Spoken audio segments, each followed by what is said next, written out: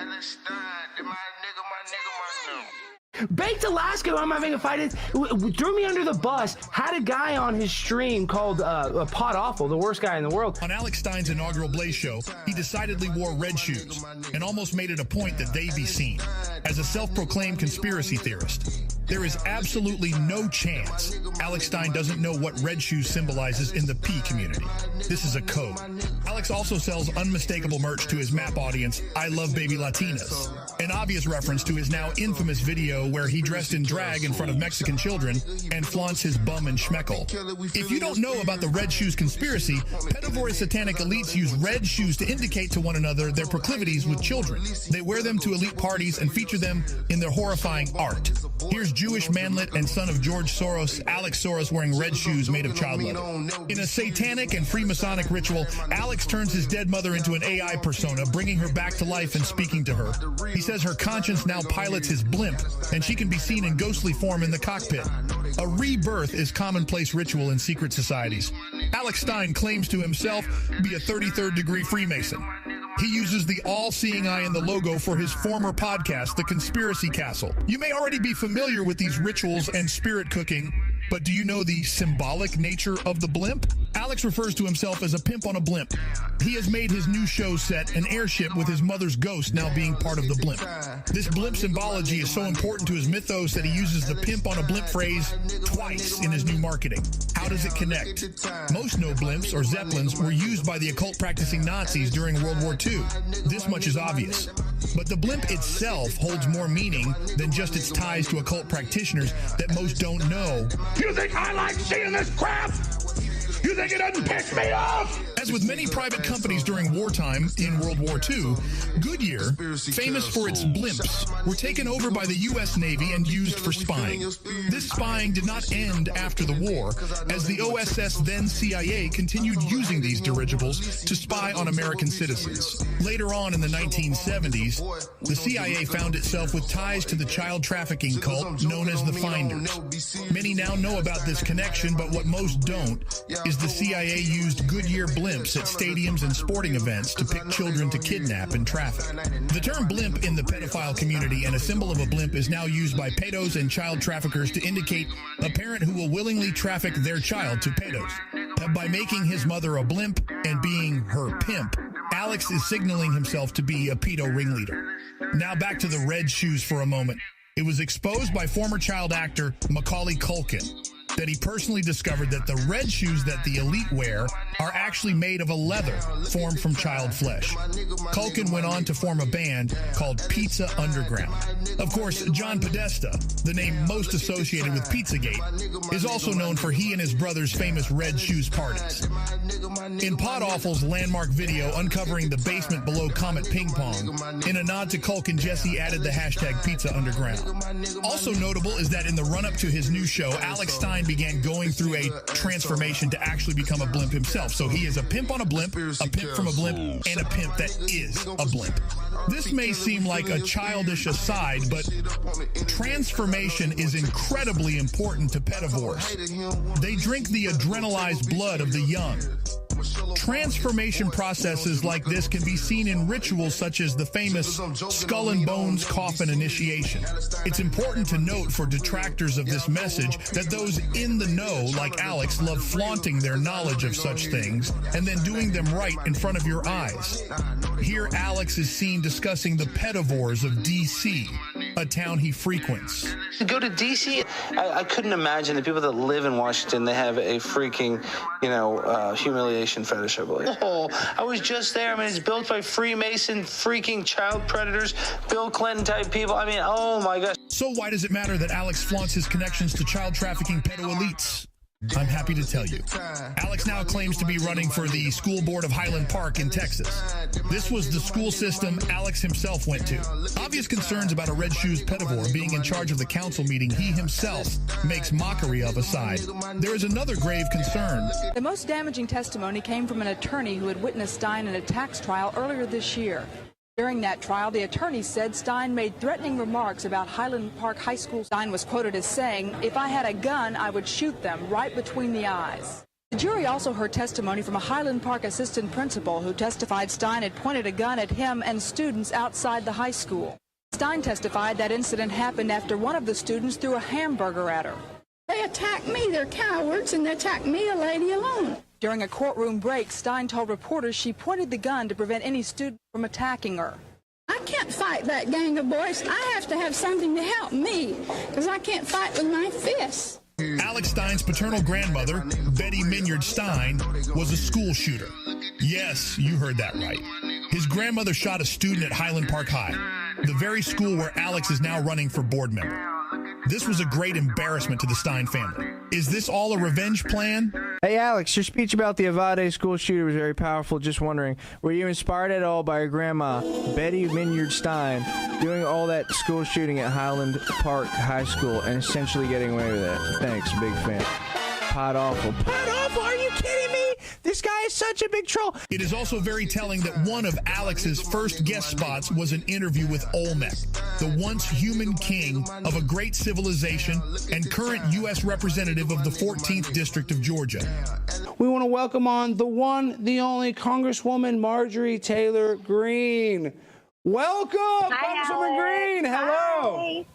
Hi, how are you doing? Well, I'm doing so much better now, and you look so great, Marjorie. Everybody's talking. Listen, we have a few questions we want to get into. I ask the questions. But I don't have time to go down that rabbit hole. Okay, but quickly. On the day Olmec planned to appoint his trusted son Zuma as the successor to his throne, his evil other son Thak attacked with an army of banished temple guards in an attempt to kill Zuma and usurp the throne. To keep his civilization out of Thak's evil hands, Olmec split his powerful pendant of life in two. And then, before Thak could get both halves, cast a spell that turned everyone to stone until the pendant could be safely returned to him. All right, and my personal goal with this show, guys, is to not only entertain all the Primetime 99 supporters that I greatly appreciate, but I also want to entertain all the haters and all the candy asses that want to see this pimp on a blimp crash faster than the Hindenburg. And it's crashing. It's crashing terrible. Oh my, get out of the way, please. It's burning, bursting into flames, and it's falling on the morning fast, and all the folks between it. This is terrible. This is one of the worst catastrophes in the world. Oh, it's like 400 or 500 feet into the sky, and it's a terrific crash, ladies and gentlemen. The smoke and the flames now, and the frame is crashing to the ground, not quite to the mooring mast. All the humanity and all the fans are just screaming around it. I told you. Stuck in a rut, you wanna die, but awful makes it worse. Government lit, they won't give fly, but awful quench your thirst. But your future is near, happy to be here, but awful dreams come true. Space on the moon just laughs like goons, but awful's watching you.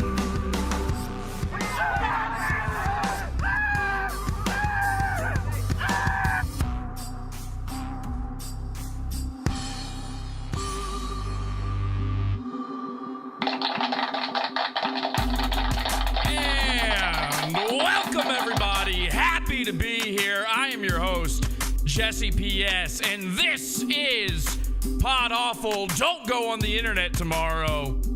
Very happy to have you, though. Alex Stein, the Hindenburg disaster, the Hindenburg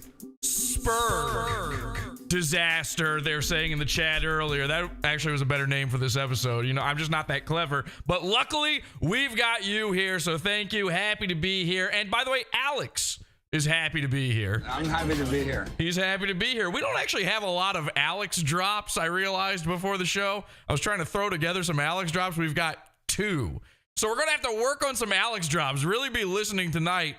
Maybe clip some Alex drops for me. We can get some stuff going here. Anybody? Welcome, everybody. I'm talking like Alex now.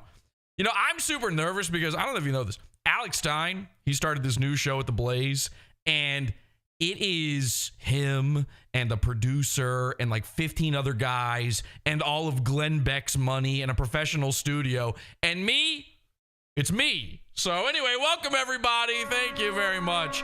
This is going to be a great show. And speaking of the people in the chat room, let's check in with those people in the chat room and see what they're saying. Lots of people tuning in here. And by the way, share that show. Podawful.tv is the link. Share that show, podawful.tv. We can pretend. H2BH, they're saying. H2BH on Alex Jones. Hinden Asperger's says BB Bay in the chat room. We got a lot of H2BHs, and I'm so glad you guys are here. I got excited, very excited to see all of this. I hope you are excited for this, because this is a big episode. I've been planning this one for a while, and I had to do a lot of hard, difficult work for this, okay? Not only am I just the only guy who does Pod Awful, it's me. We've got some henchmen and everything, but it's basically, you know, just me. The thing is I have to sit there and watch the stuff that it would kill you. It would pain you to watch. My idea for this episode was I was going to watch every episode of Alex's new show on The Blaze and then find all the funniest little moments and present them to you. Unfortunately, what happened was the show kept getting pushed back and back and back again. So here's what happened. When I originally had this idea, there were like 7 episodes. When we finally got around to doing this idea, there were 27 episodes, and I couldn't fucking do it. Let me be very clear. After watching the insane amount of Alex Stein that I've watched, I'm drawing a line in the sand. I don't do this with any other goon. You are allowed to watch whoever you want. You're allowed to go check out their shows, their channels, their content. If they're making fun of me, whatever. I never tell you don't do that. I draw the line in the sand. Right now, this is it. Hop off if you like Alex Stein. It's over. I can't accept you. I don't want disgusting idiots who are into whatever it is Alex Stein is up to. I don't want them in my audience anymore. Shove off. Goodbye. 07 to you. Don't let the door hit you on the way out. That's it. What's that? Do I hear taps playing all of a sudden? You're gone. I can't do it. You'll see why. If you disagree with this decision, you're about to see exactly why. Here's what happened. I made it through about 7 episodes. About 7. I have notes here, by the way. Let's see. I got the episode. No, I made it through. Yeah, I made it through 7. I made it through 7 episodes. I skipped ahead at one point. I was really going to watch them all, and I couldn't do it. Now, you saw that intro there. The intro of the show, it was all a Twitter conspiracy thread that I put together.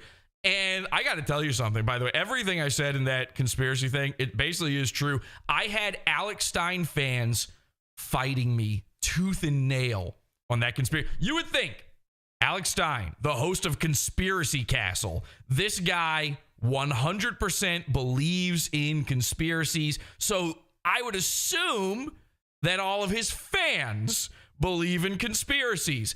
I thought for sure the best way to share with them the knowledge I have of Alex, the weird things he gets up to when he's playing in the lake with the children, the weird things his grandma got up to in the 80s, and by weird things, I of course mean school. Shh. Bang, bang, bang, bang, bang, bang, bang, bang, bang. We're not talking finger guns. I thought the best way for them to swallow that Stein pill would be to tell them through a conspiracy.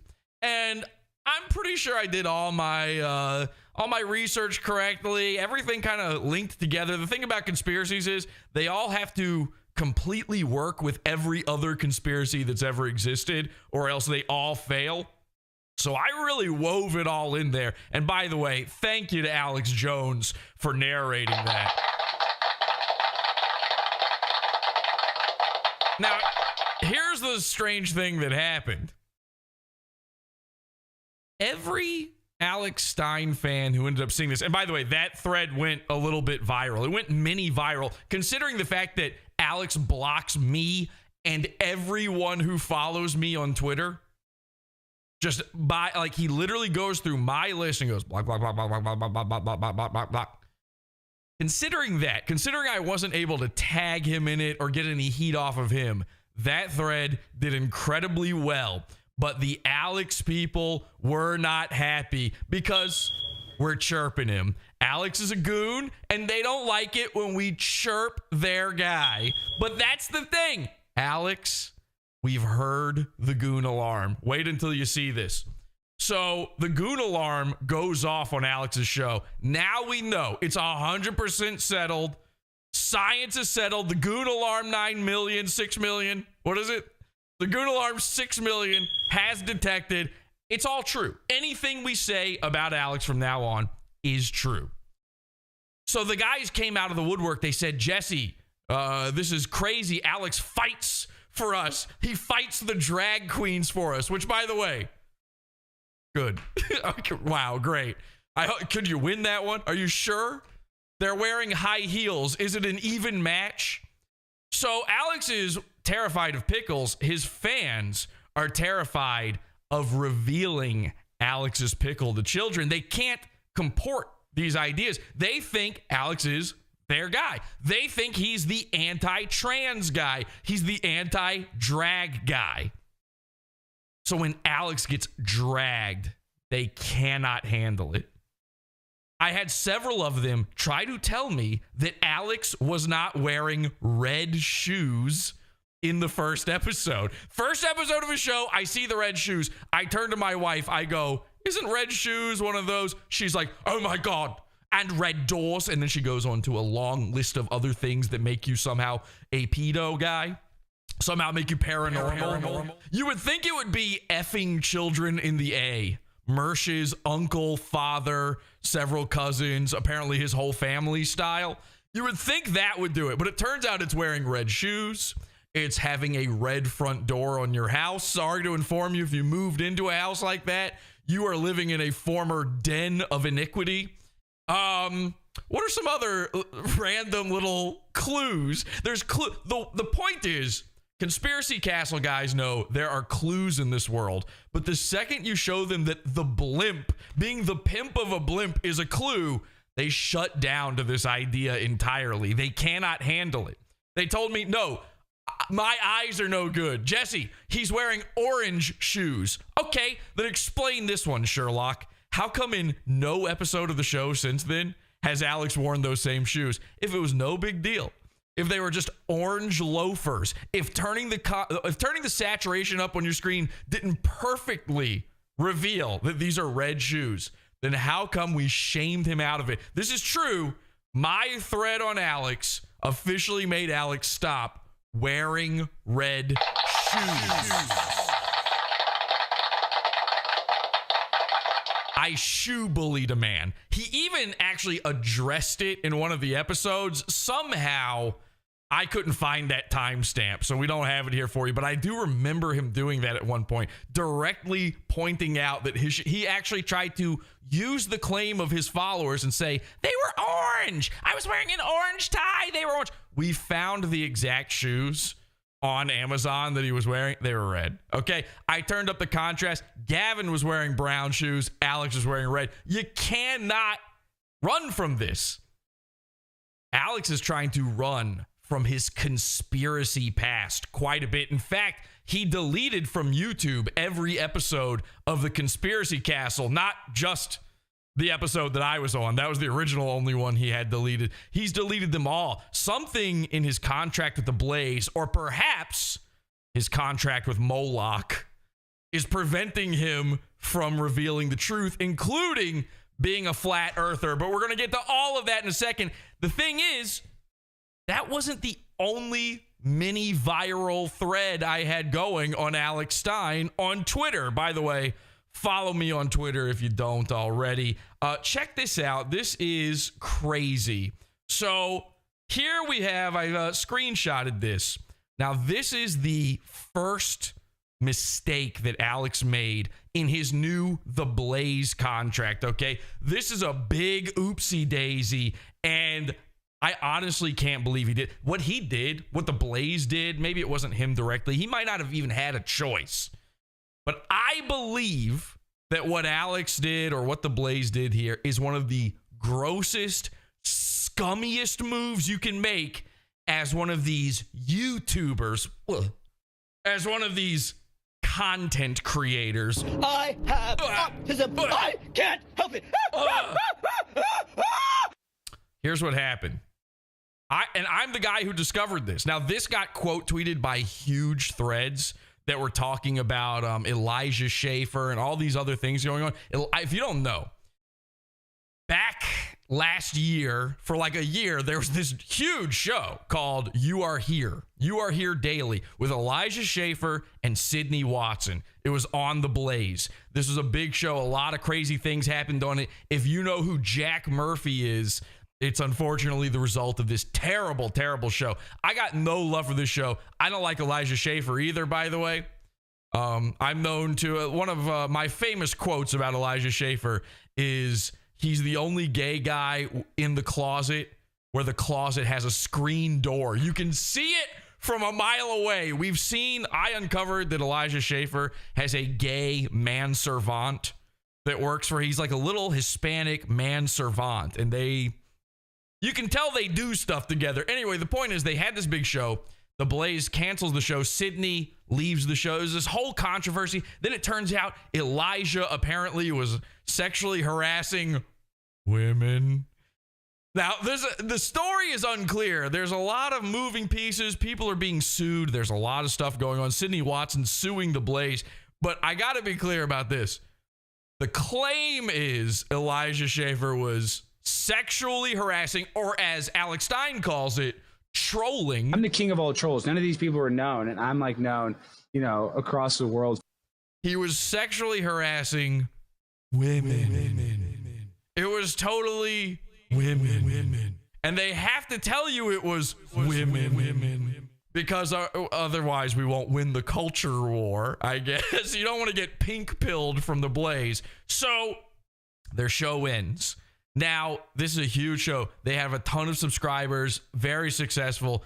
It's just sitting there on YouTube. The Blaze still owns the channel. What do?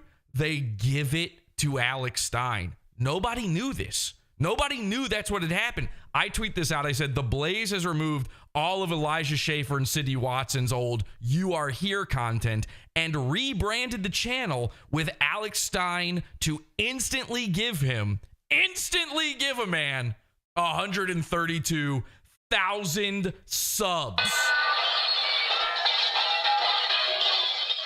Now, we in the business refer to that as cheating. That's called cheating.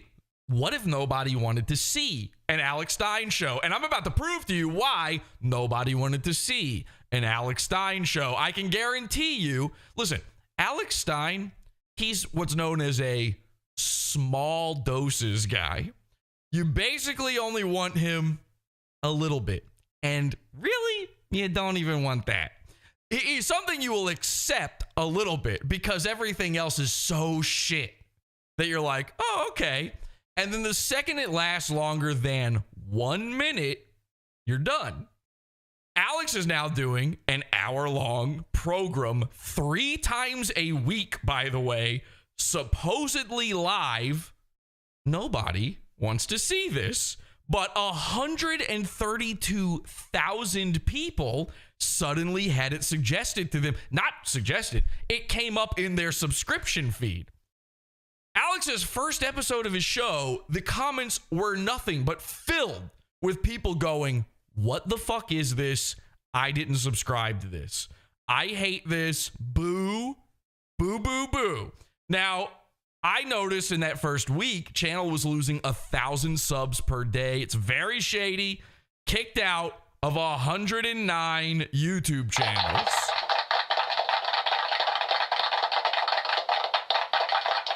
They're cyberbullying me to death. So we were monitoring the situation. By the way, the proof is, I've got the screenshots here. The proof is if you go to the social blade for Alex Stein's channel, which is called Prime Time with Alex Stein. If you go to the social blade, it still has the old name of the channel for the URL. And you can see it right there. You Are Here Daily. It has a D grade because at the time, everyone was going, nope, nope, nope, nope, nope, nope, nope, nope, nope, nope, nope, no, nope. Sad! Pathetic! and jumping ship. Now, people were saying to me, well, Jesse, look, a couple weeks later, hey, look, the channel's actually growing now. Now the numbers are going up. Where is, okay, that's just the channel there. So 132,000. So now I think there's like 146,000 somewhere in there. Let me see if I can find it here. 149,000. So I've been slowly just watching this, biding my time, monitoring the situation, standing back and standing by as our dear Lord Trump asked us to do. And I've noticed that the way the numbers have increased, it's sort of random. It's sort of random, but it's pretty often just 1,000 in a day. 1,000. Here you go. 1,000, please. Thank you. They're buying subs. Now, here's the thing, and this is the other sickening thing. So, number one, cheating like this, taking an old big channel and pretending like you should be embarrassed. If you are Alex Stein, who, by the way, I'm the king of all trolls. None of these people are known, and I'm like known, across the world. Across the world. Being known across the world in the internet age is nothing. I'm known across the world. There are people watching right now across the world. Okay? Am I the king of all trolls? Well, actually, yes. Yes, I am. But Alex Stein killed trolling. If you are Alex Stein and you are given a giant channel and everybody's like, no, you should be embarrassed. You should be begging Glenn Beck to undo this. No, let me just start. Hey, here's the thing. Alex has on his own, his Alex Stein channel already has hundreds of thousands of subscribers. Use that channel. Here's an idea. He's got like 3 channels with decent numbers. Any one of them will do. Private all the old videos, only put the Blaze stuff up there. I would beg to be doing that, but not Alex Stein. He's slimy. And here's the thing. Every famous person, every big account, every single one, without exception, has bought followers and subscribers. The most famous people on earth, Billie Eilish, okay? This is supposed to be one of the biggest pop stars in existence right now. 30% or more of her followers on any given platform are bought and paid for. Many of them bots that are bought by her PR team to post about Billie every day. Every time you see some bizarre K-pop fan cam where you go, oh, I guess I'm officially old now. I guess my life is over. And you start cocking your gun as the cool edits happen. And then for a second, you look at that one Korean girl and you're like, okay. And then you realize she wasn't born that way. And also, that could easily be a dude. We need Alex Stein out there transvestigating K-pop stars for us. And as you put the barrel of the gun, the loaded gun, into your mouth and go, well, it was a good run until about 11 years ago, and I've been coasting ever since. Bye, world. You didn't even bother writing an S note. You're like, who is it for? No one in the future will even know how to read. There's no reason to do this. It's time to let my cats eat my face. While you're doing that, Alex Stein has PR people. How do you think he got kicked out of 109 reality shows? That's how the spineless one does it. He's had PR people this whole time. So if you think they're not buying him followers, buying him fake engagement, buying him 40,000 followers Royce style on Twitter, you're wrong. They're all doing it. And if you're part of a big network like The Blaze, like the likelihood of them doing it is 3 billion%. It goes up. It is impossible that they're not at that point. So probably a good portion of those stolen subscribers from Elijah Schaffer and company, those are probably fake subscribers too. Let's be honest. Unless, of course, now there's always this as an option. I could be wrong because... Tell me if I'm wrong here. Are Indian people really all of a sudden into American politics? Because if they are, then they're 100% real. Pakistanis, Indians, Azerbaijanians, and Sri Lankans love American political humor. When they see Alex Stein, you ever see like Mexican TV? You ever tune into a Mexican TV show randomly? Univision comes on, and you're like, what the fuck is this? And there's a guy squirting himself in the face with a fake flower like a clown. He's actually dressed slightly like a clown, but somehow you look at the bottom third of the screen, it's the news. You're watching, hi, the news. It's a flower mystery. So you're watching, you're like, what the fuck who is this for? Foreign people's brains. And when I say foreign people, I mean non-English speakers and also specifically non-North American English speakers. Because really, let's be honest, British people are exactly as stupid as Indian people, and Australian people are exactly as stupid as, I don't know, Micronesians, a Polynesian guy. The point is, Alex Stein would be the king of Sri Lanka. So he might have actually made some real fans off of his bought followers. They probably saw him going, ah! He brought a monkey on his show. Fuck! I can't stress this enough. The last episode of his show that I watched, he had a monkey on. I couldn't tell if it was for a toddler or for a Sri Lankan or for James Soren Stone. I don't know who the intended audience is, Steven Crowder, Runoff, or Babies, but it's one of those and nothing in between. So, oh my God, everything just blanked out for me for a second. That's no good. I think I actually beat my desk too hard just then, and it actually turned my screen off for a second. Are we good? A Pakistani mystery, they say in the chat room. Micronesians are just tiny Polynesians. That's true. So let's just start with a simple one, okay? This was a clip put together by our favorite Angie from Pod Awful's Savage Clips. The proof, if you ever needed it, the proof that Alex Stein is a goon. Let's take a look. Jimmy Levy, welcome to the show, my friend. Now, just a random, completely random, chosen out of a hat interview that Alex did. Let's listen very carefully. What's up, brother? How are you? So, Libby, this is Jimmy. Jimmy, this is Libby. Hi, Jimmy. What's up, Libby? How's it going? So, she writes for the Post Millennial, and you know she thinks she's all smart because you can read and write all well. I think that's got to be a little quiet, a little echoey. I don't know if you caught that, but let me roll that back just a little bit. Hey, Jimmy, this is Libby. Hi, Jimmy. What's up, Libby? How's it going? So, she writes for the Post Millennial, and you know she thinks she's all smart because you can read and write. Beep. Oh, okay, ladies and gentlemen, it is official. Alex Stein is maybe. Listen, if he's not a goon, he's at least bringing on goons as guests. There it was, the goon alarm. Of course, he just happens to be, I didn't even see this coming, he happens to be interviewing a Polynesian of some kind. Right, all well. Not exactly sure who this guy is. He looks to be a Mexican gnome. I think that's kind of annoying, to be, you know, completely honest. He's so fat he turned Chinese. But what do you think? What do you think about reading? This is actually just Alex's biggest fan, and I don't mean physically. Physically, that would be Mersh. This is his.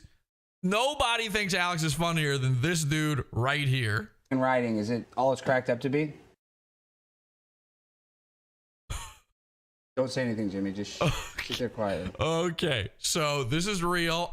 This is not edited in any way here. Alex asks his guest a question, and his guest just powers off. He doesn't know what's happening.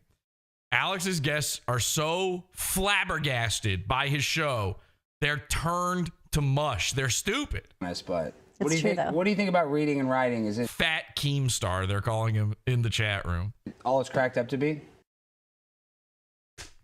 We didn't drop the audio. He's just sitting there looking at himself in the camera like, oh yeah, cool. I edged up my beard just right.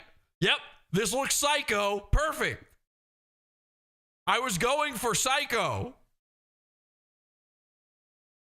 Don't say anything, Jimmy. Just sit there quietly. Okay. Jimmy, wake up. You're on the highest energy man's show of all time. Ah! Is it? I can't even tell if it's playing now. Okay, Which Jimmy? Not you, Jimmy, on the thing. I want to go back to your American Idol days. So if you got that clip, let's roll the tape. Okay. Now, I don't know if any of you knew who this guy was, but those of you who didn't, did you see this coming?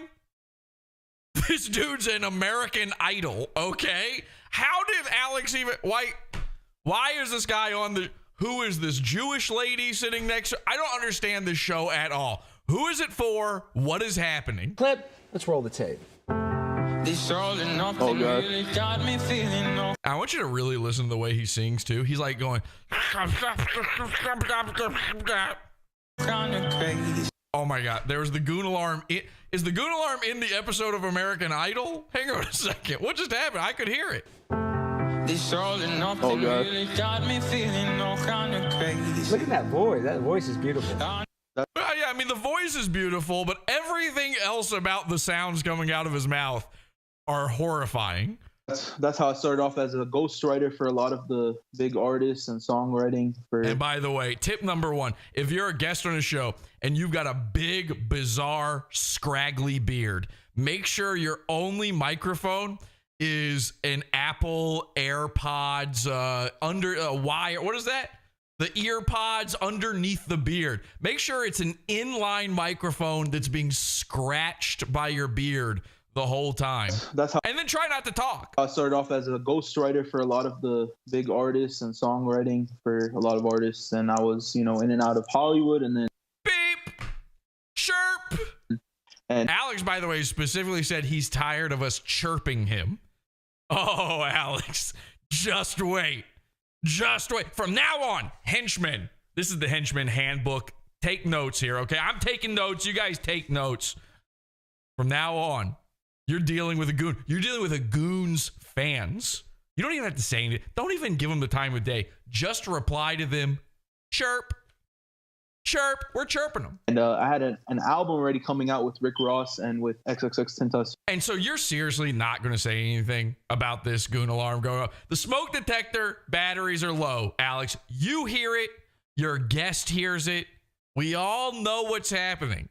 The only reason he's not saying anything is because this man is from an indeterminate origin. Okay? We don't know. He could be Mexican. He could be Polynesian. He could be polysexual if he's on Alex's show. He also could be part black. It could be the rock situation going on. So, it was going to be in a while. So I was like, in the meantime, yeah, I'll do the show. And I actually had a very good time on the show. Were you banging Paula Abdul to stay on American Idol? Yes or no? No, I've been celibate for 2 years. Okay, that's gay. Let's try to get laid, Jimmy. Come on, dude. 2 years? Only after marriage for me. Dude, I know, but you can get married in Vegas for like $5. Just get divorced. That's what I do. Yeah, every time I get married, I marry these prostitutes sometimes that I meet on Craigslist. You never seen the movie Pretty Woman? His guest, the little lady there, sitting there, he says that prostitute's joke, and she responds, "Really?" I mean, this is a disaster. We're not at Hindenburg levels just yet, but this is bad, right? What is this? This is the best way to start this off. Because again, I'm going to go through all of the timestamps I wrote down. We're going to go through multiple episodes of his show. I'm really going to hold your hand through it. And by the way, it all culminates in the beauty of the episode where ROTC, that's right, your boys Moise, show up on Alex's show.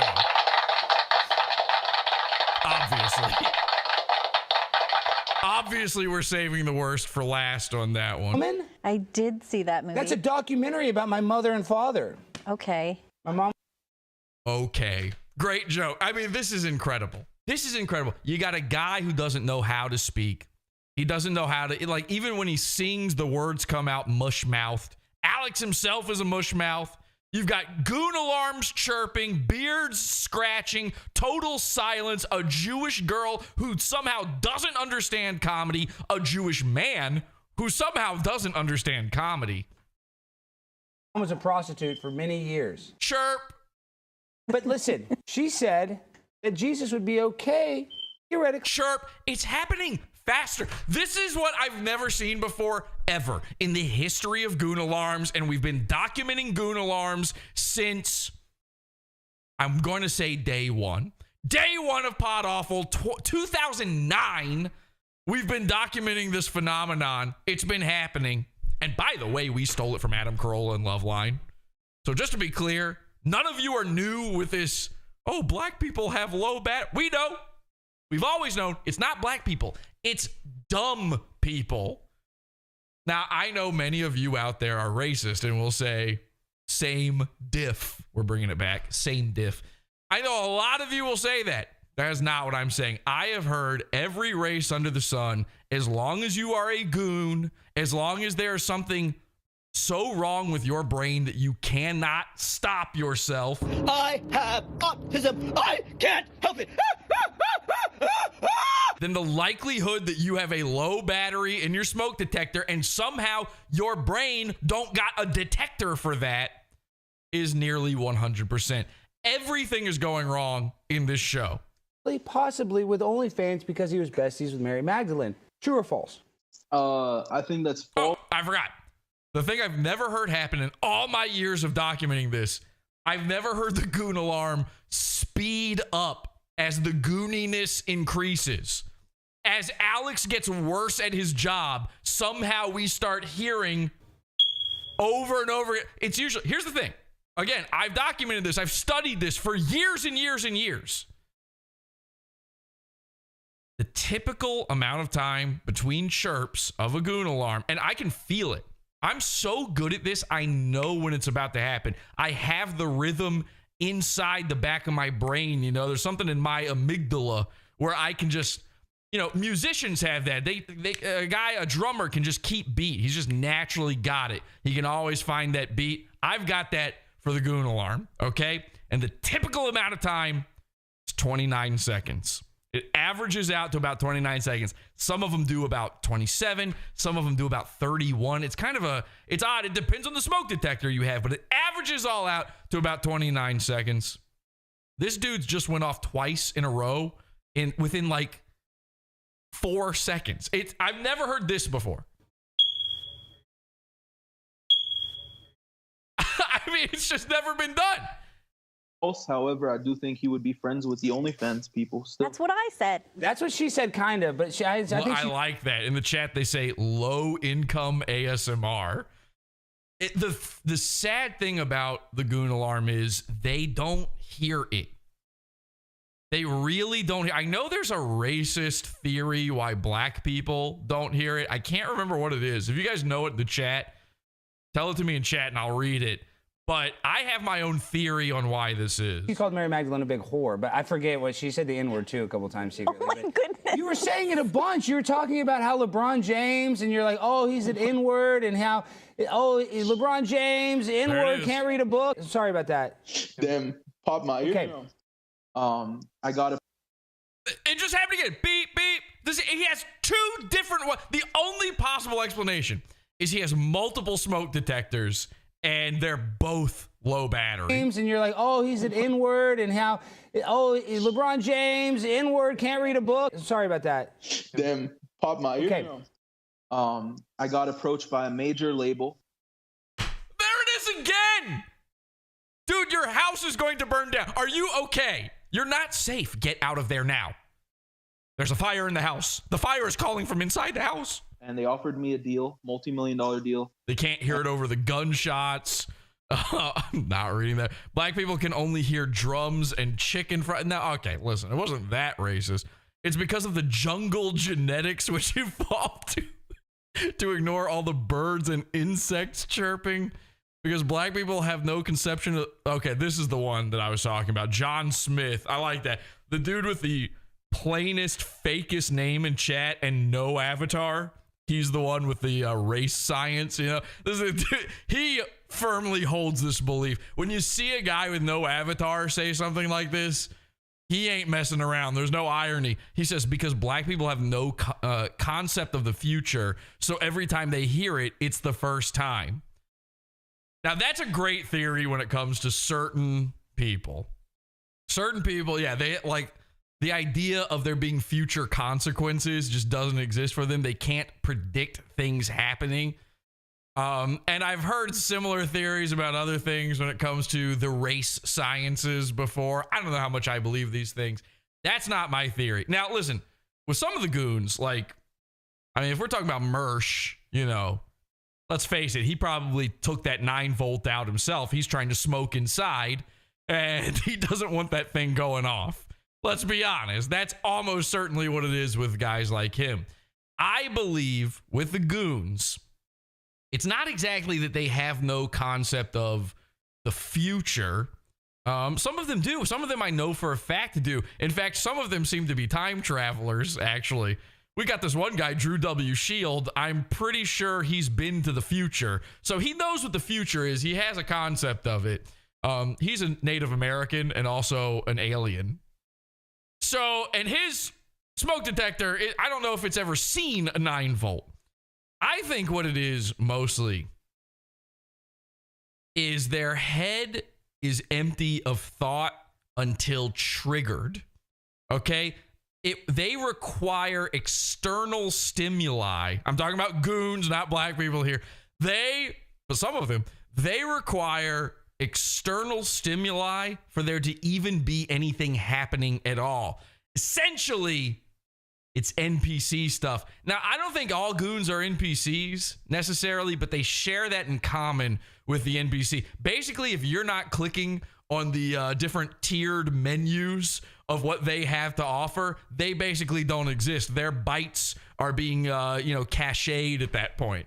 So when they're sitting, listen, I'm not kidding. There are protagonists of this earth, and there's the background actors, okay? There's everyone else. Many of you are probably the everyone else, and there's nothing wrong with that. But some people, they go home after their job, they shut their door, there is nothing inside their home. It's like it's exactly what you would expect if you were to walk into one of the houses on Al Bundy's street. All right? There's nothing inside. It's just an empty, you're just seeing flats. Just bare wood, okay? There's no furniture inside. It echoes in there. And the only reason there's a smoke detector at all is because the union told them they have to have one on set. They've never replaced the batteries. They go in and they just stand. They shut the door behind them, their front door, and that's it. I really believe this, by the way. I 100% think many of my neighbors, probably they shut the door and then they just wait until the next day to go back to work. Okay, bing. That's the only time. Actually, they don't hear the chirp because they're waiting for the bing. The bing lets them know it's time for, it's time to look like I cut the grass. I like that sound. Chirp. What? Hello? And they told me you can't talk about... Their brain just powers down, and especially when they're at home. So they can't hear the chirp. The chirp is only happening at home. They go out and about. Goons will go out. Mr. Burgers goes out and reviews burgers. He's got that chirp going on at home. When he's out, does he miss it? No. Actually, that's an interesting idea. I wonder if when they leave their house, they sort of miss it. Maybe they like it at a certain... Nah, there's no thoughts going on. They only exist when I'm interacting with them. The V, you can't talk about the truth online and you can't talk about God.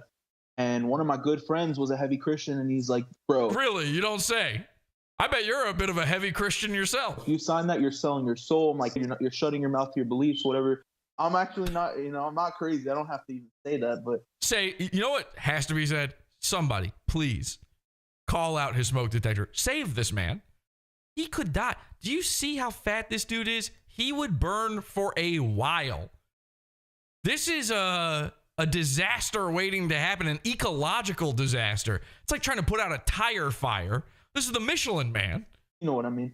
And like, I didn't sign the deal. We go to... By the way, I don't know if you know, this is only bothering me. I'm just staring at this the whole time.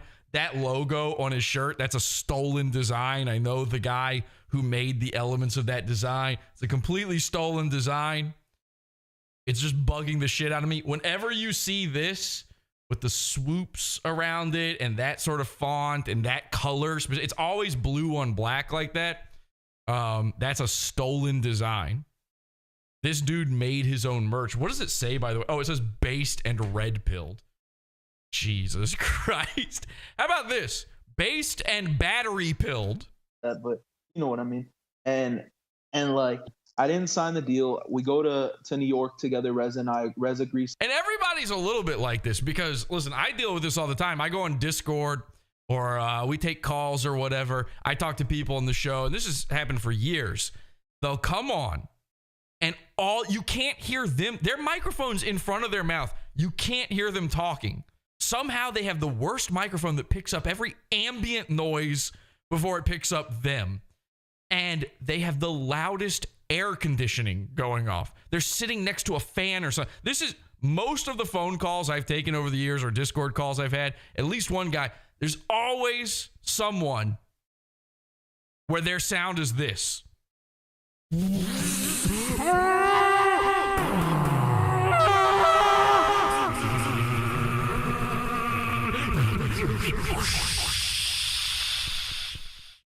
And then very tiny in the background of that, they're going, Yes, hello. I would like to speak to part offer, please.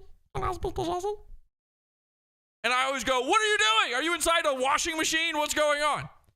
And they don't hear it. They don't know. This is, you guys don't realize it. There's a lot of sounds going on around you. Your house makes sounds, the machinery, the mechanics in it, the settling, the wood, there's a lot of things going on in your house that you guys just don't hear all the time. Now that's perfectly fine, perfectly normal, but you do have to consider that when going on a show.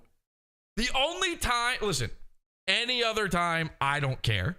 If you are just a regular guy sitting there vacantly inside your house with no thoughts, and I know that's very solipsistic of me to assume, but prove to me you're fucking real then. You're sitting there and all these sounds are, basically your house makes more sound than you do. And you live in that. Okay, fine. No skin off my nose. That's okay. Who cares? Maybe sometimes it might just be the fan on your computer. That's happened to me. Sometimes the fan on the computer's loud, the microphone's built into the computer, it's picking it up, you don't realize it. That's okay. But I'm telling you, listen to an old Revenge of the Sis episode. All you can hear is Royce's window unit AC. He doesn't know it's happening. He's just going, good, I'm fat and I'm cold now. Thank you. If you're on a show, some part of you should go, I wonder if they'll hear that. And every person I've ever spoken to about this said, I didn't think you'd be able to hear that. I really did. Can we try this out right now? Hang on a second. This is a bad idea. I'm going to open up Discord. And I'm full of bad ideas, so let's do it. I'm going to open up Discord right now. And I'm going to go into the Piranha Tank. And I want anyone who wants to just join in immediately. Have your microphone on. Hit the push to talk button. Just hold it down. I just want to hear if there's any cacophony of noise. Okay, I'm in there right now. So there's a bit of a delay. Just come, podawful.com/cult is our Discord. Join the Piranha Tank there. And again, just open up your microphone. I just want to hear what's going on. All right, Little Baby's joined us here. I don't hear anything. You don't have to do push to talk, do you? No, I've got an Eliana alarm. You'll hear my cats soon enough. Oh, okay. So there's cats in the background. Now we've got Not Gay Paul, who's of course gay. Good evening. I don't know. Is there sound going? Okay. You guys are faking it. You guys are I'm green. I'm lit up. It's keyed on. Who we need is Jared, because Jared will be washing dishes. Okay, I don't even know what that is. Every time. All right, wait. Quiet. Everyone quiet.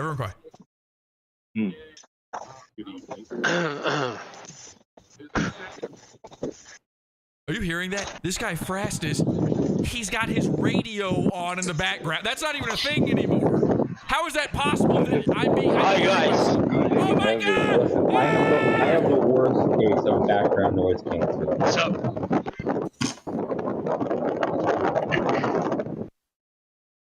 Okay, point made. Thank you. I was gonna say that Jared is the worst with it, because Jared will be like washing dishes for no reason. Jared's here while his dog is barking, and I'll go, Jared, what the fuck? And then Jared will go, oh, I didn't know you could fucking hear that.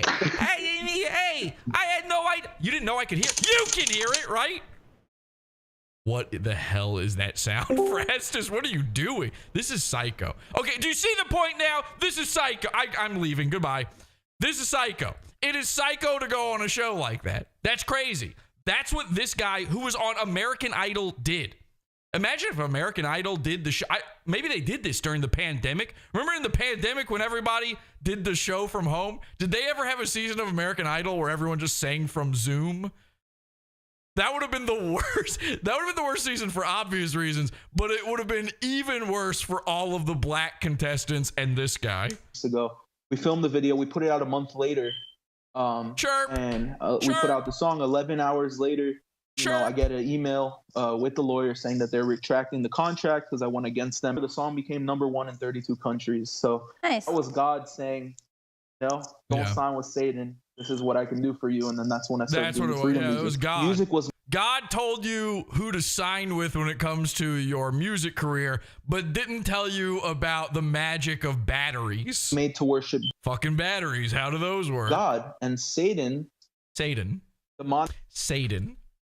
Satan. If you ever hear someone pronounce the letter T that way in the middle of a word, I've got bad news for you. I have autism. It's I can't help it. Maybe I'm being too hard on Jimmy Levy here. He's got that AU gold. That's what that is. Satan. You think? Have you ever heard anyone else say it that way? Stuff that you see, you know, with Sam Smith, for example, like Jimmy Levy, or as I call him, Big Royce, which I didn't even think that was possible. It's really sad to see what he's pushing, but you know. Royce actually had a satanic wedding. Oh, at the end of the day, he's lost. It's not him. It's the spirit. It's not the person. Maybe that's just the Holy Ghost we're hearing in the background. Describe what my mother looks like in the afterlife right now. Describe what she's wearing. How is the audio worse all of a sudden? She in a thong? Bruh. My mom wearing a thong in the metaverse right now. Do you want a hint? This dude is a singer. Like, presumably, why doesn't he have a microphone? He's a singer. Shouldn't he have like a pretty decent microphone that he could use for this? And then, hey, we need to look through this man's catalog of music. I have a feeling there's an instrument he didn't plan for in the background of all of his songs. Last question before you go, Jimmy. This is a tough one. I'm putting you on the spot. What's the shape of the earth? I believe in the firmament, so I don't believe in a heliocentric model. Okay, there you go. Well, that's interesting that Alex brought that up there because Alex's mind on the flat earth has been changed a little bit lately, apparently. Let's get into it, ladies and gentlemen. This is episode 1 of the Alex Stein program, Prime Time with Alex Stein. I watched this so you don't have to. Except for right now. You do have to watch it right now. So my very first time code, episode 1, 000. We just want to get the vibe. Let's go ahead and do it. Everyone's favorite. It's the big board.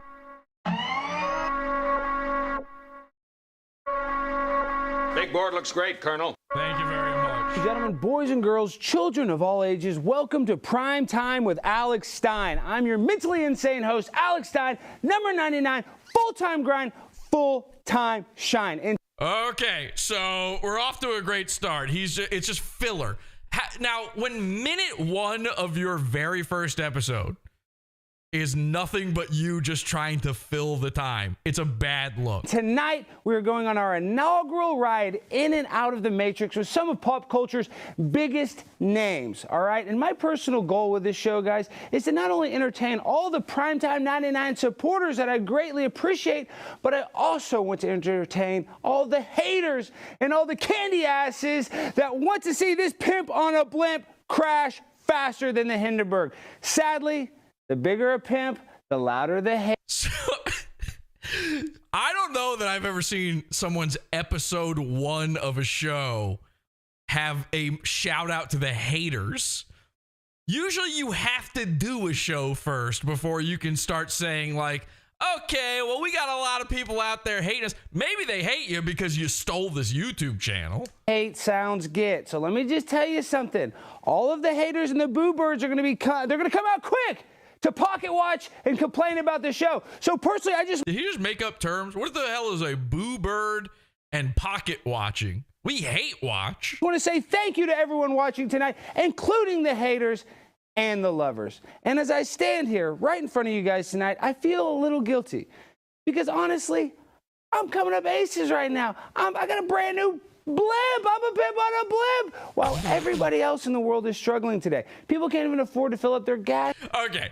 So somehow a man has made his entire career based around a phrase that don't make no sense. He decided that these words rhyme and that's it. Good enough. Done and dusted. I've got my whole thing set up. Now, I'll give him this. I have to. He took the pimp on a Blimp thing, and at the very least, he told the crew at the Blaze, I want my show to be in a Blimp. I'm going to hand it to him. At least it's something. That is better than 90% of all other shows. The fact that he even tried, the fact that he even thought of anything. Now, let me be clear. This is one of the most psychotic and worst sets I've ever seen from a company that has money. This is absolute. Everything that's going on here, and we'll get way deeper into it in just a second, is so bizarre. It hurts. And every episode makes it actually worse and worse and worse as it goes along, which is also not the way things are supposed to go. Usually you improve over time. His set somehow gets worse over time. They can't even make an omelet for their family. Like, okay, you're in a Blimp, and this kind of looks like we're looking at the cockpit of a Blimp. Great. And this functions as doubles as a screen over your shoulder, as like the little news pop-up thing. Terrific. I have to say this. I don't know who's in charge of making graphics over at the Alex Stein program, but whoever it is needs to be fired immediately. Out of a cannon. Because the dude, I don't know that we'll have it in any of the other time codes, so I might as well just say it now. The dude who makes the graphics, he does the most insane thing. It's like the thoughts that Mersh has with OBS, okay? Here's what they do. They fill up the entire, so behind Alex, he's got this video screen that's supposed to look like the cockpit of the Blimp. And we'll find out who's driving the Blimp here in just a second. And this becomes his big board, right? This becomes his big board. And they put the graphics up. These monologues, by the way, are completely pointless. There is nothing to them. They're never funny. There's never any jokes. But every once in a while, he'll be talking about a subject. And by the way, it's completely random if they do this. Like John Oliver, he'll be talking about something. They put a graphic up next to it. It's usually a funny graphic. Alex will be talking about something. Maybe they put up a graphic. Maybe they don't. It just depends. Depends on what? I don't know. But it depends. Are they feeling it that day? They consult the magic runes or something. I don't know what leads them to their choices, but here we are. The dude who makes the graphics, what he does is he puts the main graphic all the way to the right of the screen so that Alex is blocking it. There's all of this space over here on the left that's completely unobstructed. They put it all the way to the right, and in the background, they double the image up but make it black and white. You ever see that trick before to fill space? But there's no reason to fill space. You have all of you could just fill it with anything. And they're never funny images, or it's just the stock, the Google image search number one. Whatever showed up, they typed it in, went boom, good enough. That's what this show is. This whole show, this set, sort of looks like a Blimp. Good enough. We need a graphic for this? Not really. Good enough. We're doing it live. We claim this is a live show. Do we ever check the chat room? No. Good enough. Without going into massive credit card debt. Meanwhile, the elites, they're on top, laughing at our pain, sipping champagne, and sending money to the Ukraine. These freaking politicians are corrupt. And again, Alex is not a comedian. He's a rhymester. Okay? Maybe, I don't know if we should do it. Oh my God. Should we do it? Should we finally publicly go over Alex's worst poem ever? Can somebody throw that in on Discord for me? Grab the link for me and throw it in, I don't know, just the show discussion channel, okay? You know, if you know what I'm talking about, find that link for me, Alex's big poem, and throw it in show discussion, because I think it's time. Sexually depraved lizard beings. And I mean that. I mean, they're literally wife swapping in the Oval Office, which we saw when Doug Imhoff was making out with First Lady. Okay, now I went through all of that about the graphic. This is the only time I've ever seen. They actually have a special little border graphic for it and everything. This is the only one I've seen that actually fills up the whole screen. Did they lose their graphics guy? I swear to you, every other time, it's exactly the way I described it. Dr. Jill Biden. It's making me look what ridiculous. is Kamala's husband and Jill doing together? But to these people, they're all sexual deviants. So my goal with this blimp is to help lift all. My goal with this blimp. Okay. The marginalized people. Again, I applaud. I really do. I'm not kidding around. I applaud him for even bothering to have a thought about it. Seriously. Let's look at every other guy that we make fun of that has a stream. You know, Ethan Ralph, what's his theme? What's his thing? What did he came up with secretly making a bunch of AI images of him as like an Aztec god, but he did it back when he wasn't admitting he lived in Mexico, so it made no sense and it still looks bad. What is Mersh's idea? Oh, what if I was a cyberpunk? You, Mersh? I mean, yeah, what if you were cyberpunk? I would love for Mersh to actually be cyberpunk. Imagine him replacing parts of his body with bionic ones. Imagine how far he could extend that triangle out.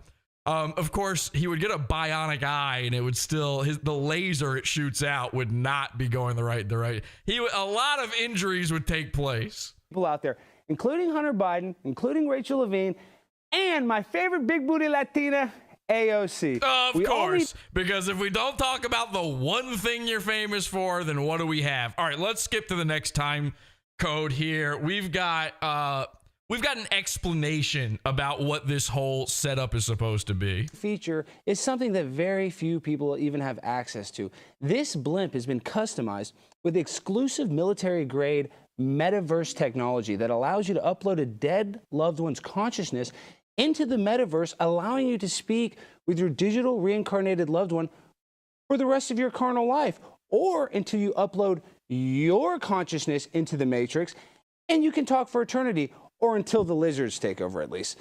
So with that. Okay. Are you ready for the bit? That was just the explanation for the bit. Now we're going to get into the bit. Let's test out some of that functionality. Hey, Mom, are you there? I miss you so much, Mom. Ladies and gentlemen, Alex Stein, disgusting. Actually, I don't know if we should do this one. What do you guys think? Should we play the video that Alex used to try to get famous the first time on the internet? His first big pop off and his most recent attempt at desperately trying to be famous. If you don't know, Alex's mom died. You wouldn't know that from my show, despite what people out there say, despite what Alex says. You wouldn't know that from my show because I have never publicly on Pod Awful made fun of Alex for his dead mom, made fun of his dead mom, barely mentioned it. But Alex actually used the death of his mother to try to get famous because she supposedly died from using remdesivir while in the hospital during the pandemic. Alex filmed his mom dying and tried to go viral off of it. Now, that's pretty bad. Do I show it? I don't know. If somebody posts it in the show discussion, I'll show it. Because I have never wanted to make fun of this, ever. It disgusts me, but it's too sad. And it just didn't need to be done. And I don't think Alex is that, like, it's not like Mersh where he's a bad guy. Alex isn't really a bad guy. He's just slimy. He's just unfunny. So I never really wanted to take it there. And of course, when I made fun of Mersh's dead mom, it was in reference to a conversation that Alex and I had on Conspiracy Castle about his dead mom, about Alex's dead mom. We actually discussed it with each other.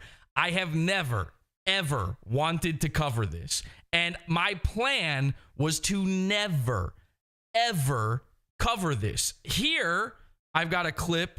Somebody clipped this for me. Let me go to show clips. By the way, if you ever have clips for the show, if you ever have things you want me to cover, this is showing you right now. Perfect way to do it. We have an entire channel in the Discord where you can post clips and timestamps of stuff. So we can save that stuff for later. I can do it on the show. I wouldn't have this if it weren't for people clipping. Take a listen to this. This is Mersh on Nightwave. Yeah, I mean, look, again, Stein did the right thing too, man. You know, Jesse tried the whole gay, like, fucking, oh, yeah, your dead mom. And did I? Alex says that too in multiple episodes of this show. He actually said it on Chrissy Mayer's show, which I took the clip of at the beginning of this program tonight. He keeps claiming that people have been making fun of his dead mom. Now, Ethan Ralph did do that. You will never find me doing that. You will never find me making fun of his dead mom. And you will never find a public video of me making fun of Alex for having a dead mom. There was one small incident, but we'll come back to that. You know, what did Alex Stein do? He's made his dead mother the fucking the digital pilot of his blimp. That's right. Alex's mom is the ghost piloting his set for his show. He just the woman that he used to leap to fame, his dead mother. Snatched that right away from him. So brilliant. Stein's a funny motherfucker. See, Mersh thinks that if you make fun of it first, you can't be made fun of for something. So he believes that Alex did this so that we can't make fun of his dead mom. I was never going to. Dude, and he's honestly one of the sweetest human beings you've ever met. And again, the stuff we filmed with him, wait till you see the shit you ain't seen yet. It was something else. Oh, wait until you see the secret Mersh, Alex Stein, and Royce footage. I can't wait to show you what's going on with that. So here's the thing. I was not going to make fun of Alex's mom or anything to do with his mom publicly ever. But one time in a Pod After show, after Alex threatened to send bounty hunters after my parents, and yes, that's real. Yes, that really happened. Check out podawful.com for the episode. After that happened, I said, well, you know what? Kind of fuck you, Alex. I mean, you're going to send Boba Fett after my mom. I can kind of poke fun. I found one video that I thought was worth making fun of when it comes to Alex Stein and his dead mom. And it was really, I wasn't making fun of his dead mom. I wasn't making fun of him for having a dead mom. I think that's sad. I think that's terrible. And if his mom really did die the way he claims she did, it's even worse. Now, knowing and seeing the video where he used her corpse for views, I'm starting to wonder if maybe a pillow was involved. Maybe he suffocated her with a blimp. I wouldn't put it past him at this point. But I did make fun of a video that sort of involved his dead mom. And I specifically did it in a show where I knew very few people would probably see it, in the pizza fund behind the paywall. And then we sort of referenced it again one more time in another episode. But I just want to make sure that everyone understands before I do this, that if Alex didn't make his mom the blimp on his show, I would never do this. What Mersh doesn't understand is if you make fun of something first, it doesn't take it away from me. You didn't snatch it out of my jaws. You made it a playable move. You see what I'm saying? There's a lot of people who want to draw the line at family. Oh, you can't make fun of my wife. You can't make fun of my kids. You can't make fun of my mom. Number one, yes, I can. And normally I would. But even I draw the line somewhere, usually. But the second you make your mom a ghost you talk to on your Blimp set, and take a look at this. Why, hello, my baby boy, Alex.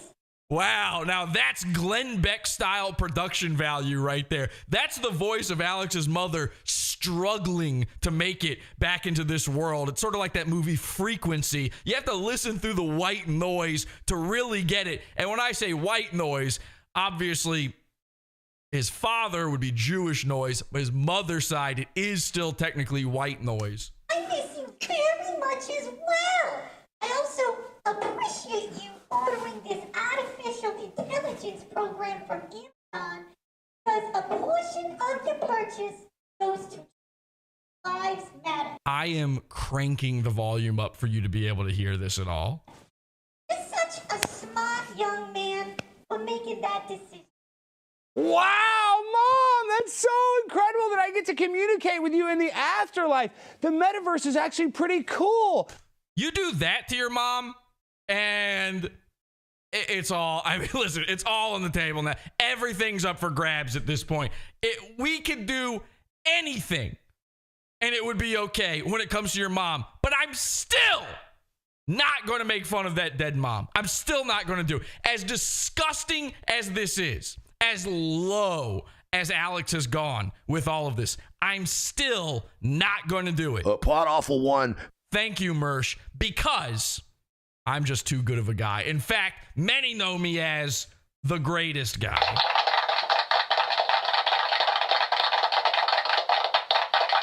So all I'm going to do is let Alex tell you in his own words, let you know exactly how he felt about his mother's death. Now, this is the video that we've covered several times before, always privately, always in an effort to save Alex's feelings. No joke. I've said it every time. This is called Dallas City Council Speech Kelly Fahey Stein Memorial. I need to be clear. Okay. Alex is not doing a troll here. This is not a joke in his mind whatsoever.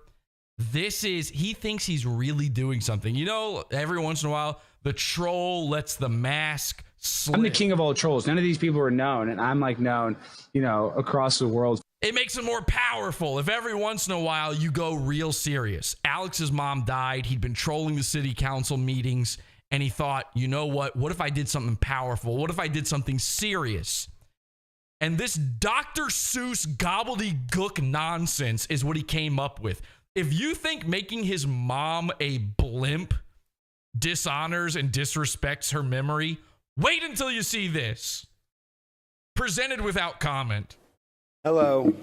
Usually I come here to joke around or say something, to highlight the absurdity and hypocrisy of our elected officials. But today is not that day because my mom was murdered on October 25th at Baylor Hospital. She was given remdesivir without our authority.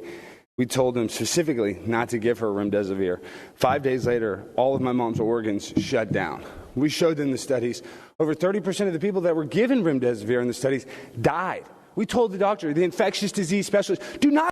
So he's on the verge of tears here. That's how real this is, okay? And when you first start to watch this, you go, God damn, you feel for him.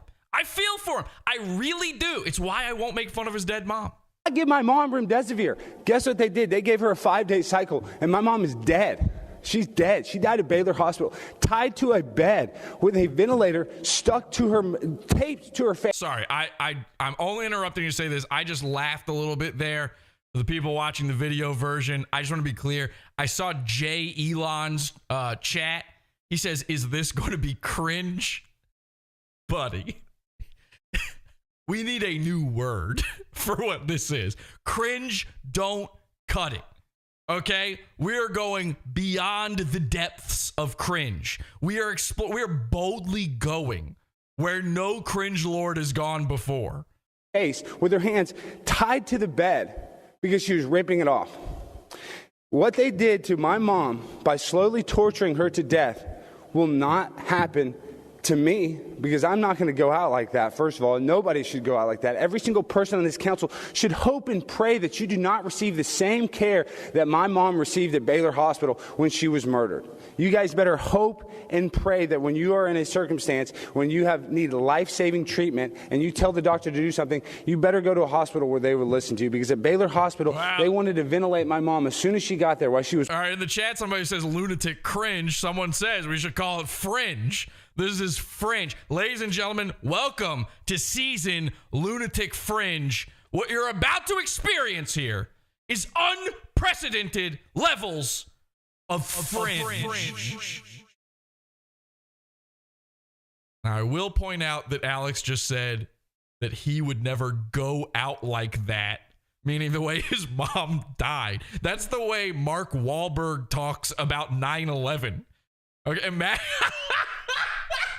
I'm not making fun of his mom. Imagine you're a dead ghost guy, right? You're in heaven or whatever. Jewish hell. You're in heaven and you're looking down on your loved ones and they're having the funeral for you. And your son gets up to speak and he says, "My dad died a bitch and I ain't going out like that." That's what's happening here in front of a city council meeting, in front of these poor black people who don't understand what they're about to witness. No one in this room understands what this is. Now, please keep in mind, Alex Stein is not viral yet. He's not well known for doing this yet. So there's no hint in their minds that this is a joke or a put on or anything. Let the fringe begin. Was walking and talking in the hospital. They wanted a ventilator because they get a $39,000 federal funding every time somebody is on a ventilator. And now my mom is dead, given an experimental drug. And so now I have to live with this pain every single day. Couldn't be me. Yes, that was an Ethan Ralph style. Couldn't be me. Matter of fact, maybe it's you. Day for the rest of my life. So I wrote a little poem to honor my mom. I miss my mother more than I ever thought. I've been to hell, and boy, it's hot. Watching my mom die in front of my face, it was more painful than a bottle of mace. Sometimes you forget the world is so bad until you go to Baylor Hospital and die before your son's dad. I will never recover from this pain. The memory of my mom dying is tattooed in my brain. I don't wish this hurt on any mortal soul. The feeling is empty, like a shattered bowl. I lost my number one fan on the earth. Without my mother, I feel little worth. Please don't let my mom die in worthless vain. Baylor Hospital killed her with a side of extra pain. My story is not unique in the slightest. So hug your mom and dad while they're still the brightest. Because my mom is dead and my heart is broken, you can lose a loved one before you finish that cig that you're smoking. And I'm telling you guys, we told these doctors at Baylor Hospital, do not give my mom remdesivir. I mean, have you heard about this one, folks? I mean, seriously, folks, come on. Like that cig you were smoking is my favorite line. I'll never forget it. Like that cig you were smoking. Now, here's the thing. Rest in peace, Kelly Fahey Stein. I believe that's his mother's name. I'm so sorry your son did this to you. It's absolutely sickening to me what's going on here. That's psychological torture. So, just to be clear, no hard feelings, not saying anything bad about Alex's mom, but I am going to make you listen to that fringe again. To me, because I'm not murdered. You guys better hope and pray that when you are in a circumstance, when you need life-saving treatment, and you tell the doctor. If you want to see, by the way, the first time we ever reacted to this, which again, we did do commentary over that one. I'm just letting this one speak for itself. Okay, but if you want to see that, it's in the Pizza Fund in the $6 level. It's a pod after show called One Stein, Two Stein. No, what? No, oh fuck! What is the name of the? It's a great. I'll look it up. Hang on, I'll tell you what it is in a second. It's a funny to do one. something. You better go to a hospital where they would listen to you, because at Baylor Hospital they wanted to ventilate my mom as soon as she got there. While she was walking and talking in the hospital, they wanted to ventilate her because they get a $39,000 federal funding every time somebody. Oh, I was right. It's One Stein, Two Stein, Dead Stein, Jew Stein. If you want to see the first full reaction of this one. Is on a ventilator. And now my mom is dead, given an experimental drug. And so now I have to live with this pain every single day for the rest of my life. Somebody says, no more, please, I quit. Oh, no, more. So I wrote a little poem to honor my mom. Just one more time. Listen, I need you to understand. I could watch this over and over again. I could never stop watching it and be perfectly fine with that. I could be one of those people where I shut my door, there's nothing inside, and I power down, and instead of a chirp happening every once in a while, it's just this on loop. I love this poem. I'm going to read this to my kids. I miss my mother more than I ever thought. I've been to hell, and boy, it's hot. Watching my mom die in front of my face, it was more painful than a bottle of mace. Sometimes you forget the world is so bad until you go to Baylor Hospital and die before your son's dad. I will never recover from this pain. The memory of my mom dying is tattooed in my brain. Yeah. I don't wish this hurt. I feel like I'm doing the Beastie Boys. My brain! Hang on. Hospital and die before your son's dad. I will never recover from this pain. The memory of my mom dying is tattooed in my brain. I don't wish this hurt on any mortal soul.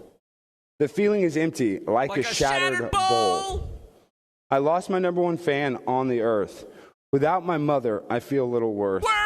Please don't let my mom die in worthless vain. Baylor Hospital killed her with a side of extra pain. My story is not unique in the slightest. So hug your mom and dad while they're still the brightest. Because my mom is dead and my heart is broken, you can lose a loved one before you finish that cig that you're smoking. And I'm telling you guys. Intergalactic, planetary, intergalactic, planetary. We told these doctors at Baylor Hospital.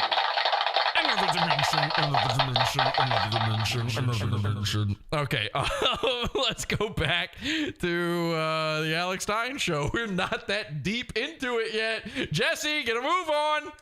But I had to ask you, though, what does it feel like in the metaverse? Do they have your favorite Mark Donald's Chimkin nuggets with extra? Oh God, I'm sorry. It's Alex Stein, brought to you by Reddit. Feel like in the metaverse? Do they have your favorite Mark Donald's Chimkin nuggets with extra ranch that you love so much? In the metaverse, we have no fear, but you have endless nuggets with rivers of ranch dressing. Literally, if you have enough Bitcoin and devote your loyalty to Ukraine. Wow, so Mom, you're going insane for the Ukraine in the metaverse too? Yes, and you get discounted nuggets if you put a Ukraine flag on your metaverse avatar. Oh my God, that's awesome! And I just have to point out, Gavin McInnes is sitting there watching this. He's in a chair right next to Alex, and he's just allowing this to go down. Really? How much of this do you think Gavin can take before he breaks down and has to say something? We got Gavin to admit, Pod Awful did this. We got Gavin to admit that Alex's big comedy show he had, that Ali Jamal secretly recorded, Gavin admitted on his show, actually on Anthony Cumia's show, he admitted that shit was terrible, that Alex bombed. Cool here, Alex. I can't wait to join me. Mom, I can't wait to join you, but I have a question. If they accidentally just threw up the ad for Bullion, for Max Bullion. So Alex now, again, the Stein name is just a coincidence here, but he is shilling for gold. Join me. Mom, I can't wait to... bullionmax.com/Alex. Please go there. Use that. Use that code. Alex needs it to resurrect his mother. Join every you, week. but I have a question. He also just said he can't wait to join his mom, meaning Alex can't wait to die. So Royce isn't the only cutter here. They're both suicidal. If you don't have feelings, do you still love me, Mom? I mean, can you still have the ability to love me within the metaverse? Oh, Alex, of course I still love you. I'm the digital reincarnation of your mother. Mom, I have to ask you one last thing. It feels so great to hear from you, and the fact that you're guiding the ship, I just know that you'll always have my back. But now that I've gotten a little bit of success, everybody bugs me all the time, and I need to know, is Tucker Carlson my biological father or not? I know you were a waitress. Okay, that's it. All your jokes are gone. We are 7 minutes into your first episode. You've done them all. Now what? Bring in the monkey. In Little Rock, Arkansas, when Tucker started his journalism career at the Arkansas Post-Gazette, and I look just like him. I need to know, Mom. Oh, Alex, I don't want to talk about that. I just want to tell you how proud I am of you. Mom, answer the question. Did you bang Tucker Carlson or not? Did you get freaky with Tucker? He has the teeth of a shark. Isn't that terrifying? Look at this. This is the mouth of a shark. When you go to, any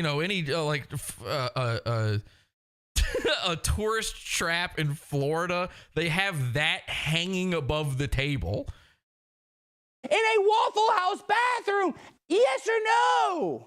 Well, I'll say that I do find Tucker very handsome.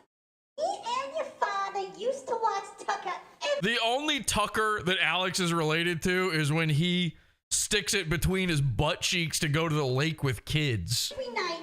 So we are just ecstatic that you were featured on his show twice. You look so nice. Your hair was perfect. Your suit was pressed. And it looks like you've been eating so well. Mom, now you're fat shaming me? I've been busy traveling the world, going to city council meetings, warning people about the constant trauma-based mind control and Michelle Obama's wiener. So, yeah, I'm a little chunky. That's psychological torture. Because I haven't had the time to do my normal spin class routine and my hot Pilates. Oh, you do hot Pilates?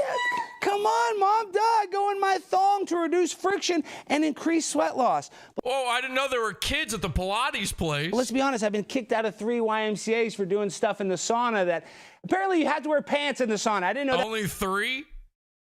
Jesus, 106 more and we'll be right. That was very Young Men's Christian Association. Make it stop. I can't. We're not even close to done. That you have to wear pants all the damn time, but I guess apparently that is. But besides, Glenn Beck actually does the voice of Alex's mom. It's actually worse than that. It's all that. It's not about me getting kicked out of the place that I worked out. With all this new information, Mom, it's just kind of hard for it all to digest. So I just want to say thank you so much for being here, Mom. It feels so freaking good to have you handling all the operations of the Blimp. I know nothing will go wrong with you in charge, Mom. Oh, of course, Alex. Just sit back, relax, and enjoy the ride.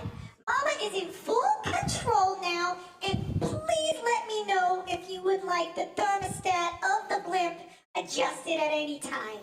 Okay. Now we cut to a shot that looks like Gavin and Alex buried in coffins. We are now fully in the skull and bones phase of this. The conspiracy heads out there, they know what I'm talking about here. This camera didn't accidentally end up in this spot. It had to be, this was pre-planned, pre-thought. Alex asked for reclining chairs. He asked Gavin to be reclined and ready for this. What you're watching is a ritual take place. Can't see it past my desk here. Alex does have the red shoes on. Yes, the tie is orange. And yes, the lighting is bad. The lighting is blue. It looks really, really bad. You can't really tell what anything is. But those shoes are red. So have a great show, Alex, and I'm right here in the metaverse if you need me. Bye, Mom. I miss you, and I miss your meatloaf. I hope I'll be having it soon. Now, Alex, you need to let... What a great way to intro a guest, by the way. Gavin is literally asleep. I saw somebody in the chat a second ago say Gavin's fighting sleep. He's actually asleep. Stay off the meatloaf. Okay, Mom, quit fat shaming me. Bye. Just make sure we don't crash. Bye, Alex. Bye, Mom. All right, guys, so now you're seeing some of the custom features of the Blimp. Now, let's really change the pace of the show. We have a live program. Things are going to go insane. I disagree. I don't think it is live because the henchmen, the Pod Awful cult, showed up for this first episode. By the way, we didn't show up for any more episodes after that. We couldn't take it. We couldn't believe what we were seeing live for all of this. That's how long this episode's been in the works. We were there. The chat was over fucking run with pickle.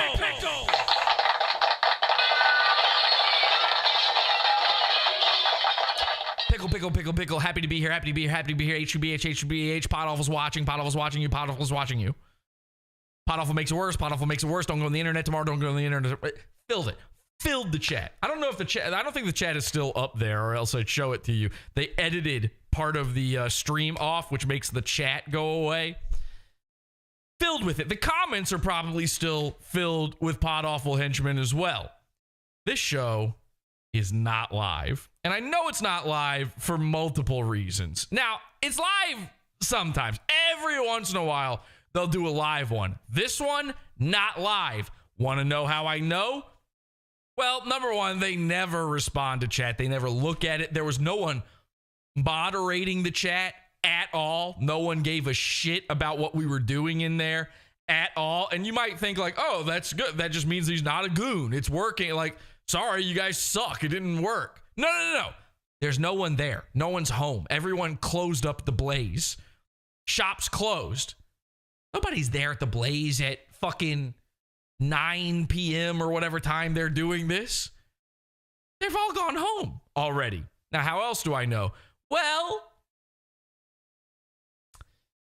an upcoming guest on the show is wearing the same clothing she was wearing provably the night before. She's still in the same location she was in the night before. We're, of course, talking about Alex's former fuck buddy, MTG. Pod Awful and Baked Alaska, of course, revealed that Alex Stein had sex with MTG, despite the fact that Alex Stein is married to his kid's sister. Now, MTG comes on, and she was on camera for this, I think it was the State of the Union or something. It was some big political event the night before. She comes on to Alex's show immediately following that. They're trying to act like it was the night before. She's wearing the big fur coat she had on. But forget about that. Maybe she wore the same coat. Maybe she called him from the same location as that event. Fine. Here's the other way I know. I happen to be best friends with Gavin's producer, Ryan. I know when Gavin was there. I know what time he landed. I know what time he was doing the show. This show is not live. So you want to know the other thing that filled the chat on the very first episode? Is this live? Is this live? Is this live? This isn't live. Not live. Not live. Pre-recorded. Pre-recorded. I saw this episode last week.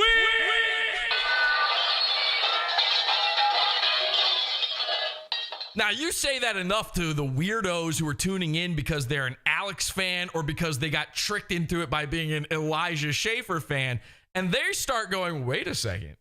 Are these guys right? Was this on last week? This channel was stolen. This isn't live. Everybody. It wasn't just Pod Awful people. Everybody started saying, this isn't live. We had everybody on our side. We're letting them know. We're telling them. We're warning them. This used to be Elijah Schaffer's channel. Unsubscribe. Everybody's going, this isn't live.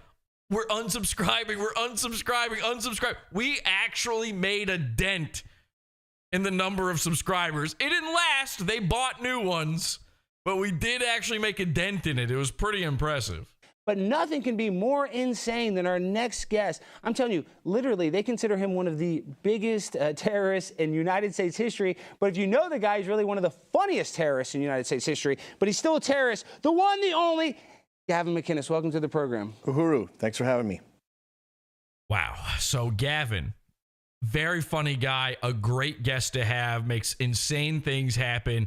Gavin is exhausted. Low energy. Right from the start. You're dead in the water. Just say something. It's such an honor to have you here. I don't want to fanboy. I was going to say that. Yeah, I'm saying I don't want to fanboy the whole freaking time. But see, listen, the Blaze said, "Oh, you can have anybody on your show," and I said, "Well, you know, I want to have a guy that I respect. I want to have Alex Jones on." They said no. They said no to Alex Jones. And so I'm kidding. I'm kidding. Gavin was my first choice. That's a joke. But Gavin, do you think that you kind of made me feel bad? You asked yesterday. You were asked how long do you think the show will last? I think you said 1 episode. Yeah, I think this will be the debut and the finale. Now that's a funny thing to say, period. And obviously it should have been true, but it's particularly funny for Gavin to say it because you know who the second guest, the second episode guest is? It's Gavin McInnes. Gavin's on this episode, and he's the guest on episode 2. Now, you're going to tell me it's a live show. Gavin came 2 days in a row. Is that really what I'm supposed to believe here? And we now know for a fact they pre-tape stuff for later because Mersh and Royce accidentally revealed with their stupid dummy dum-dum brains. They revealed that they had already pre-recorded stuff with Alex for the next week. We now know for a fact they do this. All right, let's skip ahead. Because I'm bored of this part. Let's go to 11:25, and we've got. Oh, this is interesting. Seville, who's one of the worst recorders. Now we're talking about stuff we're going to get us kicked off YouTube immediately. But you know, Jimmy Seville, who's one of your good buddies, Alex. You, Stephen Merchant, and old Mr. Seville.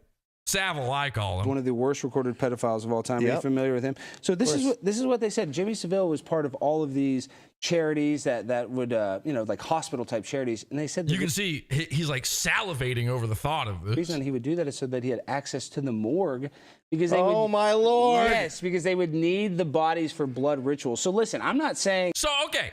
Alex knows about blood rituals, what they're doing with the morgue, what they're doing with the kids. He doesn't know about the red shoes. Are you really going to tell me that? No. They flaunt it. They want you to know. They tell you who they are every time. Look at Vito the Pedo. We're going to do an episode about Vito the Pedo finally coming up. We've never done an episode about Vito. It's happening, okay? He tells you who he is every week on Twitter. Every week he goes on somebody's YouTube thing and he's like, "Oh, I'm so tired of getting called a pedophile." And then you go to his Twitter and he's just telling people like, "I'm about to fuck your 13." And you're like, wait a second, what? You're tired of people calling you that, but you keep saying it over and over and over again. They tell you who they are. That I've ever done a blood ritual, but there are people, guys, in the world, it's called SRA, satanic ritualistic abuse. He knows all the terms. And it's real. And it's real. And there's people in power that practice this. Now, who's in power? Who's working for the Blaze? Who's the most famous he's ever been? It's all interesting. You know you have to do these rituals to get in good with the people in power. How the fuck does Glenn Beck still have money? Glenn Beck hasn't been on the TV in I don't know how long, okay? Where is the money coming from? How is he still doing okay? Who is subscribing to the Blaze? You know, if all this stuff you said it to me 10 years ago, I was just talking to Anthony Cumia about this. I would just laugh at you, think you're an idiot. Even 9/11, all that stuff. Any conspiracy theory I thought was for morons 10 years ago. Now, it's easier to list what I don't think is. Like, I definitely don't think the Earth is flat. That's about it. And this stuff... So we need to get Gavin in. We need Gavin to know the proclivities, the things behind the scenes that Alex is up to, okay? Gavin just said he'll believe just about anything. We need him to see the thread. We need to show him the evidence. Ryan, show him the evidence. That's the only one. That's basically the only one. Everything else you believe. Everything else I'm open to. Mm-hmm. Like the stuff Lara Logan's been talking about recently with kids is so hair-whiteningly horrific that I pray to God she just lost her mind. Yeah, but do you think that, I mean, she's not making that up. When you look at the people that are getting trafficked at the border, Gavin, and I know like you see the clips where they'll have people in front of Kamala Harris's house and it kind of looks like all adults, but I'm telling you, I see here in Dallas, little kids, like 3 or 4 kids with like just an adult Mexican man walking around. That's the problem with these lunatic theories. There's tons of evidence. That's what I'm saying. And remember when Alex Jones was nuts? Those were the good old days. And now he's right about everything. Now he's Nostradamus. He really is. But And this guy's Nostradamus. So where do we go now? You're still not on Twitter. All these people are being allowed back on Twitter.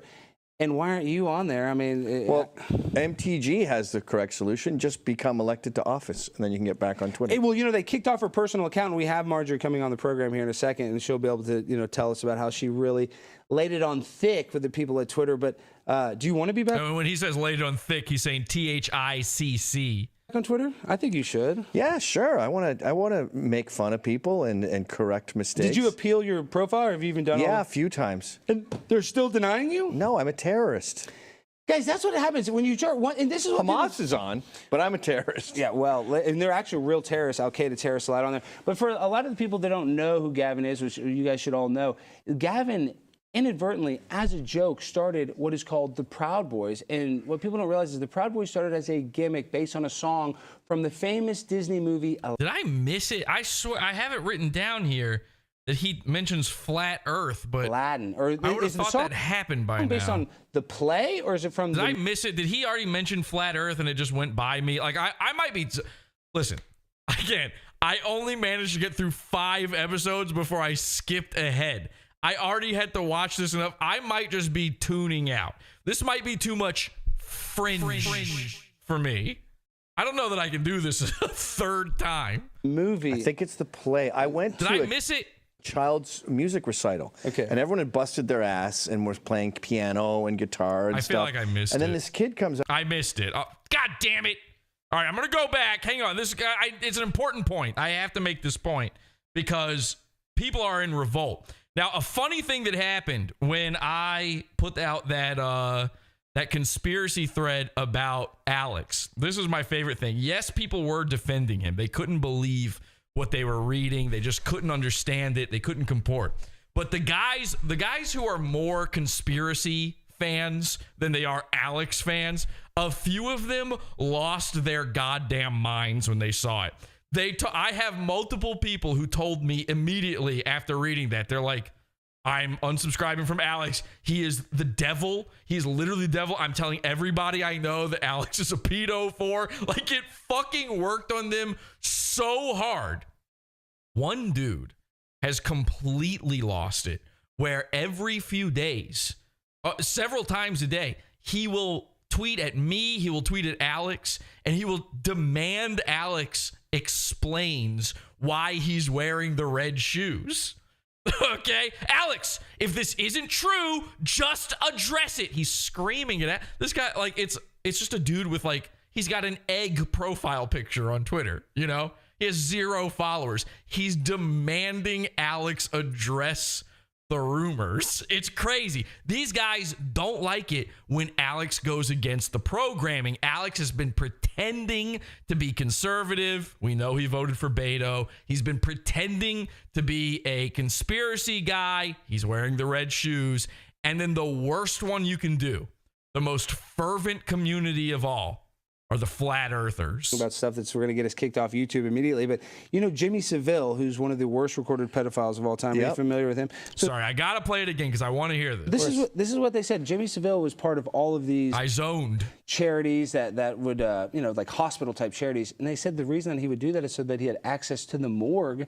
Because they would, my Lord. Yes, because they would need the bodies for blood rituals. So listen, I'm not saying that I've ever done a blood ritual, but there are people, guys, in the world. It's called SRA, Satanic Ritualistic Abuse, and it's real.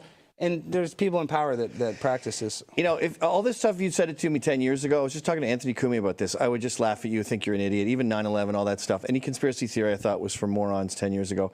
Now it's easier to list what I don't think is. Like, I definitely don't think the Earth is flat. I don't know how I fucking missed it. I mean, I remember this part just watching it. I swear to God, I must be going to a safe place in order to avoid listening to this. I think that a part of me is just worried that if I keep listening, I might, the pickle man tricked me again. I might end up like that. That's about it. And this stuff, Lara Logan's, the only one. That's basically the only one. Everything else you believe. Everything else I'm open. So Gavin brings up flat earth, and this happens a second time in here, and I don't know if I've got a time code for that one, and obviously we're just going to miss it again. Gavin brings up flat earth, says it's not real. Alex, on the conspiracy side, made his bones off of being a flat earther. He says he doesn't believe in the moon landing. He believes in a flat earth. He doesn't believe in space. He doesn't think space is real. When he didn't defend flat earth, and then later in the show, maybe it's this one, maybe it's another episode, maybe we will see it, I don't know. At some point, it gets brought up. He gets asked directly, do you believe in flat earth? And he says, no. He forgets. He's on this new show. He's kind of doing a new thing. He's in this new character mode, and he forgot that he's a flat earth guy. He forgot the lie. The comment section. You wouldn't believe. You don't think there's that many of these dudes out there? There's a ton. There are a ton. And let me be clear. I do not believe in a flat earth. I'm like Gavin. It would be easier to list the conspiracies I don't believe, but flat earth is too far. I'm actually dying to get on Dave Weiss. Do you guys know Dave Weiss? He's the flat earth guy. He's deep inside the rabbit hole. I think it's the name of his website, or downinsidetherabbithole.com. Somebody clip this and get this to Dave Weiss. He's been on the show before, friend of the show. We've had him on as a guest twice. I am dying to bring him on for a brand new episode where he and I finally debate flat earth. I brought him on. I let him talk about flat earth before. We talked to him about the guy who sent himself up in a rocket to try to prove the earth was flat. I think that guy ended up dying or something. But we've never debated it. I want the debate to happen because when I look into these comments, the flat earth guys are foaming at the mouth. They were pissed with Alex. Alex Stein says he's not a flat earther anymore, and they're like, okay, fuck it. This guy's a pedovore. He's wearing the red shoes. Fuck it. We knew it. We knew it. He was lying the whole time. Let me guess. The moon is real too. Loser. So please, Dave Weiss, I think I'm saying your last name right. You've been on the show twice. I'm pretty sure it's Weiss and not Weiss. But I want you back on the show, and I am dying to debate you on the flat earth topic. Open to. Like the stuff Lara Logan's been talking about. Okay, so he doesn't defend it at all there. Let's go ahead and get to the real guest of the hour. This is an interesting thing that Alex's show does. He'll have a guest on in studio, but then he'll have a more famous one on as like a call in for a minute, and that's the person who gets listed on the show. Like, yeah, the name of this episode is Can Marjorie Taylor Greene Handle Prime Time? And she's in the thumbnail, no Gavin. Now, you could explain that as being like afraid that Gavin, you put his name in there, maybe YouTube won't like that or whatever, but he does that to so many guests, including two of our faves. AOC, my favorite big booty Latina's biggest nightmare. We want to welcome on the one, the only Congresswoman Marjorie Taylor Greene.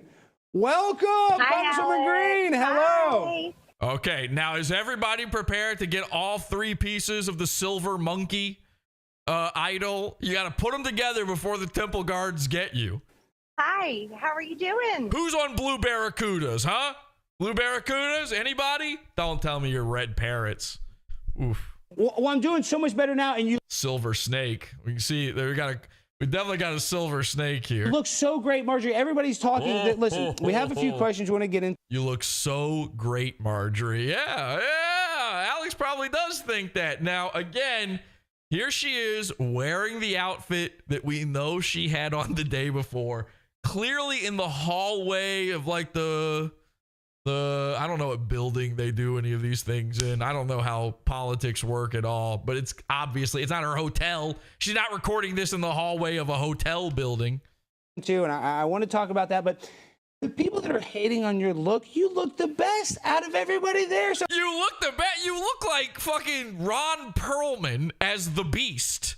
I'm saying, is it just another liberal media lie, or they're when I look at Marjorie Taylor Greene, I feel like I'm going rock climbing. Hating. Why would they say you don't look good when everybody knows you look like? And not rock climb. Listen, I want to be clear here. I hope I don't want to offend her in any way. I don't mean like the face of a cliff.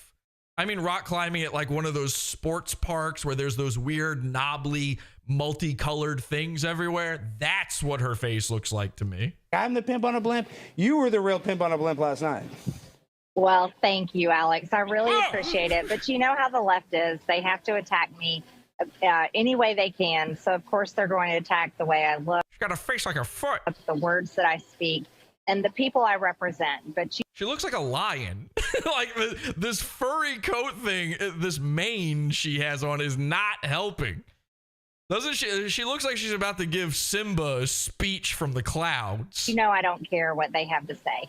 This is CNN. Well, listen, I got so much joy, not just watching you last night calling, when you called Biden a liar.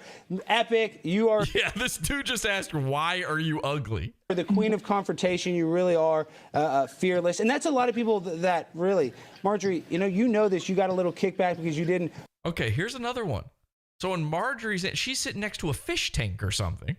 I can hear the bubbler going on in the background. Are you hearing that? She just doesn't know. She put her phone up against an aquarium inside this building and went, good enough. And she has no idea that little treasure chest just keeps going, and it's all I can hear now.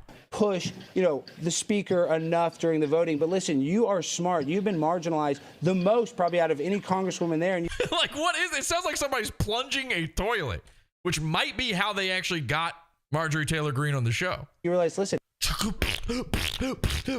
Here's your guest.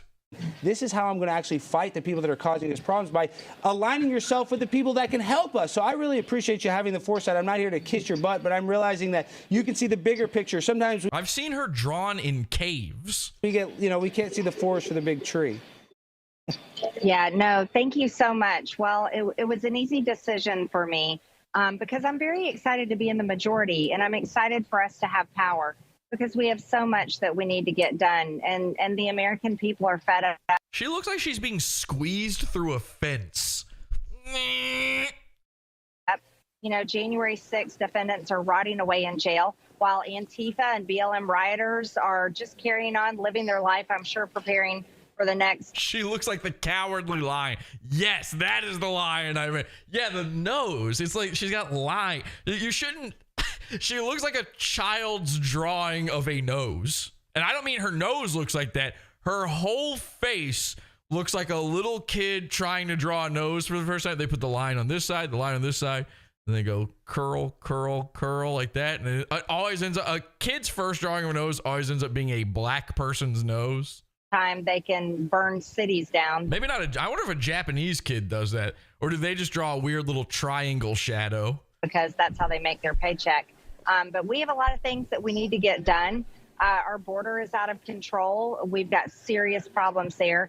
People are dying every. She looks like a cat burglar, like she stole this outfit and these jewels from a museum. And also she is a cat, a big cat, like a jaguar or something. Single day of fentanyl. China. Okay, let's skip ahead. I could go on and on about how hideously ugly Alex's former fuck buddy is. But why bother? All right, let's go to 2930. I'll just skip ahead the full way here. Okay, lost my cursor there for a second. 2930, where they address the rumors. Okay, addressing the rumors. Let's just start here, actually. No, you didn't talk very much in that, Gavin. It was kind of hard to. I was kind of starstruck. Really? Yeah, she's a Benjamin Buttons babe. She's one of those chicks who gets hotter as she gets older. Okay, somebody clean Gavin's glasses. Glavin's glasses. I need a bum to come up off the street with the watered down Windex and go, huh? He'll do it for a nickel, Gavin. Let him. You're rich. Well, it's a sapia. Are you kidding? Benjamin Buttons disease? What? Because she looks like an old baby? Sexual, that's where you're attracted to a person's smartness, and I didn't even think that was possible for a girl because I just like boobs so much, but that is. You can actually look at a woman, and if they are smart and talented and successful, you can be attracted. I bet if I looked. Oh, so, and here it is. Alex is explaining how he forced himself to have sex with her. Looked at a picture of her when she was 21, I'd be like, meh. And now 48, I'm like, yeah. That's what I'm saying. Yes, Marjorie Taylor. There's the rumors that I'm with Marjorie Taylor Greene, and first episode of the show. Shout out to Pod Awful. Listen, people think that's some diss on me. I'm like, no, I'd admit it. If that was, I would love it. I wish it was. Yeah, that's what I'm saying. I'd be bragging. I wish the rumor was true.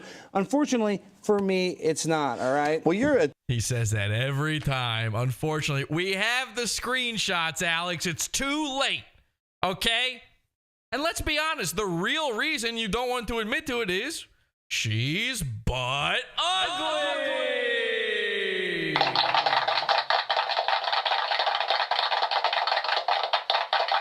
I thought forever it was because he's got a girlfriend or a wife, you know, his kid sister.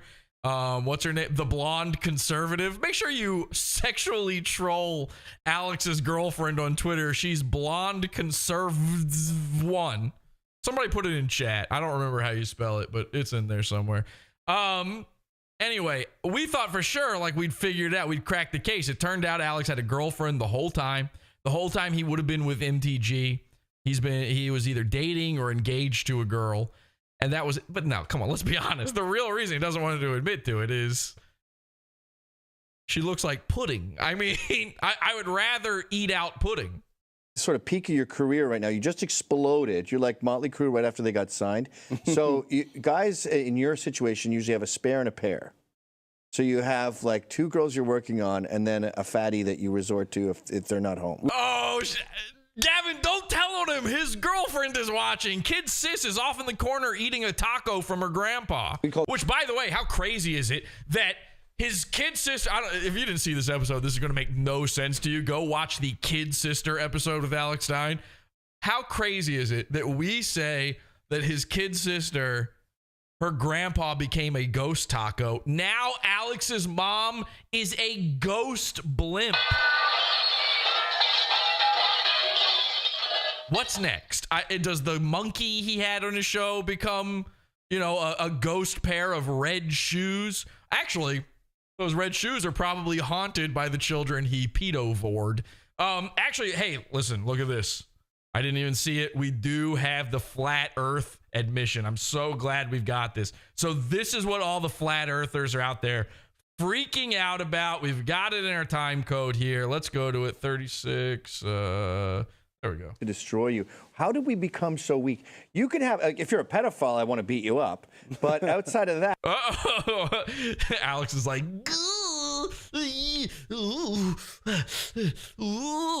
at like the most heinous thoughts in the world.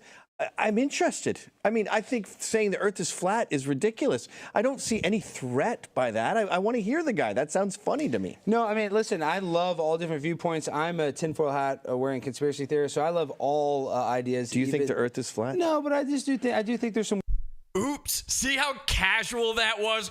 Gavin fucking nailed him there. He didn't realize he was nailing him there, but he was nailing him there. Had no idea. It was just so, he slipped it in. It was basically, he thought like, oh, I'm just hanging out with my bro, you know. No, of course I don't believe it. Flat Earth, what am I, retarded?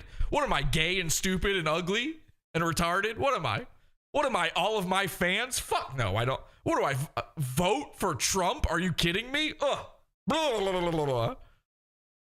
Oops. Oopsie daisy.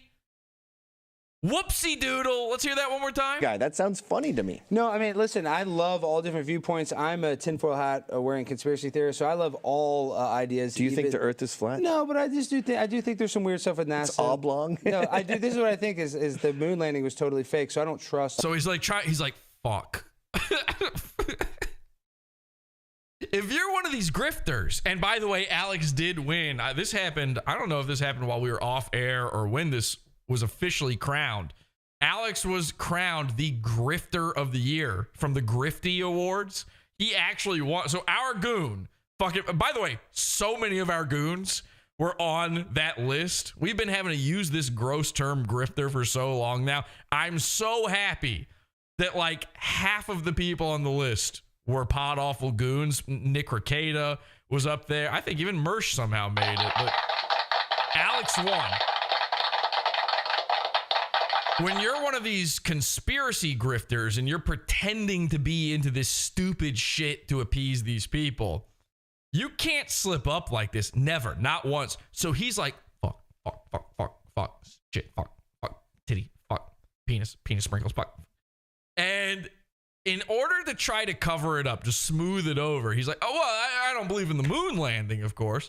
and he's hoping everyone will forget what just happened. Weird stuff with NASA. It's oblong. No, I do. This is what I think is the moon landing was totally fake. So I don't trust. I'm open to that. Yeah, see, you're open to that. So NASA, what I'm saying is this is the Primetime Alex Stein show. And Gavin McInnes. No, what I'm saying is, and then he resets. He introduces the show. You don't. That's a radio move. You don't have to. No one's tuning in now. You know, it's a YouTube video. No one's just now tuning in. You don't have to go, hey, there's no point in the middle of the show for me to be like, by the way, you're watching Pod Awful. I'm Jesse PS. Let's check it with it. There's no need for that. He reset. He closed the door behind him in his empty home and powered down. And then beep. And he's like, oh shit, I'm back to work. McInnes and I are idiots, so do not listen to anything we say. But what I'm saying is, I'm not a role model. This is not some role model class, but I want you to question the reality in which we live in. Yeah, sure you do. Oh no, I'm still a conspiracy guy. Hello, fellow conspiracy nerds. All right, let's go to 5318. This is a good one, and I want to thank Doom for pointing this out. I think it was Doom who did this one. In that Twitter thread that I made, the very second post was actually about this topic right here, these shirts. I didn't notice this. This was not a Pod Awful catch. And so thanks to Doom, I'm pretty sure, Doomer Pill, for catching this one. Alex is selling merch. By the way, he's also heiling Hitler right now. Listen, we get it. You're not Jewish. Come on, Alex, please. Looking a little anti-Semitic right now. Please, cool it. Okay, all right, guys. So he's selling some merch. He wants you to buy this, and this was noticed by our friend Doom. It's almost over. We're running out of time. Things are getting freaking, close to the end. But before we go, guys, we've sold a lot of stuff already. We got Bouillon Max. We've told you about pimponablimpshop.com, and you're probably wondering, what do they sell at pimponablimpshop.com? Well, they got the I Love My Big Booty Latinas. Okay, so he is selling I Love Baby Latina shirts. Now, I had a guy on the thread argue with me. He said, that's not Baby Latina. It says BB. It's Big Booty. And I tried to tell him, no, it's both. You see, they love to flaunt it. The paranormal guys out there, they want you to know what they're up to because they get off on it. So he puts BB. Why put BB? Why not put Big Booty Latina? And I've got proof that I'm right about this, by the way. You could just put Big Booty Latina. That would be funnier. Maybe there's probably some Latino dudes and some Latina lovers out there who would want to buy that shirt. You put BB, nobody knows what that means. That's Baby Latina. Alex is into Baby Latinas. We've seen the video evidence of this. Oh my God, that's great. You know that. We got them Big Booty Latinas. So for a little, I don't know. And it cuts to a full shot where you can see the red shoes. Like $29.99. I don't even know the price. I'm sure it's expensive if eggs. Loud equals funny. Exactly. Cost $12 a freaking carton. God knows what. BB is shorthand for baby, says Doom. Yes, Doom Pill. I've used it that way before. BB is shorthand for baby. So they're flaunting it. They put it in your face. They want you to know. And here's how I know we're right, Doom. Here's how I know we're right. After we called this out on Twitter, after that thread got a little heat on it, Alex started selling another shirt. He still sells this shirt. He's not going to take this one down because that would be too obvious. But he started selling another shirt that straight up says, I love Big Booty Latinas. I'll try to pull it up for you. This shirt costs, but I hope you have a job, and I hope that you have a sense of humor because you can wear this around the office. You're going to look like a pimp on a blimp. And then don't forget, when you say pimp. Okay, we don't need to see your pimp merchandise. Let's take a look at Alex Stein's Blaze Media shop, shall we? Now we've got some primetime stuff. Here it is. Here's the I Heart Baby Latinas. He loves them. He loves swimming around them. He loves putting his little schmeckle in their face going, look, drag queens are bad. Am I funny yet? So there's the Baby Latina shirt. But then look at this. After we said this, they started selling I Love Big Booty Latinas. And it's got an emoji of a peach on it that is slightly censored, which, what does that even mean? So there you go. Why do you need two? Why do you need both? If the BB means big booty, then why did we need the other shirt? Interesting stuff. I don't know. What do you guys think? Is it baby? We'll do a poll in the chat. Hang on a second. We're going to start a poll in the chat.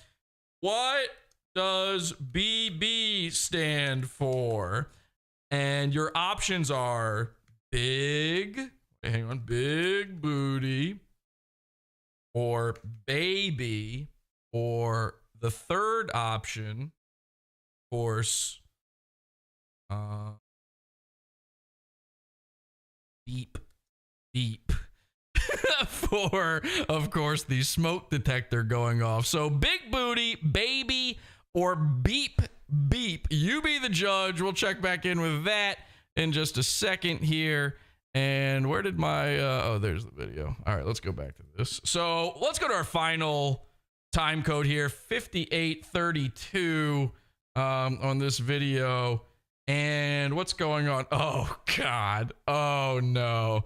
All right, I'm sorry to do this to you, but it's got to happen.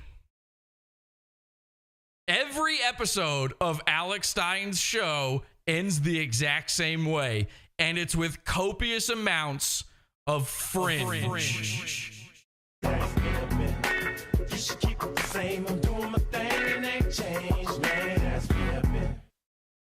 Ladies and gentlemen, I'm Primetime 99 Alex Stein, and this has been Primetime with Alex Stein. And every show, we're going to end with a little freestyle rap. So, DJ, let me hear that beat, dog.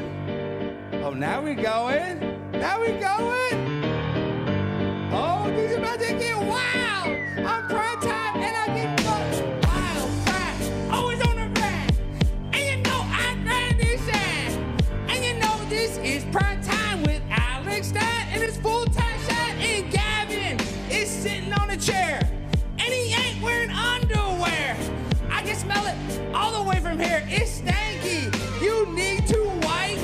I'ma drink a bunch of Sprite. Now, for some reason, again, the Blaze, they got all this money. They got the Glenn Beck money. For some reason, this last segment, which he does on every episode of the show, I checked. For some reason, they filmed this part on an iPhone. They just run out of money. They can't get a handheld camera. I don't know why. It's the worst looking shot. Nothing on this show is color timed, color matched at all. There's nobody is checking. Every camera looks different from the other. Why did some people think his shoes were orange? Because nobody thought to check the color, the saturation, anything. So you come to this shot, it's a completely different quality, different type of camera. And you know I am always right. And loud equals funny because there's no jokes, there's only rhymes. MTG was super great. She was 5 minutes late, but we don't care here at the show. All you are is a bitch asshole. I'm Primetime, $99. And you know I grind this out. One more time I go insane. And I do it for the Ukraine. That's a Linsky. Can't you see I want to be with? All right, get your votes in. We're going to end it when the song is over. Get your votes in now. What does BB stand for? Big booty, baby, or beep beep? You, Linsky. Can't you see I want to be with you on the cover of Vogue? I'm a pimp and I'm going rogue. One more time, I'm 99. And they call me Alex Stein. I'm a pimp on a blimp. One more time. So he's even resetting. He's even doing the station identification in the middle of his finale rap. One more time, I'm Alex Stein, and you know I'm Primetime. And I hump all night long. I'ma hump you in my thong. I'ma hump you right or wrong. I'm gonna hump you right or wrong. You know he's pretending that chair is a baby Latina. One more time, I'm 99. And you know, actually, that chair looks like it's made of leather too. I don't know if they have to make the leather red. It could be gray leather. I grind and shine, and I go all insane. I do it for the Ukraine. All right, I'm Primetime 99. and he does it for the Ukraine. There's even, by the way, nobody else has noticed this. I'm the only person insane enough and have watched enough Alex Stein episodes to realize this. If you look very carefully, deep in the background of his awful, disturbing, terrible set, the terrible set that they give away in the end every time by pointing the camera up at the ceiling and you see the studio. Oops, there goes the blimp. If you look very hard at the cyclotron in the background there with the scrolling image, which, by the way, Alex's fans are so mentally retarded that they were all complaining. The ones who were actually there to watch him after this first episode, they were all complaining about getting motion sickness from the fake background slowly moving. Look at all the fucking shit I do in here. If one of you told me, like, Jesse, I don't know, it's a little much, I'm getting a little seasick from look, fuck you. Go watch an OBS show then, please. Get out. The one thing I'm happy about is they didn't change anything. They didn't slow it down. They didn't change it. Because, you know, you see a bunch of comments like that on your first episode, you're likely to go, oh shit, maybe our blimp should just be stationary in the sky. So I'm glad they didn't do that. But if you look very, very hard, deep in the background, there's a tiny little Ukraine flag flying in the cityscape. And it's now all I notice. This terrible, cheap set. They have millions of dollars, and this is the best they could come up with. Just a washed out gray on everything. Awful, awful design. And by the way, the other shows on the Blaze have decent looking sets. They're not like anything, you know, this is the most like heavy, high concept of any of them. But the other sets kind of look like what they're going for. This is just nothing. It's pathetic. And it really shows you the Blaze has no hope for this show. They kind of know that they bit off a little bit more than they can chew with this Alex Stein guy. So there you go. Every episode he ends with a rap. Every show he brings up he's going insane for the Ukraine. Every rap is exactly the same every time, because you know I grind and shine, and I'm primetime Alex Stein, and you know I'm 99, and I'm going insane, and I'm going for the Ukraine, because I'm Alex. Yes, Alex Stein. And you know I grind and shine. That's psychological torture. Say, I do it for the Ukraine. All right, I'm primetime 99 Alex Stein. That was the first episode, so stay tuned. Thank you to Gavin, guys. Give it up for Gavin. Are we back? Are we back? Let me know if we're back. The fringe was too strong. The fringe was too strong. Oh my God. Couldn't handle it.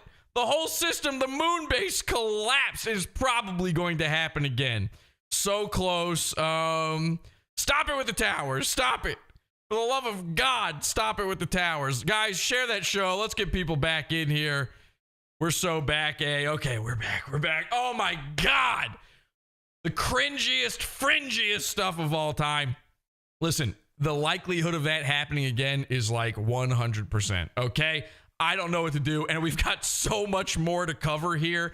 All right, let's go over the poll, shall we? Let's end the poll. Who won? How did the poll shake out? It turns out, what does BB stand for? Baby got 53%, Beep Beep got 32%, and Big Booty with 13%. Ladies and gentlemen, he loves baby Latinos. I think we always knew. I hope I've got everything set back up again here. That just fucked up the recording of this episode so bad. That is going to suck so much cock to try to string this episode back together, but whatever. We're just going to go for it, but I just need a second. I'm overheated. I am hot. I am very, very hot. Henchmen, if you could turn the AC way down for me in the moon base, that would be great. Let's just take a quick little break here. We'll be right back.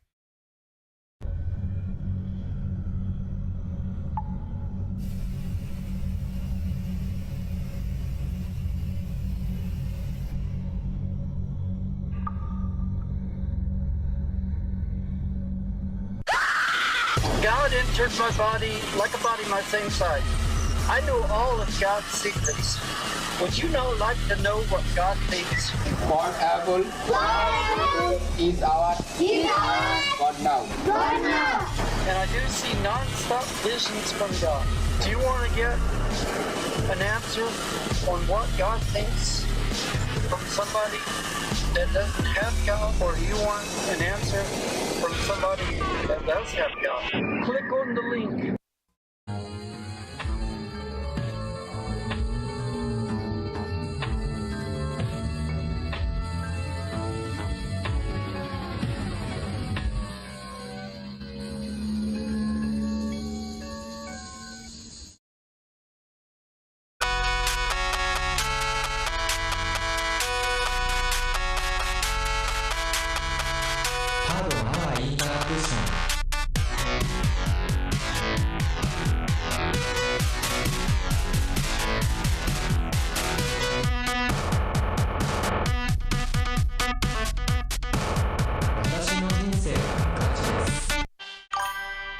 Can you say Pod Awful is the best show on the internet? Very Careful Live is the best show on the internet. How about this? Snap two, sit up straight, and say, hey, I'm Perry Caravello, and I think Pod Awful is the best show on the internet. Look, all right, I'll be nice and I'll say I think Pod Awful is the best show on the internet. But I really think my show's the best show on the internet. But when I snap out of this bunk, is when my show's the best show on the internet. Nah, not tonight. Far from the best show tonight. Not tonight. Exactly. Tonight, no good.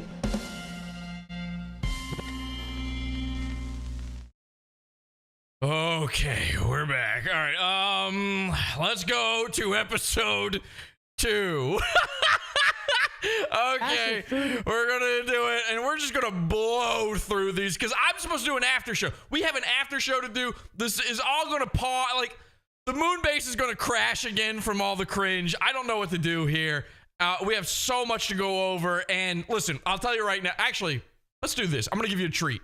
Let's just do a little treat. I'm gonna treat you to what we're going to do in the Pod After show.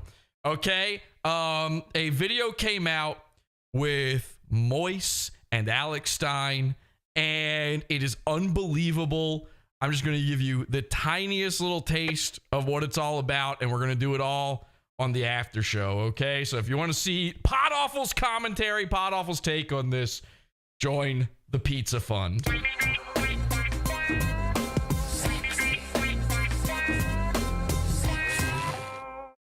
Ladies and gentlemen, boys and girls, children of all ages, welcome to the Love Blimp. I am your Love Pimp, Primetime 99 Alex Stein, and we have an incredible segment for you this evening. We have the lovely Paris. She's beautiful, strawberry blonde hair, has all of her teeth, and she smells terrific. And we have 3 incredible bachelors. Some of them are podcasters, some of them are professional wrestlers, some of them are just degenerates. But that's cool too, because we like all walks of life here. So they do a dating game with Royce and Mersh and some wrestler that they're friends with. It's unbelievable. We're doing it in the Pizza Fund live tonight in the Pod After show. Join the $6 level. Get immediate access to all of our Pod After shows and many, many others of the archive of shows that we are not allowed to have on YouTube anymore. Podawful.pizza.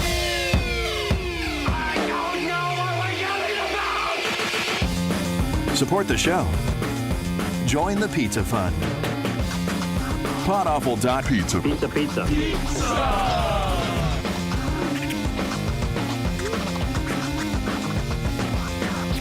Podawful.pizza.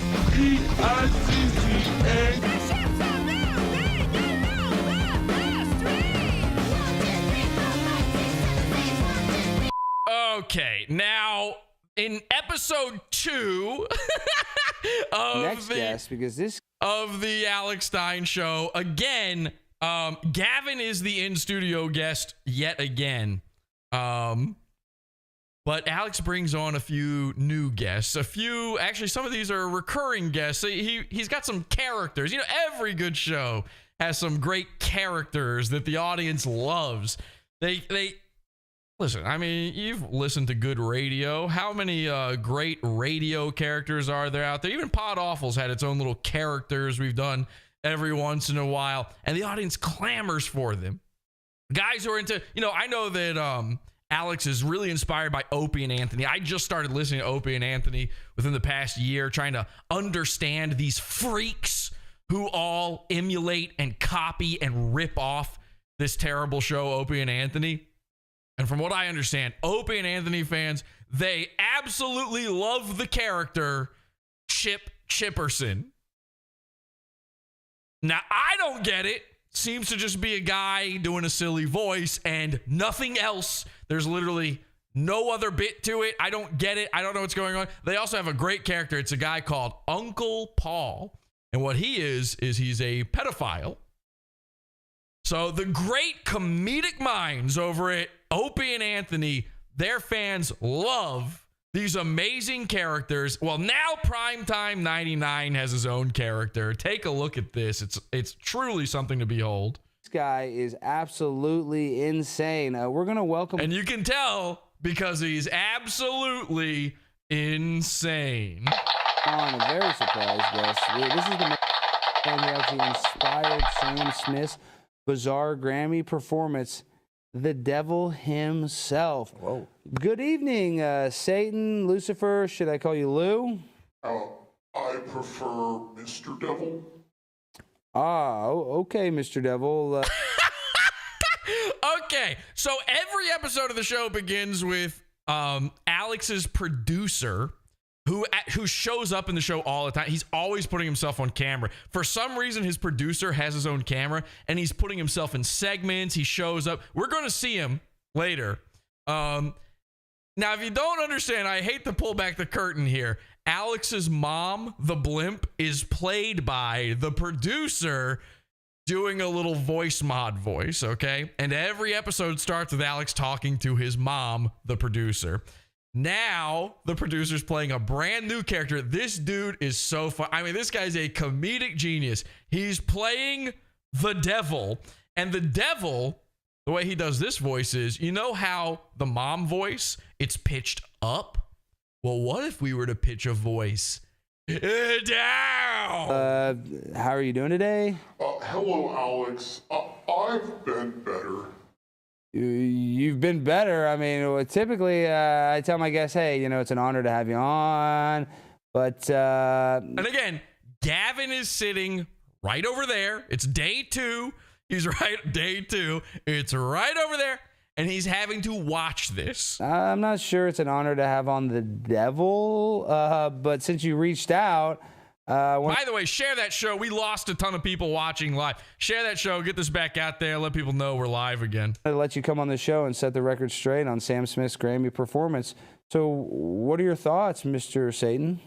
It's Mr. Devil. Oh, excuse me. Sorry. Yeah, Alex. Sorry, Mr. Devil. Okay. Are you guys gearing up for hilarity? Are you ready to laugh? I admit that it's ironic for the devil to be doing PR, but I have to speak out. And see, he's doing this brand new thing that's never been done before. You know how the devil is scary and a big guy, and you imagine he's got a deep, menacing voice? But what if he was also kind of gay? What if South Park did that 20 years ago? He's doing the South Park devil, okay? Hey guys, do you think you could come to my birthday? Saddam. Against that performance. So he's gay. Because gay people are the devil. Okay, so you didn't like it. So I heard that the singer Sam Smith, he was trying to do a devil-inspired theme. I mean, doesn't that make you feel happy? Don't you like that? No. Let's just say I'm not exactly thrilled about it. I mean, I'm the devil. I represent all evil. But even that was a little too much for me. I mean, have you seen the performance? It was terrible. Yeah, I mean, it was bad, but I mean, I'm just confused. Wasn't he representing you? Shouldn't you like this? I'm just very confused. He's literally dressed as you, Mr. Devil. Alex, I have a certain reputation to uphold, I'm supposed to be big and bad. I can't be associated with Sam Smith and that kind of cheesy performance.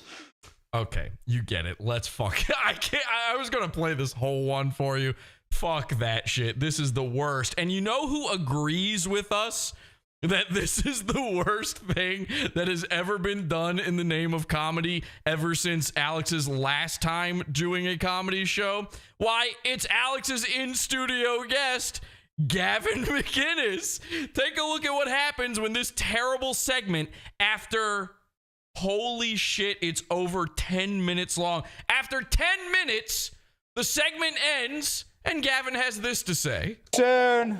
See you soon. I'm not going to sell you my soul either. I know you want that thing, so. No. All right. So that was the devil. Yeah. That's pretty cringe.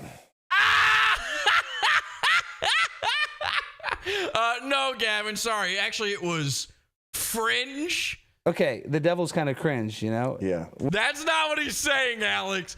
He's not saying the devil. And look at the fear. Alex knows. Alex is trying to roll with that. Like, oh, yeah, no, Gavin just meant that we don't like the devil because, you know, we're Christian guys. No. The bit sucked. And Alex is in pure shock right now. You know what happened? Gavin had to sit through fucking an entire hour of that first episode. He had to sit through 30 fucking minutes of this episode. He had to watch that terrible Ali Jamal stream of Alex's awful stand-up show. He realizes, wait a second, all of the people staffed at Alex's show are the people who did that terrible stand-up show. If you don't know the one I'm talking about, by the way, it's on our YouTube for free. Go check it out. It's on the YouTube. Awful.tube. Hit subscribe. Alex's stand-up show was abysmal. He couldn't let it go. He had to call it out. I mean, you would think less of Gavin if he didn't. You would think, oh, Gavin's not funny. If Gavin thinks this is funny, then he's not funny. Well, see you soon. See you soon. I'm not going to sell you my soul. Yeah, keeping it real, Gavin. Either. I know you want that thing, so. No. All right. So that was the devil. Yeah. That's pretty cringe. We might need to clip that. I don't know if we've gotten any sound drops from Alex, but we might have to clip Gavin saying, that's pretty cringe. Okay, the devil's kind of cringe, you know? Yeah. What are you going to do? He's not that corny. I don't know. Could you hear that? Gavin goes, corny. Cringe. Okay, the devil's kind of cringe, you know? Yeah. What are you going to do?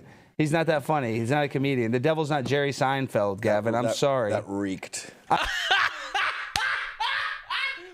Thank you, Gavin. Okay, back in our good graces. Gavin, always vacillating between friend of the show and goon. Thank you, Gavin. Back to friend. I'm sorry that the devil is not freaking Kevin Hart. He's not over here doing the freaking Kings of Comedy tour and dancing around like he's Steve Harvey with the Gavin being very generous with his laughter because he realizes, oh shit, there's 30 more minutes of this. Huge mustache. He's the reincarnation of hell. He's the devil. He's not going to be funny. All right, but with that, guys, I want Great, and you could say that about the whole show. So let's skip over to our next guest, Andy No. All right, do you guys know Andy No? He is what can only be described as an Asian mannequin brought to life by the wishes of an autistic conservative boy. I guess because you're sharing their call to violence. Is that what is you're spreading you're amplifying their violence? Is that why you think that's quote unquote illegal according to terms of service? So Alex brings on Andy No. He's got Gavin in studio. He doesn't realize that Andy No does not like Gavin. He doesn't want to be associated with Gavin. This is terrific booking. Way to go, producers of this show. That was the argument that was put forward by Twitter, Trust and Safety. By the way, all the guys like this that are only known through Twitter, have you noticed? This is a thing that needs to be called out actually immediately. They're all now doing an Elon Musk impression. Remember when everybody conservative started doing a Donald Trump impression? Because he was the guy, he was the main guy. You know, Ron DeSantis, I'm no political dude, but I see Ron DeSantis. It's forced into my eyes from following Revenge of the Cis on Twitter or whatever. And by the way, I'm also done with Florida trying to make a comeback. You don't get to shake off Florida, man. You don't get to shake off the stench of being Florida by going, we're the freedom guys. No, you're not. You stink. You always stunk. I hate Florida. I hate going to Florida. My parents live in Florida. I hate it there. Stinks. One of the worst places on earth. And it's hack at this point to call Florida bad, which is why it got this little renaissance out of nowhere. Florida's having its moment. No! Done. No more moment for Florida. We're tired of it. I'm tired of hearing Mersh act like he's from there.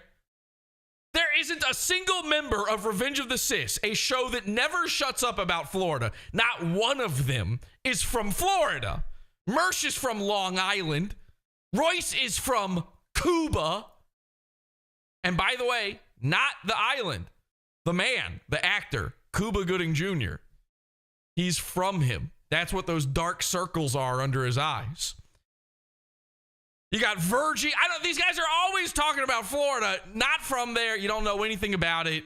You've probably never even been outside of your little tiny area of Florida. And Florida stinks. That was a side note, though. I am so sick. I've been thinking about this for the past few weeks. I am so sick of Florida trying to make Florida happen again. No. You are where Jewish people go to die and where crazy people go to be born. The freaking losers and methed out weirdos of America, and also the nation's elderly Jews. That is what you're for and nothing else.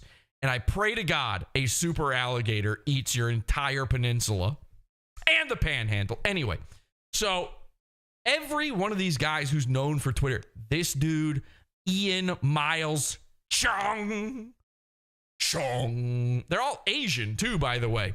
Even Kim.com. And there's so many more. I don't know all their names, but there's so many more. They're all doing a Musk impression now. They all want to be friends with it. They think because they managed to get into a Twitter space with Elon Musk one or two times that they're now friends with him, and they're all emulating him the way everybody started doing Trump. I see through you, okay? My eyes are wide enough to see Andy know this whole interview. Andy knows that Gavin is sitting there, so he's giving Alex nothing. It's like one of the most boring, awful interviews of all time. But then on top of that, he's being an autistic robot because he thinks that's what you're supposed to do because he's emulating Elon Musk. That was the argument that was put forward by Twitter. Where are you from? Can anybody tell? Are you from Vietnam or are you from South Africa? Twitter? That's the way Elon Musk would say it. In terms of service? That was the argument that was put forward by Twitter. Twitter. Do you hear it? Is it just me? He's even trying to look like him. Maybe that's a step too far. I don't know. Am I crazy or is he attempting to look like Elon Musk? Trust and safety. That's so dumb. You can't freaking expose that. Okay, well. Andy, can I ask something? Please. So Gavin jumps in, and Andy didn't want this to happen. Alex has no idea there's a problem. We have Gavin McInnes on the show. He's from Portland? Wait. What? That can't be possible. The way he talks? Why is he talking like that? Twitter. Show as well. Andy, man, I've been meaning to ask you for a while. And here's another thing I'm done with. I'm done with bizarre, no specific region accents, okay? Elon Musk, weird accent. Stop it. Talk normal. What's that fucking bald guy everybody's upset? Andrew Tate. What the fuck is happening? What is that? That is like the most impossible impression to do. Ryan, one of the best impressionists I know, he can't do it. We've been working on an Andrew Tate forever, and I know he probably does one at this point. I've seen him do one on Gavin's show. It's terrible. I mean, no offense. You can't do it. It's impossible. I think I might have cracked the code on an Andrew Tate, but I don't even want to do it because what is it? Like, when I listen to these people talk, you know what it is? I think the internet is fucking up people's accents. No one is from anywhere anymore. Everyone's from everywhere. It's why this quote, I'm the king of all trolls. None of these people are known, and I'm like known, across the world. That's why that's so retarded across the world. Everybody's known across the world. There's very few people now who don't know someone across the world. Okay? So now everybody is just this weird Chinese gobbledygook accent person. You're from Nowheresville. Andrew Tate. Better. I know. Okay, listen. Andrew Tate, he says better like this. He goes, better. Better. And then I had another word I could do as Andrew Tate. Better. Oh, you think I'm not better than him? I'm better than him. Better. It's like he's half Cockney, half Romanian, half gay. That's 3 halves. I know. I don't care. I'm not Andy. No, I'm not trying to calculate all the rice in China over here. What is that other word I could do as Andrew Tate? It starts with a P. Probably. No. Fuck, I can't remember now. I sent it to Ryan at one point. Now I don't remember how to do it. Anyway, here's the thing. I think this, and nobody is going to believe me on this. I think the secret to doing an Andrew Tate impression is to do Jordan Peterson without the Kermit part of his voice. What people say is the Kermit. Everybody says he sounds like Kermit. I don't think he sounds like Kermit. But whatever that thing is, if you remove that, it weirdly somehow, I know this doesn't sound right, it somehow becomes Andrew Tate. Does he have any Canadian in there? Because I swear, okay, hang on. So like when I do really one of the best Jordan Petersons that's ever existed. It goes a little something like this. You know, Joe, a lobster. All right, so there's a biological difference between a man and a woman, Joe. The lobster. All right, so that's my Jordan Peterson. Now, if you take away the part and just do the accent part, and then you kind of speed it up by like 20%, like you're trying to get every word out. If you're trying to get every word out as hard as possible and as fast as possible, but and if you bring me a bottle, if you brought me a bottle to my table, we could have bottle service. These hoes. I don't know. I'm kind of like, I feel like I'm halfway there. I don't know. You tell me in chat room. I feel like that's nearly an Andrew Tate. Yeah, I'm certainly doing it better than most people. All I'm doing is toning down the Peterson there. Joe. I have to say Joe or I can't do Jordan Peterson. Okay. Anyway, Gavin jumps in on the Andy No call. Please. We have Gavin McInnes on the show as well. Better. Lobster. Andy, man, I've been meaning to ask you. I'm losing. This is getting worse. For a while. Why don't you like me? What? Now we have heat. The guy hates my guts. No, Andy doesn't hate you. Andy likes you, probably. No, I tried to get him to. So Andy kind of smiles. This is the first time Andy has a human emotion during this whole thing. I know a lot of Asians are sort of bug people. They're robotic in this way, but he gets broken by Gavin because the tension has been mounting. For an interview for my book on Proud Boys, and he said no.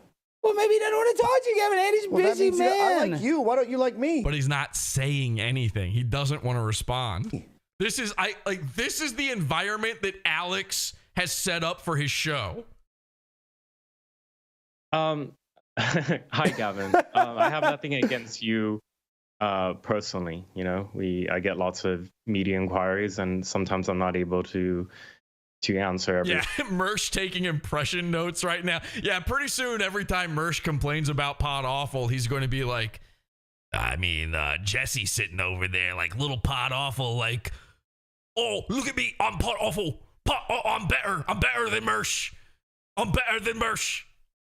Requests. Yeah, so Gavin. Not only do you not. That was tough, man. I had to do Mersh doing me doing fucking Andrew Tate, and that's technically me doing Jordan Peterson. That was a lot just went into that. I hope you understand. The improv wasn't good on it, but there was a lot of elbow grease going on. Like me, but you don't even want to tell me why. I think he likes you. I think Andy's one of the nicest guys I know. I'm not saying he's not a nice guy. Great Worst thing I guy. can say is he has bad taste in dudes. Well, listen, he probably doesn't want to get kicked off the world and get on a no-fly list. Say that. Say, I like you a lot. I want to be your friend, but I don't want to get kicked off Twitter because you have a swarm of bees around you. Well, can we secretly be friends? Say that. Okay, so Gavin's being funny about it. He just wants to make something happen here. And by the way, most interesting part of this whole interview, obviously. I don't know how he would say that one.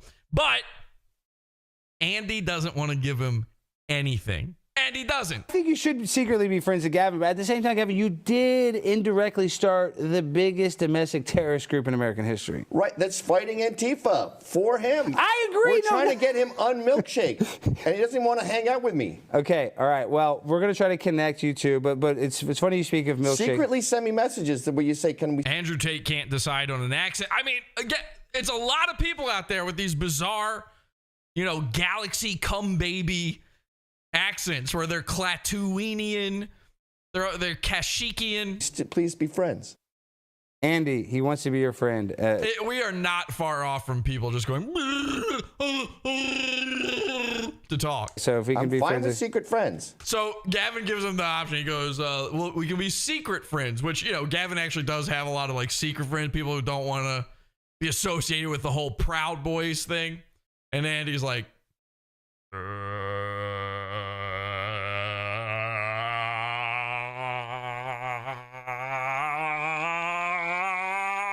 you guys can be secret. That's only happening inside his head.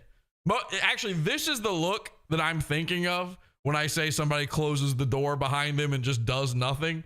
Andy, no. I want you to imagine that. Friends. Okay, enough of the secret friends, Andy. Thank you for coming on so much. Andy didn't say anything. Look at that. He's just silent. I just want to say, listen, I need you to freaking be able to expose these people. So if you are amplifying their rallies and their hate, because I've shared those, telling people to counter protest that. So that now I'm worried about losing my account. So I don't know what kind of dystopian future we live in where a journalist can't even expose actual protests and acts of violence. So I'm a little worried for the future, but I'm honored to be your friend. Don't worry about Gavin. He's had a couple margaritas. So, we're going to put him to bed. But Andy, thank you. Expressionless, just nothing. This might as well be an oil painting that Alex is talking to, which, by the way, sounds like an actual bit he would do on his awful show. Thank you for being so great, coming on the show, and tell people where they can Andy's pissed. He feels like he got brought into a trap here. Find you and how they can support you. I'm an independent journalist, so I do really depend on the support of those to, like my research, my writings. And you're telling me this guy is just from Portland? Listen, there's a lot of ports and a lot of lands. Are we talking about Portland, Micronesia? Where are we talking about? Unfortunately, I have a lot of security costs because of the... Is he jaw maxing too? He's even sort of doing the Elon Musk jaw. The threats of violence against myself and my family. My website is Andy-NGO. By the way, I just noticed he's wearing Apple AirPods while using like a real microphone. If he's monitoring his own voice at all in those, that is like the delay on that is so huge. You have to be so psycho. No wonder he's not saying anything. He's hearing himself echo back like a minute later. It's got to be fucking up his brain. No, it's not, because again, he's a bug. This is not a real human being. This is a living Twitter timeline and nothing else. .com and yeah, please check it out, and thanks for having me on. You're the best, Andy. I'll see you soon. Thank you. Hopefully here in the States or maybe across the pond. Be good. Yeah, he's mewing. Yeah, I've been mewing. It didn't work out for me. I just look. Stay safe. I know you will, and keep on exposing these people. I really appreciate when you do that, Andy. Thank you. Honk, shoe, honk, shoe.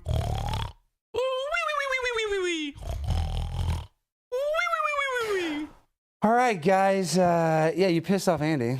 He seemed mad at the end. He was mad. It's hard to tell with Asians when It's they're hard to mad, tell when but Andy's mad. He was mad at the end. I could see him seething. He's mad. He's a little mad. What was the beef, though? You asked him to do what for you? I'm writing this book on Proud Boys, and I asked him to interview him, and he said no. And that hurt my feelings. I know. People hate it. There's people that are so mad at me, not because I even said no, because I've had to reschedule going on people's podcasts. So the thing with Gavin and Andy No somehow becomes another Pod Awful shout out. Big board looks great, Colonel. Thank you very much. Let's head back to the big board for this one, shall we? So I get why it's like... It's reschedule. That's the whole thing that happened with me and Alex. Annoying when people say no or reschedule. It is a pain. When it's one of your own... See, my problem is I come from punk rock. Yeah. No, you don't. Okay. All right, Gavin, you're losing me again. I liked it when you called out Alex earlier on. I can't listen to you talk about punk rock ever again. We're done with it, okay? Punk is dead. And actually, you killed it. So let's go to yet another. Okay, so we introduced the brand new all-time hit favorite character, Satan. Now we've got another recurring character for you in his first appearance on Primetime 99. Ladies and gentlemen. All right. With that being said, we're going to welcome on our very special guest. You probably have heard of his dad, Klaus Schwab Sr., who's the leader of the World Economic Forum, as well as I called him the original demon on the dirigible. We have his son on Skype, Klaus Schwab Jr. Are you there, Klaus Jr.? Hello, my slabs. It's your favorite oligarch, Klaus Schwab Jr. Happy to be a prime time with Alex Stein. So close. So close. I'm happy to be here. So close. Okay, maybe next time. So this is a big, funny, conservatives everywhere go, Klaus Schwab, the guy with the weird outfit, the ball. Woo! Woo! Your uncle would love this. Please. Introduce your uncle to Alex Stein's show. One, Alex needs it. Two, your uncle is going to love it. Okay? If Mersh had introduced his uncle to this show, he could have really put off a few bad nights. Not forever. It would have happened still eventually, but he definitely could have kicked that can down the road just a little bit further. Since we seen each other in Dallas, you have...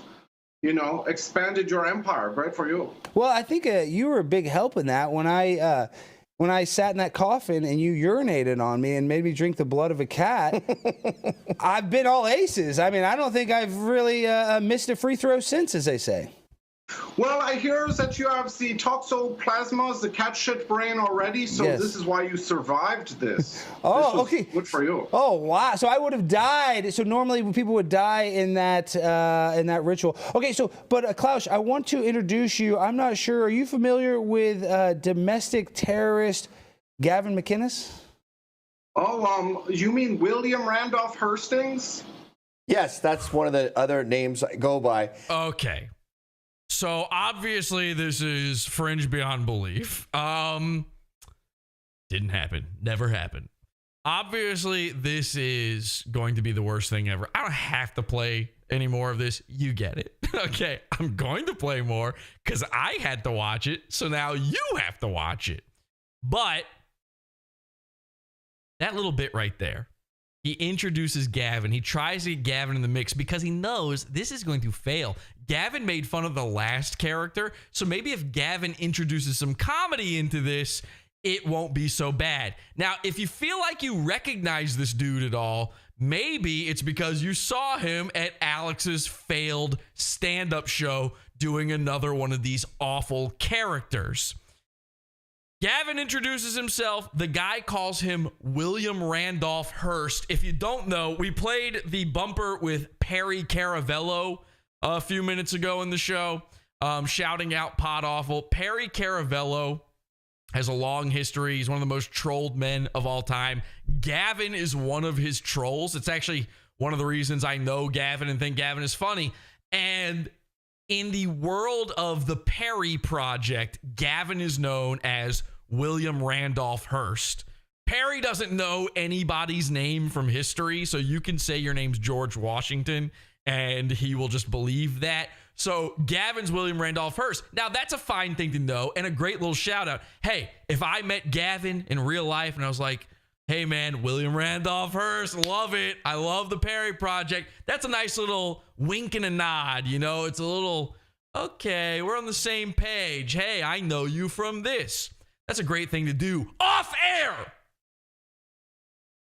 It is a confusing and bizarre thing to do in the middle of this show that has nothing to do with Perry Caravello.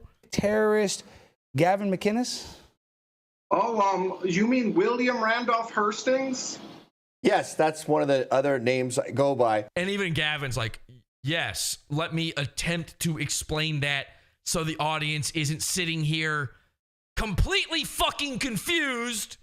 And Alex doesn't know what to do. And by the way, let's go ahead and discuss it. OBS layouts. Here's one for you right here. See how I'm looking this direction? And the thing I'm looking at is over here. And I know I say that with the TV behind me, but obviously my setup is a lot more complicated and bizarre than the average person. This setup that they've got going on, every fucking streamer I ever see fucks this up, at least at the beginning. ROTC did it. Alex Stein is doing it. Kino Casino is now doing it. I don't understand what the thought process is here. Alex is on the left side. Gavin is on the right side of the screen. But in reality, Gavin is sitting on the left and Alex is sitting on the right. So what inevitably happens when they look at each other? They're just staring the wrong way off screen. Hello?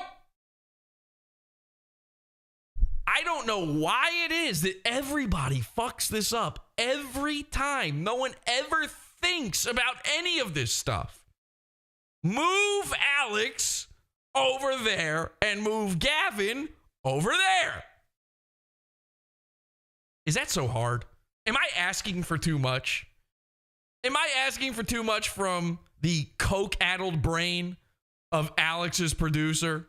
Of course I am, because they scheduled and planned and wrote down this bit. Rob Jr., is your sort of globalism going to continue into perpetuity? Like, a lot of people talk about Soros dying and then it'll be... So here's Gavin trying to rescue this bit before it's even begun. Done. But Soros' son is going to continue the thing. Is it the same with you? Yes, Alex is a great friend for me. You know, this is just the fourth industrial revolution, you know, and this will, you know, before I want to say something, you were speaking like ignorant times about equitable access to the bathrooms and the sports competition. You know, I think that you guys are really like stuck in the past for this, and it's kind of like boggling my mind. Your ESG score goes down after this episode will air for you.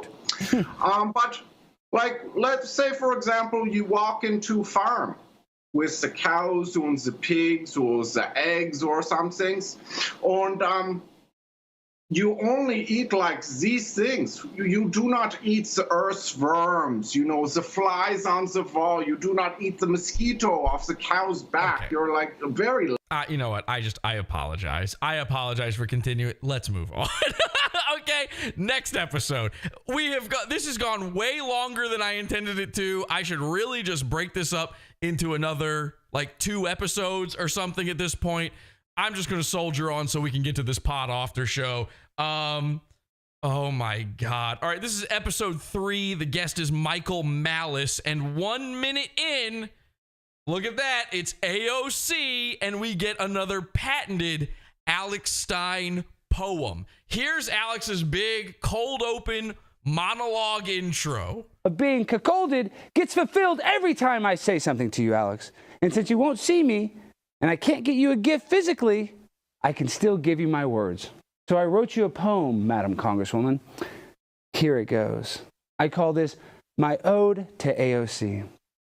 Your boot. You see the graphics? You see what I'm talking about? Why is it aligned all the way over there behind Alex's shoulder? Put it in the middle. What are you doing? Just put it in the hell? It is so fine. It reminds me of an avalanche. I'd love to eat that ass with a large side of ranch. Your power is sexy. It can make a man weak. I'm quadruple vaccinated, so maybe we can freak. You light me up like a marble cigarette. I'd love to have you in the back of Joe's Corvette. We were both named Alex, and that's a fact. I can't wait to hear Biden say, "Come on, Jack." The day we get married, it will be a dream. AOC in primetime 99 eating pistachio ice cream. Unless you are lactose intolerant, we will get you a yogurt substitute. I would hate for you to be in bed tonight and all you do is toot. I love you, AOC, so please unblock this G. Happy Valentine's Day. I love you so much, baby. This is a program for adults. Okay, moving on. 321. Everybody in chat. 321. Break them out.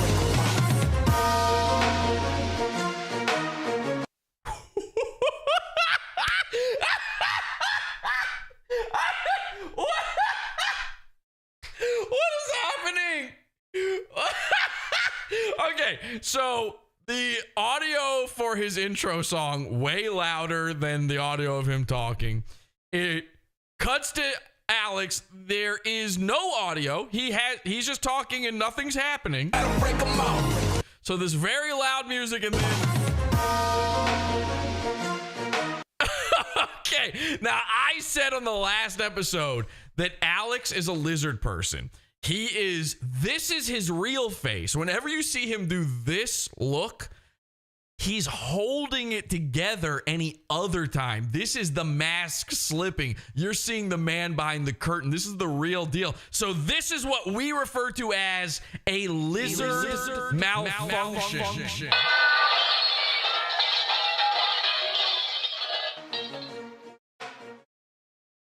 There you go. He's just going and going. His face is stuck like that. There's no audio.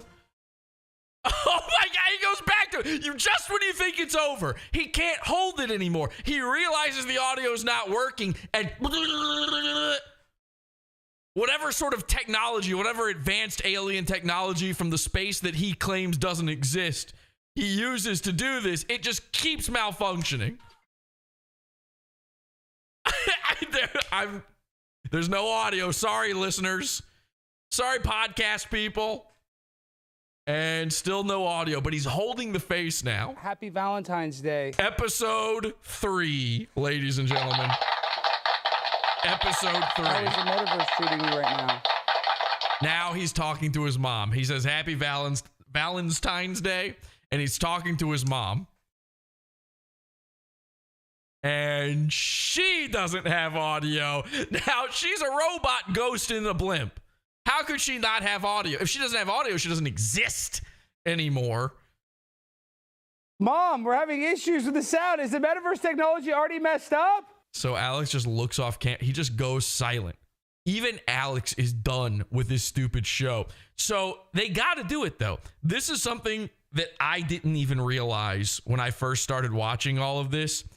They have to go through each one of these bits because it's all they've got. Alex can't improvise. He can't go off the cuff. I mean, he can, but it's just the same things over and over again. He's insane in the Ukraine. He's a pimp on a blimp, eating steak and shrimp.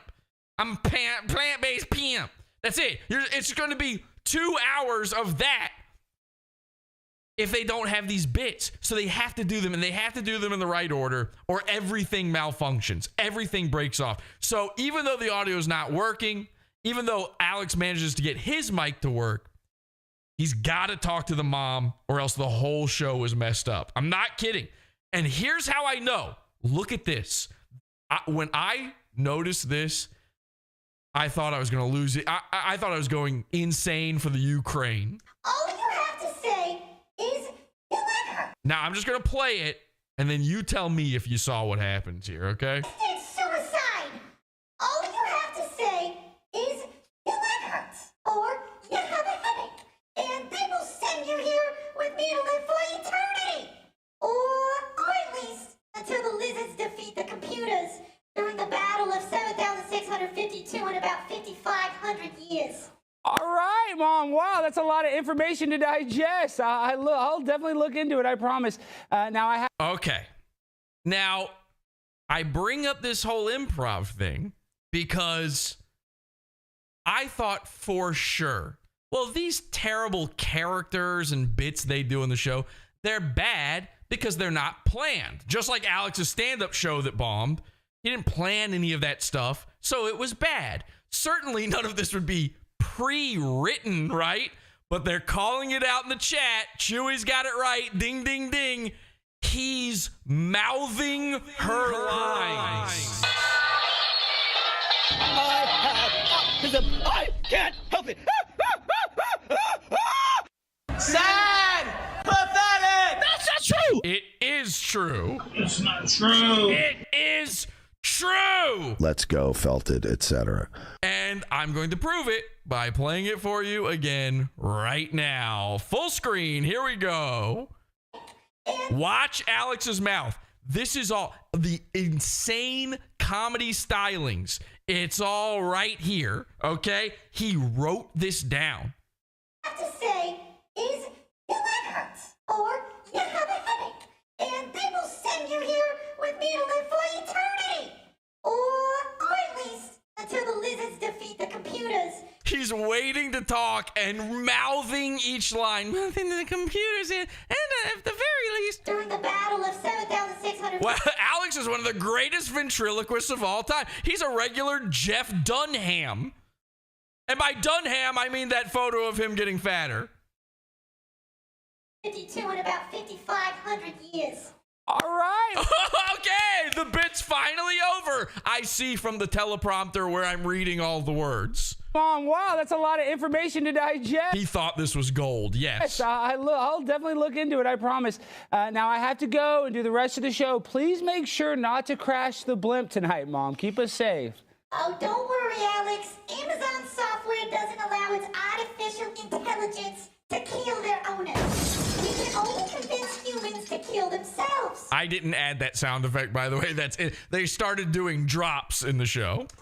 Oh, I mean, we can't kill you, so no need to worry at all whatsoever. He's still mouthing the lines. This was all written down, too. You thought it was over. It's not. But Alex must have realized during that bit just how bad it was, because his guest, Michael Malice, is on. He's talking to Michael Malice, and then he just loves cops and law enforcement. It's like his favorite thing. The one, the only, Michael Malice. Welcome to the program, Michael. I have never been in a blimp before, and I got to tell you, it's kind of fun. I feel like this is going to be a bigger disaster than the Hindenburg. It is going to be a disaster. That's what we do. It's a chaotic show. So, his second in-studio guest, by the way. We're on episode 3, but he's only had 2 in-studio guests. And both of them know what a fucking disaster this show is. Alex Stein, Hindenburg. Now, Michael Malice gave us a gift. If you don't know who Michael Malice is, I've actually met Michael in real life. He's a very small little man. He's one of these mouthy Ukrainian refugees from before the war in Ukraine. He's a little Jewish guy who, you know, isn't Jew. He's like an atheist Jewish. He's a communist or something. I don't know. He's like he's an anarchist. He fancies himself an anarchist despite dressing like this and sitting like this. He's actually a funny guy. He's a good guest to have. You know, Alex is lucky to have him on, to be quite honest. This show is beneath Michael Malice by every stretch of the imagination, but a problem happened. There's a bit of a meltdown. The Jewish lizard malfunction that happened earlier revealed to Jewish guest Michael Malice exactly what's going on here. Watch this. And I'm talking... You know, Alex says he's not Jewish. About the technological advancement of air conditioning. Could you imagine living in a world with no AC? The pyramids, how are they built? Aliens or Egyptian slaves? It was us. Wait, what? Us? What do you mean us, Michael? Hang on a second. Who built those pyramids? How are they built? Aliens or Egyptian slaves? It was us. He literally points to himself and Alex. He doesn't mean us like, you know, me and my friends, the Jews. Me and the good people of Judea. He literally goes, it was, you know, you and me. The type of guy we are. We're both the same thing. You, Stein, obviously. So you would never say you're not that. You had an interview with the Jewish Journal. So it was you, the Ukrainian. And then Alex goes, it was you. Oh, the Ukrainians. It was you. Built aliens or Egyptian slaves? It was us. It was you, the Ukrainian illegal aliens? Jews. It was us. We built them. He said, no, Jews. It was us. We built them. No, it was not. No, I think it was. And embarrass Alex trying to hold together his disguise. Space aliens. No, actually, I don't believe in space aliens. Oopsie. And he did it again. Another oopsie daisy from Alex. Oh, wait, space, not real. And then the audio just goes out. But you just interviewed one. I know, but I still don't believe that person was necessary. Oh, yeah. One of the guests on his show in this episode was a guy pretending to be a alien. Really real. They sent me a picture of their space genitalia, and it looked kind of like a human penis. All right. So thank you to Michael Malice for and this is crazy. I don't know that I've ever seen this before. Michael Malice. Actually, this did happen. Alex Stein got loomered by Loomer. And now, in another shocking twist, the guy naming the Jew, another fellow Jew, Michael Malice. Thank you. I'm not, in respect for you, I'm not even going to put the echo on your name for that one. Congrats, buddy. You made it.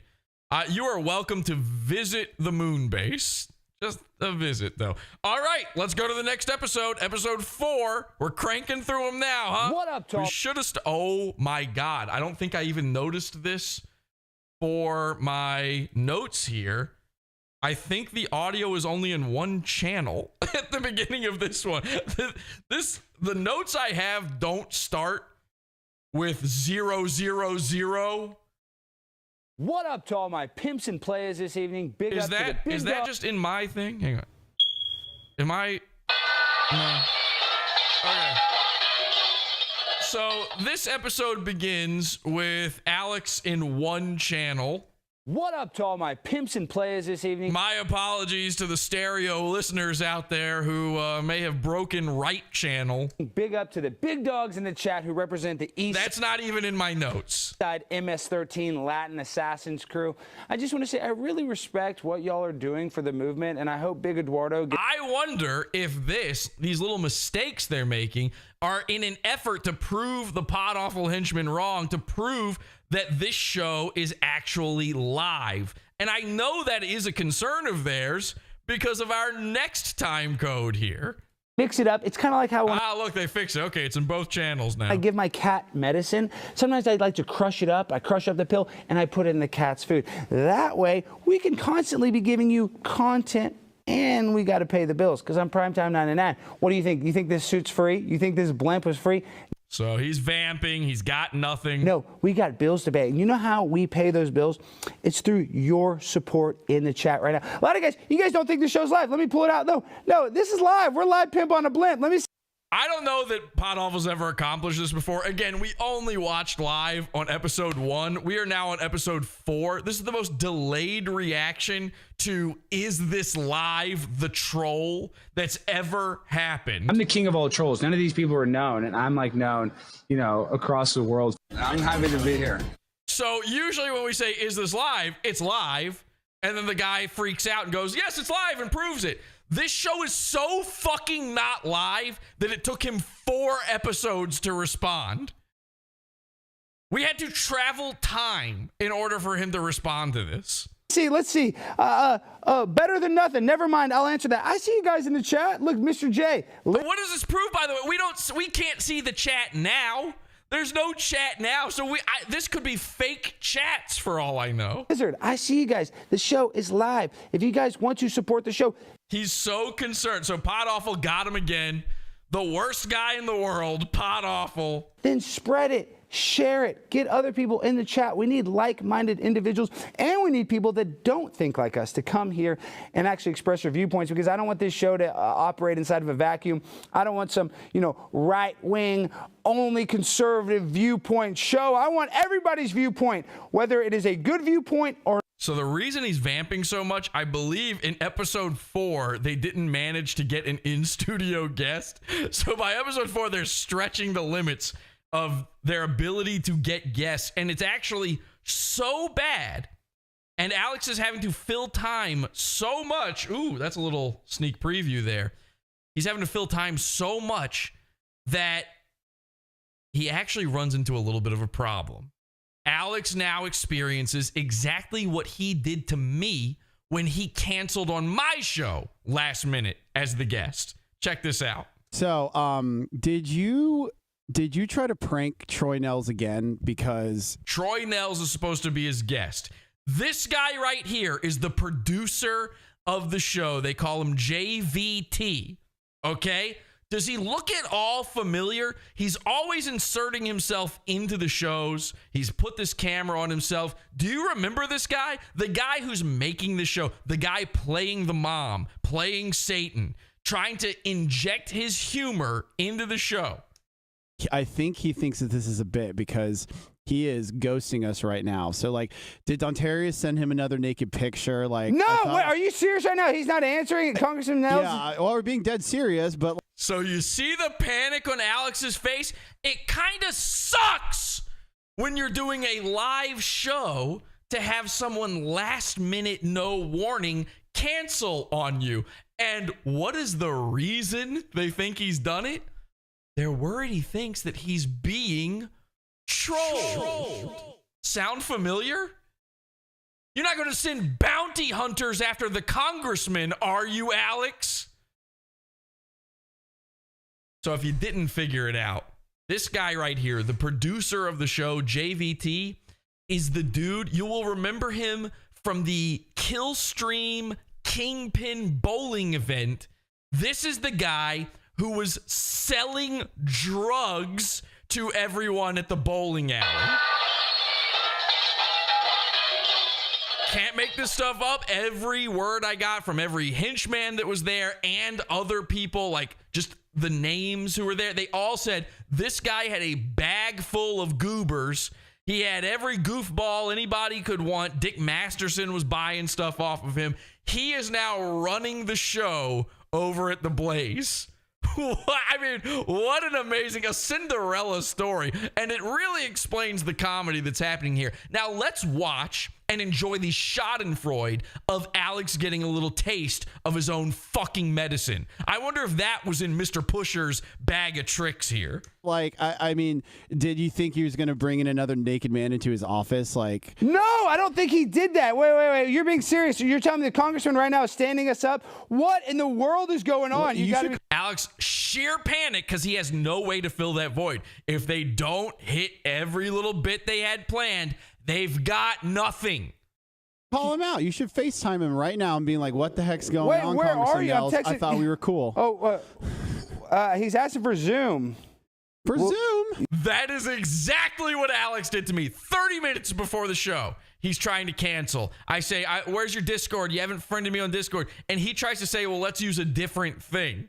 Yes. He gave us his Skype name. Oh, my gosh. Isn't it fun to watch him panic? Okay, let's send him a Zoom. I, by the way, still made an amazing fucking episode without the famous guest. Look at this. Yeah, just send me that, but we can give some context on him and your wife's boyfriend. No. We'll send him a Zoom. Your wife's boyfriend, Don Terrace. Like, of course we don't have this ready. Okay, so of course we don't have the congressman on Zoom because, you know, this is the 4th episode of Primetime 99 Alex Stein. And it's time to reset. What show are you watching? Oh, it's the 4th episode. And we're always making mistakes every freaking second. The audio's messed up. The freaking guest. Loud is funny. Here we go. Fill the time. Like Zoom, other than Skype, we can't get one freaking thing right. Okay, that was actually pretty good, Chris. You did a good job with that sound effect. No, he didn't. Okay, let's skip ahead here to the next one. 2114. Perfect. There we go. So not only did we make Alex address whether or not the show was live, we also made him address whether or not this channel rightfully belongs to him. I don't think it does. What does Alex think? This being the 4th episode, we probably should address it before the congressman comes on. You know, a lot of... What, is the congressman going to have a hearing about this? He's addressing the stolen channel from Elijah. We don't want to be caught being thieves in front of the congressman. People have been upset. If you've noticed, Primetime with Alex Stein is actually the graveyard of a once great show, You Are Here. He calls it the great, like the disrespect. You stole this shit, dude. To call it the grave, it's not Mersh's mouth. And you're like, what is the show You Are Here? Now, that was a show with Elijah Schaffer and Sidney Watson that ended up, getting basically canceled because the host, whatever, they didn't want to continue to do the show for whatever reason. How the hell is Jesse still alive after watching all this? It was so I was watching it on 1.25 speed just to make it happen faster. It actually didn't help at all. I tried 1.5 and it was too fast. It was like a fever dream. The cocaine rush of this nonsense happening, I couldn't do it. So we put it down to 1.25. And you would think, oh boy, that would clip along a little bit. Nope, nothing. There's honestly this weird uncanny valley of time. So that channel was a very successful show. The Blaze rebranded that channel to Primetime with Alex Stein. You ask yourself, why? But all that content's gone. No, every single episode of You Are Here is available. You become a Blaze TV subscriber behind the paywall. You can see every single show. So for the people that are complaining that they miss all the You Are Here episodes, this is a business, baby. What was more painful, the hydrocell or the Steinathon? I will say this. The hydrocell was extremely physically painful. It was bad. It was bad for weeks. And it was mentally anguishing. Okay? Like, not knowing what was going on, thinking I had cancer, thinking I was going to lose my nuts and everything. Like, that was horrible. Mental. I hate, anything to do with body horror kind of stuff. I really hate that stuff. Anything... what do they call that? Like, when your body is not, I can't think of the term right. In fact, the Stein Marathon melted my brain so that I no longer remember terms that I would have known any other time. But anyway, the mental anguish from the hydrocell was immense, and the Stein thing still beat it. Physically, obviously, the hydrocell. Mentally, Steinathon all the way. I'm still in it. It's still happening. I haven't left it. We'll be in the Steinathon for weeks. We got bills to pay. You can go behind the paywall. Not gender dysphoria. Jesus Christ. And you can see every single episode. And if you're mad, if you don't like Primetime with 99. Not body dysmorphia. Jesus fucking Christ. No, it's about like the continuity of your body and it being, there being losing a limb or something. It's like the horror of the discontinuity of your body. There's a term for it. Doesn't matter. You guys can't get your head out of the trans. You gotta stop thinking about the margins. Get your head out of the margins. You don't like this at all? Turn it off. Unsubscribe. I want you here. Now, that was a bad idea because they did. This is episode 4. This is when you started seeing the mass exodus. Oh, is that what happened? Bye. I need you here. I would love it if you would stay and watch the show and participate in the chat. But if you don't want to, we're not going to twist your arm, dog. This is a you can do whatever you want. This is a liberty. So that's awesome. So he steals a channel and then tells you, you want to see the stuff that you subscribe for? You gotta pay. Hava Nagila Hava Nagila Hava. Listen, it's just a bad look. All right? I'm not the one calling you out on this. Michael Malice is. Let's go ahead to the next one. Wait, what? That time code comes after this. Okay, well, you know what? I think we did it. I think we saw it all. All right. Proving it's live. Why did that? Oh, was there another time code? Okay, that's weird. It's back in time here. But no. Okay. I see what's happening now. Okay. I got confused because he tries to prove it's live a second time. That's why I was so messed up on this. And they're worried about their guest being trolled again. So the two things we saw before, it happens again. They're so bad at filling the time, we're going to come right back to that. Alex Stein. There we go. Alex Stein. He's resetting. Reset time. Got nothing to say. Prime time. Alex Stein. 99. Pimp and Blimp. Steak and shrimp. Always on my grind. Always grind and shine. Come and support Primetime 99 Alex Stein. So I know we're still trying to get the congressman on the show. Of course, you know, like I said, this is a live show. Everybody's, but we pay you, but we pay for your pizza, Jesse. I didn't take anything away from you. Okay. If I could, all of the episodes that were ever on YouTube would still be on YouTube. I didn't steal those. They were stolen from me. I'm the Elijah in my situation. Me making money off of my misfortune. That Elijah should be making that money. You think Elijah or Sydney Watson are getting any of that money for you signing up for the Blaze because they took away the show you subscribe for? That's over. They don't get to have any of the money from that show ever again. Their likenesses, their thoughts, their ideas for the show. They booked the guests. They're friends with the guests. They don't get any of that. Not the same situation at all. It's not live. It's well, not live. Alex, let's at least show your wife's boyfriend visiting. Well, so, okay, hang on. He's proving it's live. So I know we're still trying to get the congressman on the show. Of course, you know, like I said, this is a live show. Everybody's, it's not live. It's not live. Alex. We really get to him with it. He hates the "is this live" thing.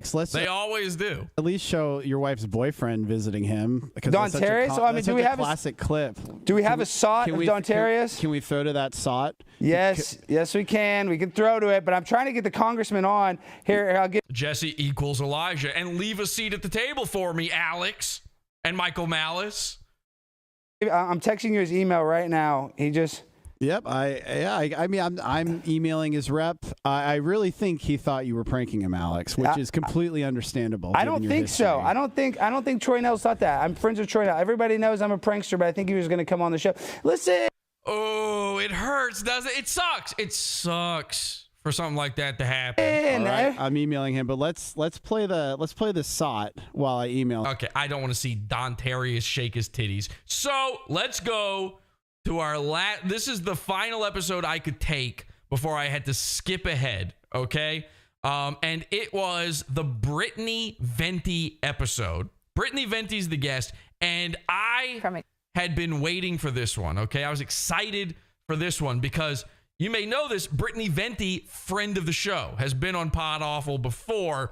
I had recently had a conversation with Brittany Venti that is very interesting in light of what's happening on this episode. This is episode 5.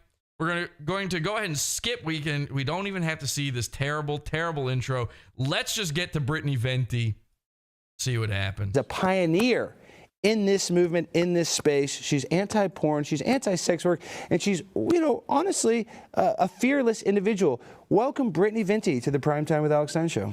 Thank you. I'm happy to be here. Excuse me? Wait, hang on a second. What? I'm happy to be here. What did you just say? I'm happy to be here. Hang on, let's roll that back one more time because I think we might have ourselves a brand new drop. Anti-porn, she's anti-sex work, and she's, honestly, a fearless individual. Welcome, Brittany Venti, to the Time with. Here we go. Are you ready? Okay. Alex Stein show. Thank you. I'm happy to be here. Wait, what? Wait, what? Welcome, Brittany Venti, to the Time with Alex Stein show. Thank you. I'm happy to be here. I'm happy to here.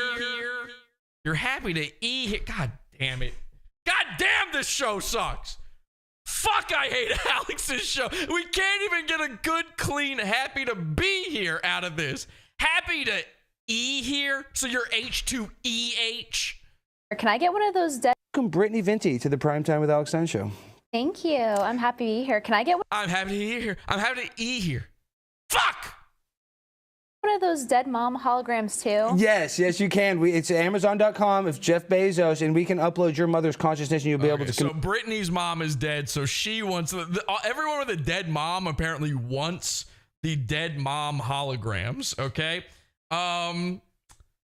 All right, now let's skip to the next one here. This is where shit gets really interesting. Brittany was banned from Twitter for a long time because of a lady named Eliza Blue. So they're discussing sex trafficking and taking advantage of hurting people sexually, okay? This is where it gets interesting. That being said, Brittany, this is the Dead Mom Club. We don't want to, get all this low vibrational energy. But Brittany, tell us what's going on with you. I know that you were unfairly suspended from Twitter for what I believe is you shared a screenshot of Eliza Blue's openly public world star hip-hop video vixen video, and I believe that is what set off this chain of reaction or whatever, chain of events. Yeah, a chain of reaction. By the way, Alex, your guest is over there. You can just look at her, address her. She's a human being. Is he trying to avoid looking at her titties or something? The kid sister is sitting right off over to the side. He just wants no. Don't look at the camera. That's what a nervous guy does. Or there's another option. Maybe it's not nerves. There is always the option of he is literally reading off of a teleprompter right now. You would think this would just be normal, casual, introductory conversation. The teleprompter's built right into the camera. It's like right there in it. You can actually look, you can read it and be looking into the lens.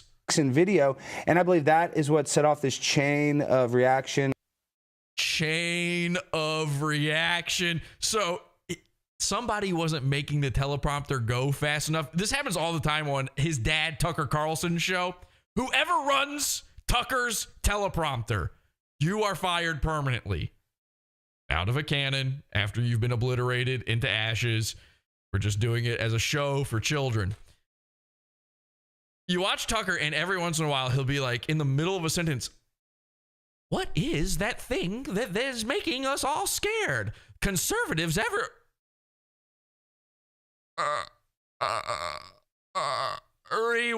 are, and like his brain shuts. It's like Anchorman.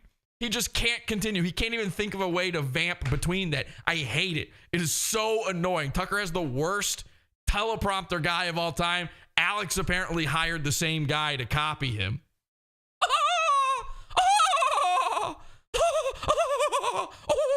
Or whatever chain of events that basically exposed Eliza Blue's, and now he looks over kind of seedy past. Yeah. So why are you looking at the camera? She's there. She's right there. Look at her. And I'm really grateful that you're having me on because not every person, especially at the start, wanted to cover it because she's very well connected. And given that she worked with Elon Musk to help develop the system that she used to abuse and waste time and resources that should have gone to the victims that she claims to help advocate for as a sex trafficking advocate, supposedly. So I love this. Brittany Venti on Alex Stein's show calling out someone for being a fake advocate, for helping people who are mistreated sexually. You see where I'm going with this? People who are mistreated sexually. A fake advocate. Does that remind you of anybody? But what happened was my account got locked because I tweeted Eliza Blue. The thread that I saw that had a bunch of receipts. And so they're talking Eliza Blue, and Brittany's thankful for Alex platforming her at this time where she's being deplatformed. But Alex, as far as I'm concerned, is a fake when it comes to being an advocate. This whole drag queen thing, he does drag in front of fucking children. You can't argue it. That's what happens. And I actually happen to have had a conversation with Brittany about this very topic before she did this episode. I find it very strange she would speak to Alex Stein about an event like this after she said this. This is real. We were in a Twitter space together. Some lady was hosting a Twitter space. Brittany Venti is there, and I jumped in. I managed to get a few shots in. Here's what happened. But look at the incident with that teacher with the huge prosthetic tits. That teacher is still there. I don't want to say he's still there teaching the kids. Okay, with his sex gear. I'd read that, and I don't know how true this was. You know how it went away really fast? I'd read that it was a guy who was actually like super conservative, and he did it to see how far he could do it. Like he did it as a meme.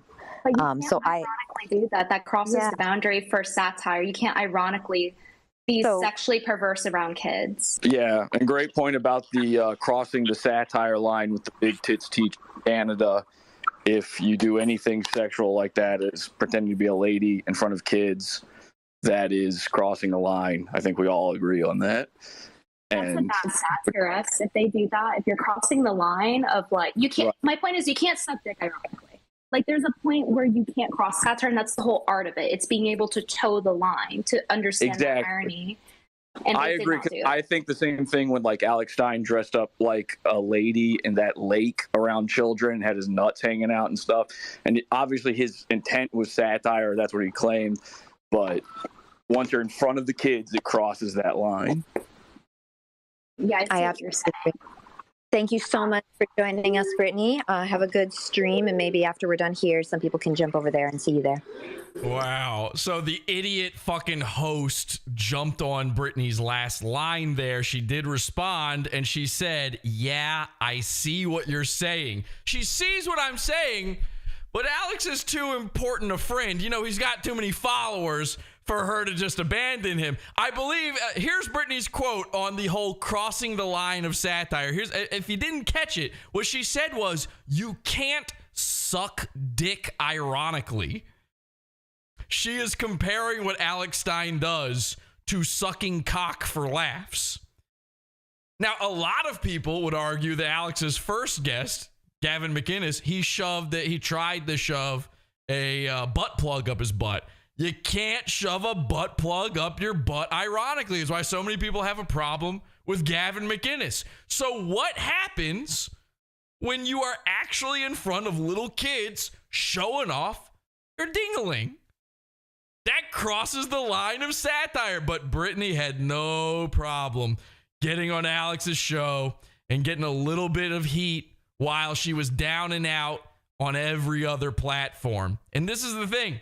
Listen, I would love to have Brittany on to explain how this is okay. I would love to platform Brittany and give her the chance to correct this, or to say why I'm wrong, why Alex is different, why is he allowed to do it. Let's say, and by the way, we've had this discussion about the big titty teacher in Canada. I was the first guy to say that might be a prank. Nobody else said that before me.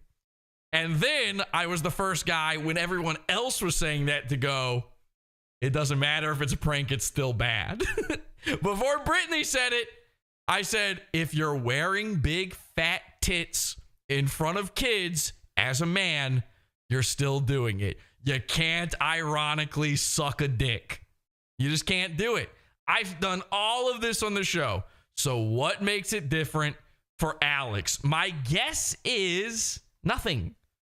My guess is it's different for Alex because Alex has followers. Let's go to 1612 and do something a little bit more lighthearted. That was more of an expose there than it was a comedy piece. So let's go to Alex shilling for Manscaped when something very interesting happens. Off plus free shipping. Let me tell you something. I need Manscaped. I'm a hairy freak, and without it, I wouldn't have this beautiful baby face. So I'm indebted to Manscaped, not only for keeping my junk, trimmed, but now making this beautiful face look young, like a little boy out of my mother's womb.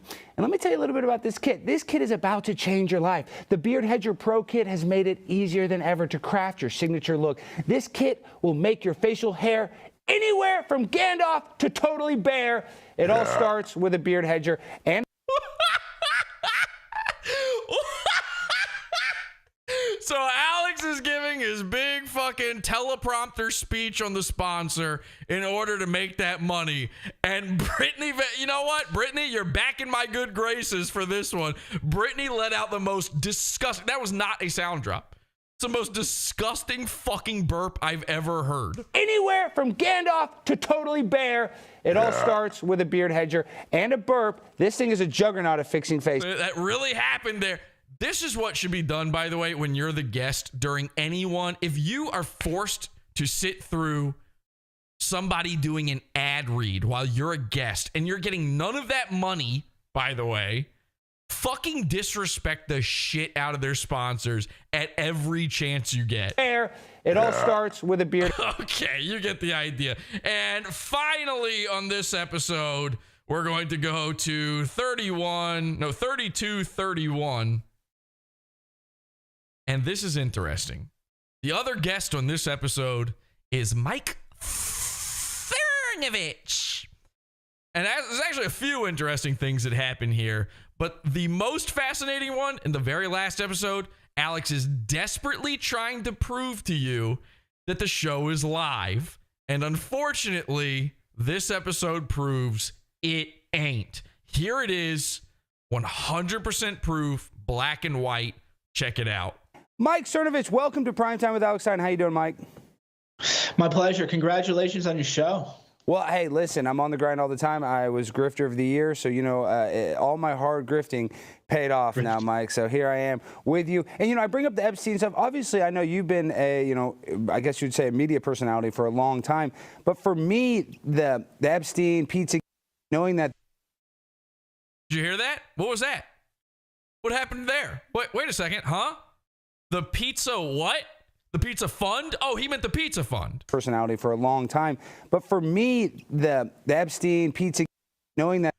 Now, how in a live show do you pinpoint accurately drop the offending word in a word that will get you banned from YouTube? That was in the live version. This is the live version. This is not edited. Watch what Mike says right after this. That there are people that are in power that are. This wasn't censored in the moment, okay? Actually sexually abusing kids, especially Jimmy Savile. Like, I know there's a dump button. There's going to be people out there who are radio savvy and understand there's a dump button. There's proof that it wasn't dumped. Watch this. Remember watching a documentary of Jimmy Savile and realizing, you know, this guy was literally knighted by the Queen, abusing children. So I just realized, you know, it was that come to Jesus moment, like, wow, there are actual pedophiles that are in control of the world. So, you know, why are you so passionate in exposing all this, Mike? Watch this. Yeah, well, first, be real careful about that gate thing. Yeah, or that's a quote. That's a quote. Yeah, sorry, excuse me. Yeah, they'll try to make. Alex is nervous. He's scared. Now, if it had actually dumped live, if this was a live show, he wouldn't be saying that because there wouldn't have been any audio there, or Alex would be explaining like, no, it's cool, we dumped it. But Alex is fucking nervous. Oh, gate, right. And if you recall, the first person to tell Alex you're not allowed to say that term on YouTube was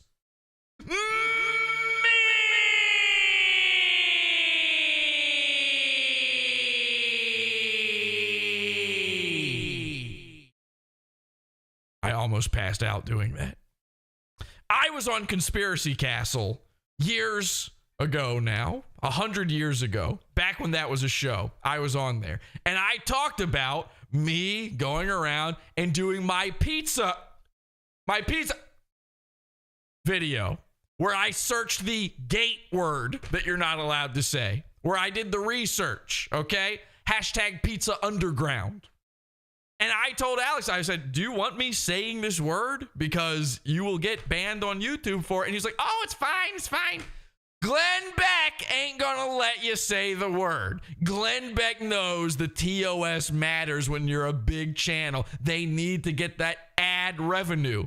And even Mike Cernovich knows all about that.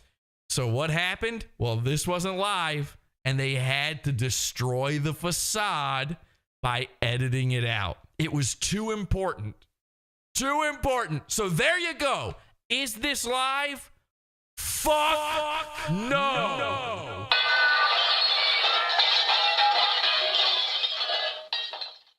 Pathetic. Absolutely pathetic. Alex fears pickles in chat. That's all it is. Happy to E here. Every episode of his show addresses Pod Awful. We only showed up to episode 1. And all of the episodes are him trying to go like, look, see, Jesse, I'm not as gay and retarded as you thought.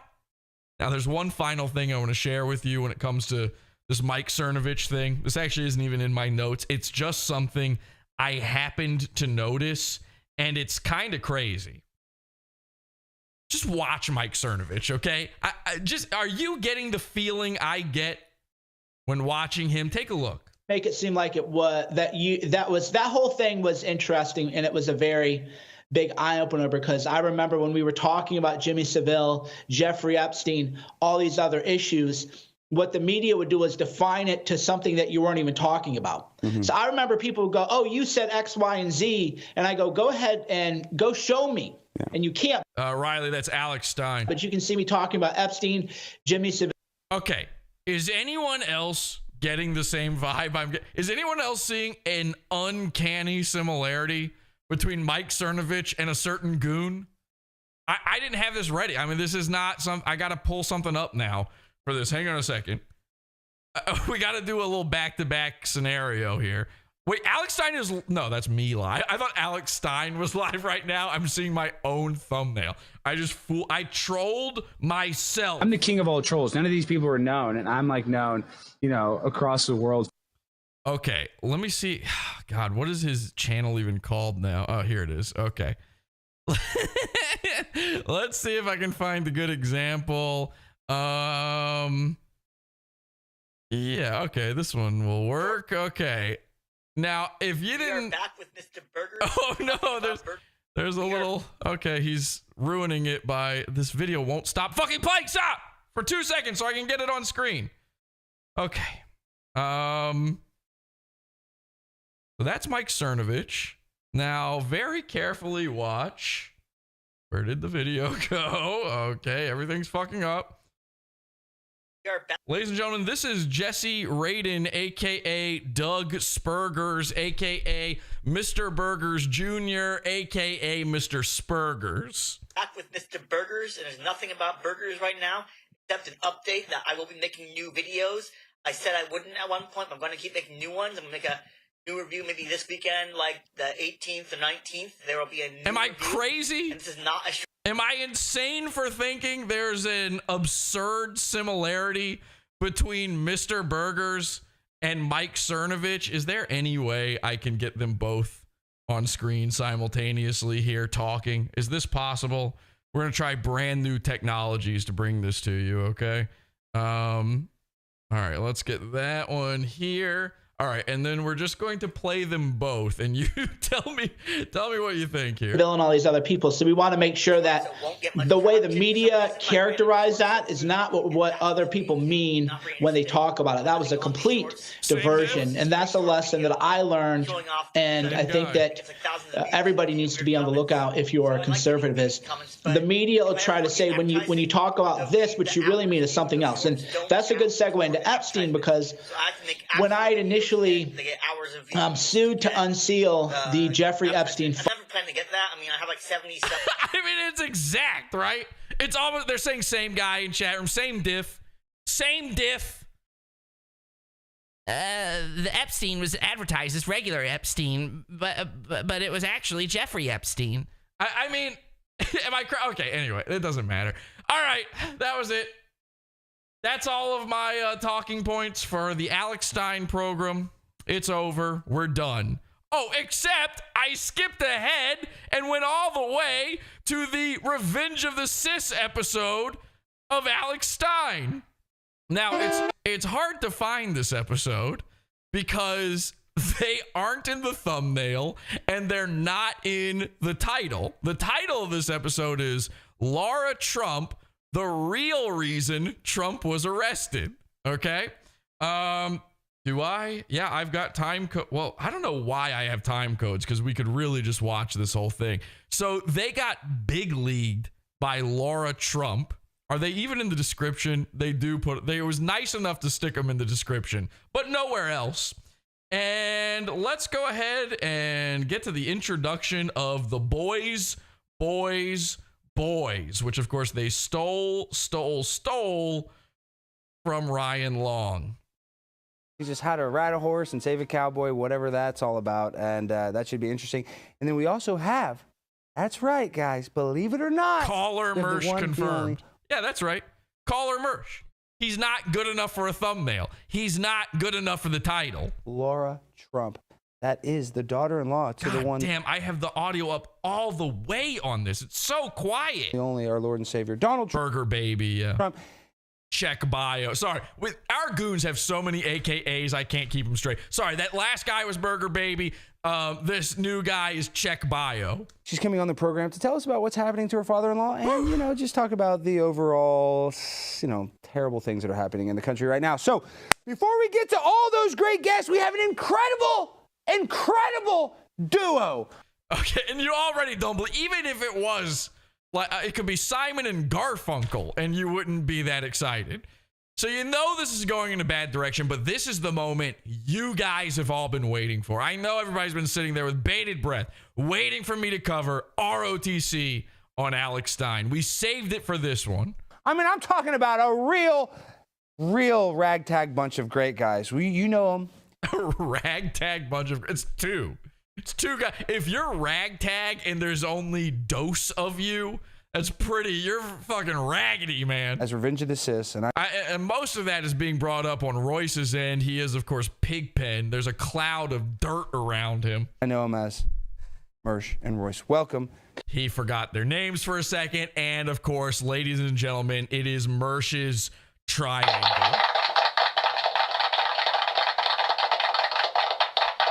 Just immediately there's so much going on. I don't know where to begin, but let's start. Mersh's Triangle, ha ha ha, point and laugh. Also, first episode ever that there's a couch.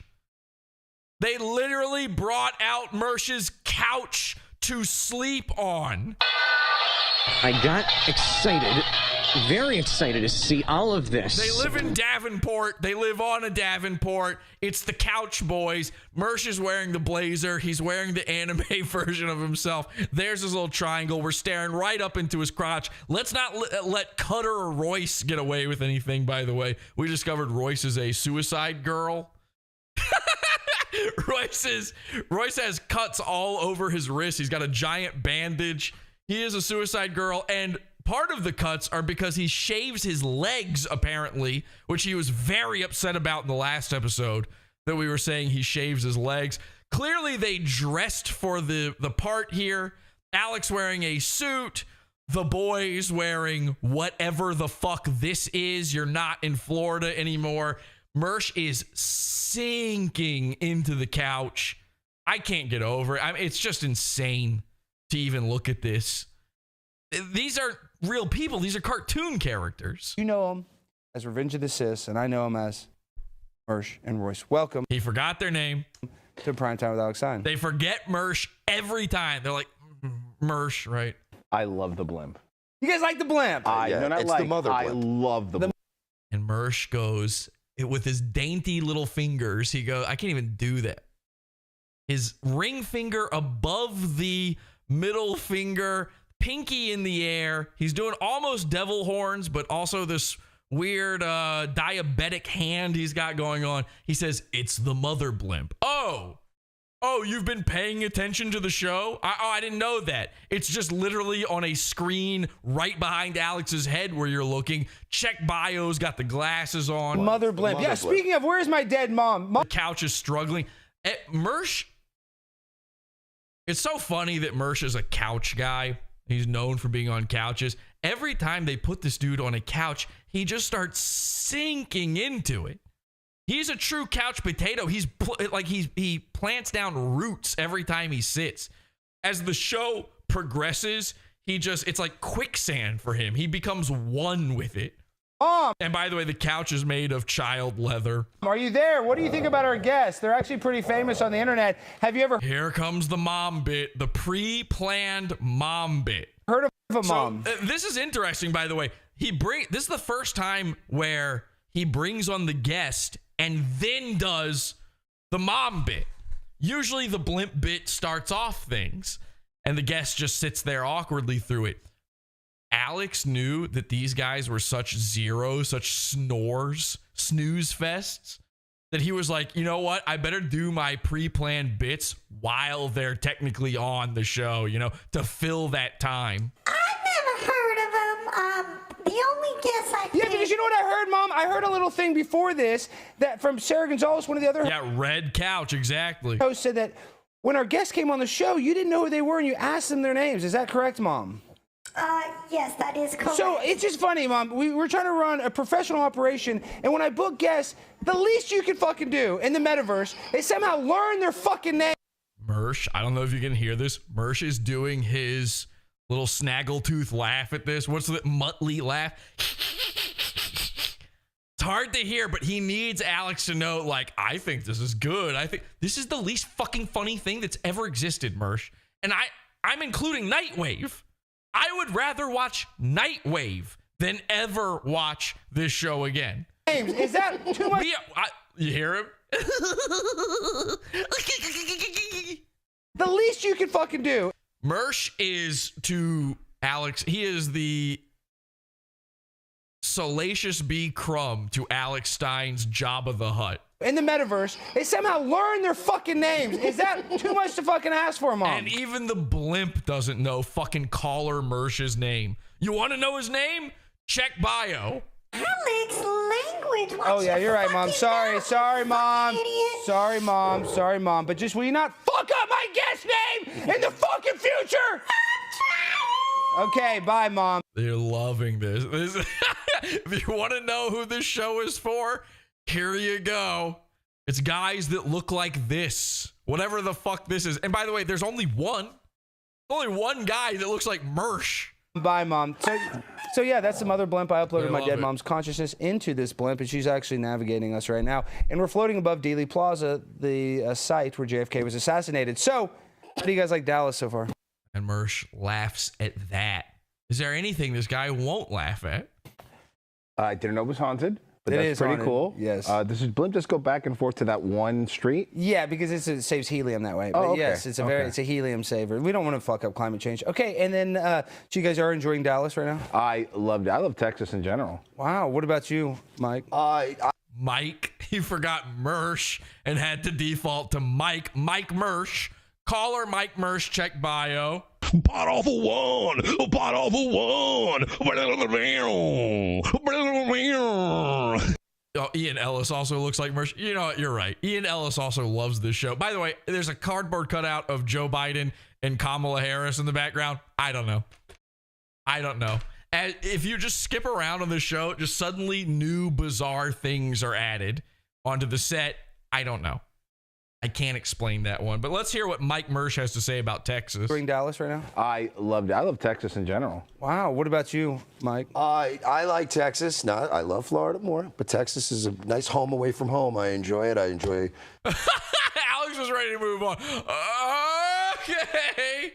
Coming out here and seeing you wonderful folks. Well, you enjoy. This is your first time ever in Texas. You don't get to like say, "Oh yeah, no, I love it." We do it all the time. I love that. So you guys have already been. They came in and they already trolled me. You guys, I should have a picture of my office, but I have the worst office here at the Blaze. It's actually near a toilet. So what do you guys think about the beautiful studios? But what about my offices? Personally? The studios here are amazing, but when you walk to his office, it 100% matches his mood. There's garbage everywhere. There's boxes unopened.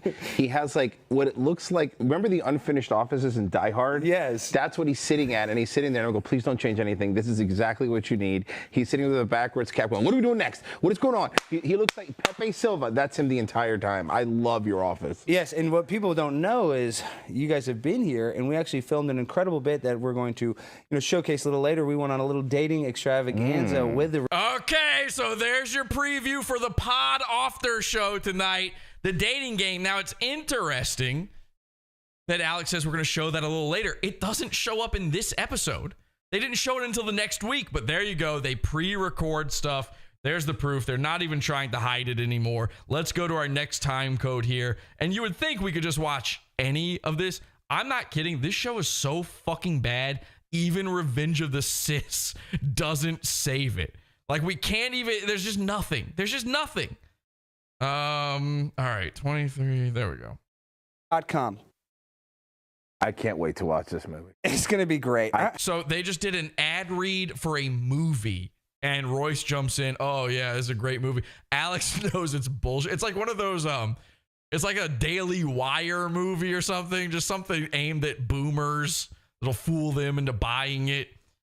And Alex can't even do it. He's like literally getting paid to say it, and he's dying laughing at the idea of Royce watching this movie. Cannot wait. Guys, I'm sweating. I'm having kind of a panic attack right now. What's the Bud Light? No, it's no, but you know what eases up the Bud Light a little bit. Oh yeah. Okay, Here we go. You've seen the memes. You've seen the photos all over the internet. Alex is pulling out props. Now, this is a bizarre thing that happened on this episode. Alex is so unsure of the funniness of his guests. He knows that they've got nothing to offer. They're the worst guests of any shows that they've ever been on. Alex has brought along a table full of prop comedy. He doesn't do this in any other episode, just the ROTC episode. And he just starts doing stuff with props. Everything is a fucking prop now on this show.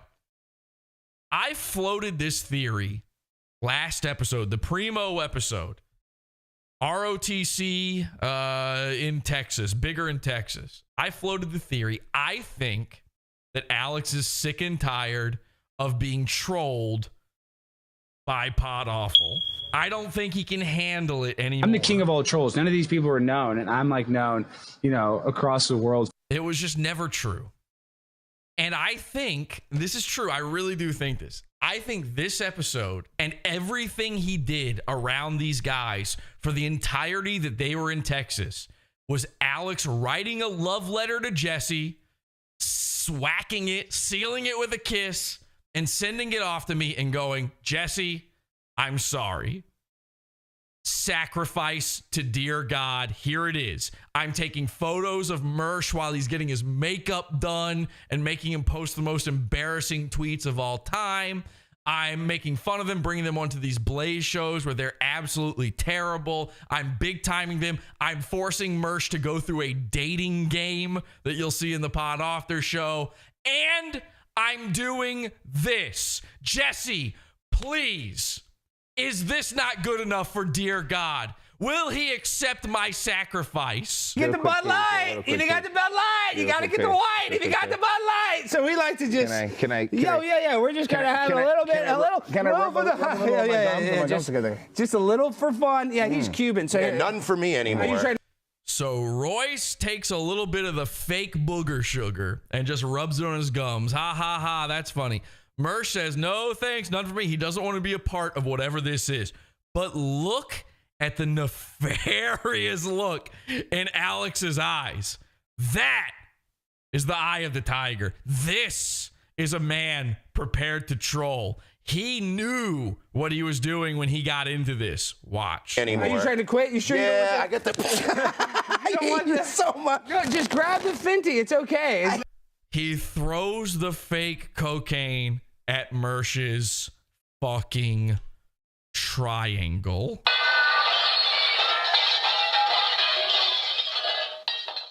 And now for the rest of the show and the rest of Mersh's time in Texas, he has a big white highlight on his retarded little green man. I hate you so much. It's just a little fentanyl on your shirt, dude. It's not that big of a deal, dude. Don't wait.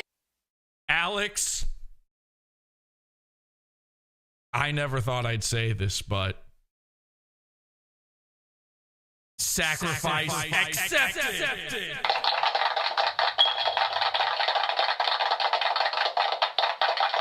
You know what? I think we're friends again. I don't know. I think I might like Alex. I mean, he's a goon, but we've been friends with plenty of goons before. This is amazing, and it's not even done. I mean, I'm stopping it too early. Let's keep watching. Waste it. Don't spill it all, dude. You're gonna waste it. Oh my God! I don't like to send. That kind of message to kids. No, okay, I know. And God, I feel like I'm like 30 again. Yeah, well, and I'm sweating, guys. I'm freaking sweating my balls off. It's the cocaine. The good news is I'm kind of like evening it out with the fentanyl. With the fent, cut it off. I hear you, man. That's what I'm saying. It's a little high. So everything Alex does in this episode is designed to make these guys, and specifically Mersh, look like the biggest retard of all time. Good news is Flower gets out of jeans and a black T-shirt very easily. So Then Mersh immediately destroys the bit, says it's not fentanyl, it's flour. That is flour. That is not an illegal drug. YouTube censors. You try to pull some garbage trying to strike this. It's called comedy. It's called humor. And one day we'll try to learn what that is and do it on the show. All right. We now welcome on country music legend and. Okay. Now I realize I've made a mistake. I skipped a bunch of stuff, but I'm glad we did because it kind of gives us a second to. Okay, you see what he did with that. You see that that he's got this table of props. Let's see all the stuff he does to humiliate ROTC, okay? Transgender stuff. I know you guys talk about it all the time, but you guys talk about transgender stuff all the time. You're obsessed with trans. They say I'm obsessed with Mersh. Well, Mersh, obsessed with the trans. I think it's like some sort of demonic New World Order, like occultic, esoteric, weird thing to masculinize the women and feminize the freaking boys. What's going on in your opinion? I think it's like it's about making us weak, like making us docile. Okay, so he's like answering everyone's like the same. Like, you remember the goobacks from South Park? Everyone's just this generic. And right back to just stealing from South Park. You can't avoid it. Thing. You're not going to fight back. I think that's what it is. I mean, look, here's the thing. The whole demonic thing we've known. Look, we caught them burning effigies in the woods, and they go. You hear that? You hear that rustling? Alex is bored. Royce is on a jag. Alex is like, fuck this shit. We were just kidding, and no one ever talked about it again, you know? But I think it's more, oh, good. So, I don't know if you guys know this, but my favorite beer is Bud Light. When you drink this beer, you immediately become a homosexual. So tonight for you guys, I am a straight male, but after I take a sip of this, I am going to become a homosexual. So let's just see if this, and you guys want one too? Okay, yep. And then it says it's going to turn me gay. Here you go, Mersh. I'm making you drink the gay liquid. Drink gay juice. Yeah, absolutely. We're just going to try this test. What end do you put it in? Well, I mean, I might rub it on my just for a good luck. I'm gonna just for a little luck. I'm gonna rub it on there to warm it up. Okay. Good, all right. good. So let's try this. Let's see. Oops. This is now the Does Bud Light Make You Gay test. Here we go. Cheers, boys. That is so delicious. Oh my gosh. Oh my God, that is so good. Okay, least funny thing that's ever happened. Obvious joke. By the way, did it. Pod Awful did it. Forget South Park did it. Forget Simpsons did it. Pod Awful did it. We need to start doing that. Pod Awful did it first. I've seen that one before. We need to do that. Pod Awful did it. Remember the gay and trans helmet? Good. This makes me want to suck some dick. I finally. And now he's getting Royce to do it. I'm talking like Royce now that Royce is doing it. Understand rent. Oh my. Okay, so Royce's joke is I finally understand rent. What is there to understand? They can't pay their rent and they're gay. A couple of them have AIDS, and it's a musical. That's a tough one for you. Oh my God, I want to go. Finally understand rent. Oh my. So Royce repeats it. I didn't go back. He says it twice. He felt like it was talked over. He thought that was a good enough joke to do it. So nice. He said it twice. Old Mershey 2 times here might repeat him too. Oh my God, I'm like 4 times more likely to molest a kid. Oh my. Okay, I was looking for Alex Stein drops, but finally understand rent. Oh my God, I'm like 4 times more likely to molest a kid. Oh my God, I'm like, that's true, by the way, because if Mersh is telling the truth, and I don't think he is, I think he's stealing molested valor. I tweeted this out already, but if Mersh is telling the truth, Mersh tweeted out, he said that he got fucked in the asshole by several adult male family members, which is an odd way to start your day. It's 6 a.m. Mersh is drunk and he's horny posting. I got fucked in my ass. I mean, this is a real tweet from Mersh. Now, I think he's lying. I think number one, obviously, while listen, I want to 100% believe that Mersh had gay sex with his own family, obviously. But Mersh is clearly too ugly for any pedo to molest, even when he was a kid. And number two, what's more likely? Mersh was molested, which I think barely ever happens anyway. I think molestation is like usually a fake thing. What's more likely? He was molested or he heard Jim Norton say it. You tell me, stolen molested valor or not? I should run another poll, but I don't fucking feel like it. Let's type 69 in chat if it's stolen molested valor, 9/11 if he was really touched by his dad, his uncle, several family friends, the milkman, the mechanic, the family mechanic. You know, he knows a guy. And listen, if it's true, if Mersh was molested, then what he's saying here is right. I finally understand rent. Oh my God, I'm like 4 times more likely to molest a kid. Oh my. Woo! Woo, boy! By the way, that dead tooth really on display there. Holy God. Actually, RoboCam, can we get yeah, let's zoom in here. Not on the couch, not on the couch. The dead tooth. No, not the triangle. The dead tooth, RoboCam. Yoinks. Holy shit. Can we focus? Focus, please. Wow. That is fucking disgusting. Okay, well, there you go. What are they saying in the chat room here? We got 69, 69, 69, 911, 69, 69, 69, 911, 69, 69. It's mostly 69, so we're going with stolen molested valor. Yeah. Oh my God, I'm so gay right But Alex is trying to get on our good side here. Back to that. now. What about your dicks? I want to suck on them. I love this gay beer. This is fun. Oh my God. I just wish it was thicker. That's all. It's not thick enough. Oh my God. I want just a big Black Johnson right down my throat to chase this down with. Wouldn't that be good? Just a little hard on? I just wish there was a tranny on the can. That would mean more at home. Look, I'm on the can now. Look, I'm on the can.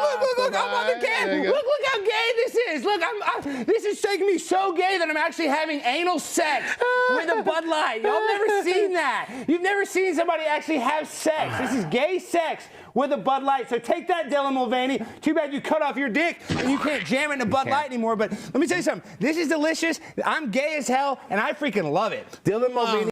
That's a drop. We'll grab that one. Go ahead and grab that one. That's a drop. One more time. But let me tell you something. This is delicious. I'm gay as hell, and I freaking love it. Dylan Mulvaney should use the Bud Light can to dilate. Well, you know, that's another thing, actually, on a serious note. If you didn't know this. Okay, now we're doing a serious note. Whew, that was a lot. Do you feel out of breath? I do. Good, because we could stop drinking. Yeah, we can stop drinking this Okay, This is crap beer. Bro, we don't want to drink this crap. Pour this up. If you drink this shit, you are gay. No Bud Light on set. We hate this. It's okay. He's trying to pour it all over Royce. By the way, again, he's trying to get on my good side here. Okay, if he gets on the cameraman. If you drink this gay ass beer, you're gonna wake up with a dick in your butt. All right, so I think. But again, Mersh just drank that beer. I think I figured out why he has the office he has. My favorite, though, is that Dylan Mulvaney came out and was like getting this deal with Bud Light, and suddenly people were like, I'm boycotting Bud Light. And my only reaction was, you've been drinking Bud Light this whole time? Like, yeah, I know. I can't believe I'm going to say this. Let me wash out the taste with Monster. That's a way more straight drink. And now, so Mersh and Roy start talking. Now Alex, for some reason, randomly he's LOL so random, he's now wearing glasses. I don't know. Where'd those come from? I don't know. Well, I can't read the prompter. What the fuck? These glasses suck! Everything sucks! I can't read a damn thing! Just prop comedy. Just we're doing props now. Carrot top. This is actually, now that he's gay, this is carrot bottom. And then I wear this mask. This is my COVID-19 mask. And you know what? They don't fucking like this mask. I hate this mask! So he's just shattering a mask everywhere. The pieces of it, the shards, these sharp shards fly everywhere. A piece of it hits Mersh. I hate this shit sometimes. I'm trying to do a goddamn show sometimes, and I'm breaking stuff. It's just difficult. He just has props ready to break, and I was sitting there racking my brain, trying to figure out why would Alex shatter this mask. I was talking it out loud, and I said, he's just shattering this porcelain mask. Shattering porcelain. I think this was a dog whistle. He's in front of Mersh shattering porcelain. Do you see what I'm talking about here? You see what's going on? Boom! And then, of course, he gives Mersh a crotch full of powder. All right, let's skip ahead again here. Ad read over. Let's get to 3040. He has a really boring interview with some country music stars. It was terrible. Royce and Mersh completely quiet through the whole thing. Is this Tom Green? I fucking wish it would be funny if this was Tom Green. Is JVT, and he's a huge fan, and he wanted to sing you a song. He's a big Naked Cowboy fan, so. And here we go. You've seen the images everywhere online now. Mersh is now staring at the butthole of the naked drug dealer.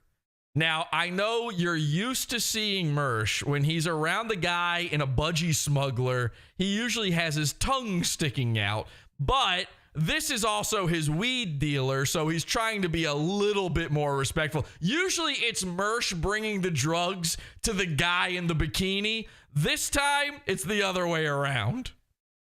We were going to have him do a couple modernized versions of some of your hit songs. So please, Jimmy, for the love of God, do not embarrass us. This is a real country music legend. Okay, yeah, so I just wanted to start the audience. It's, maybe zoom out because I want you to be able to see his package yeah, more. I want to be able to show his, it's very small if you're wondering, John. So yeah. It says... And of course, the shot goes in. Now, this is they had this shot ready to go. The shot goes in tight on Mersh, who is now biting his lip in an effort. The dead teeth have a death grip on his bottom lip in an effort not to squish himself. Alex has thrown powder in order to dry Mersh's wet, squished triangle. He knew this was coming. We've got an ass full of budgie smuggler here. Budgie smuggler. Yeah, they're very weird. And Mersh is like gripping the side of the couch.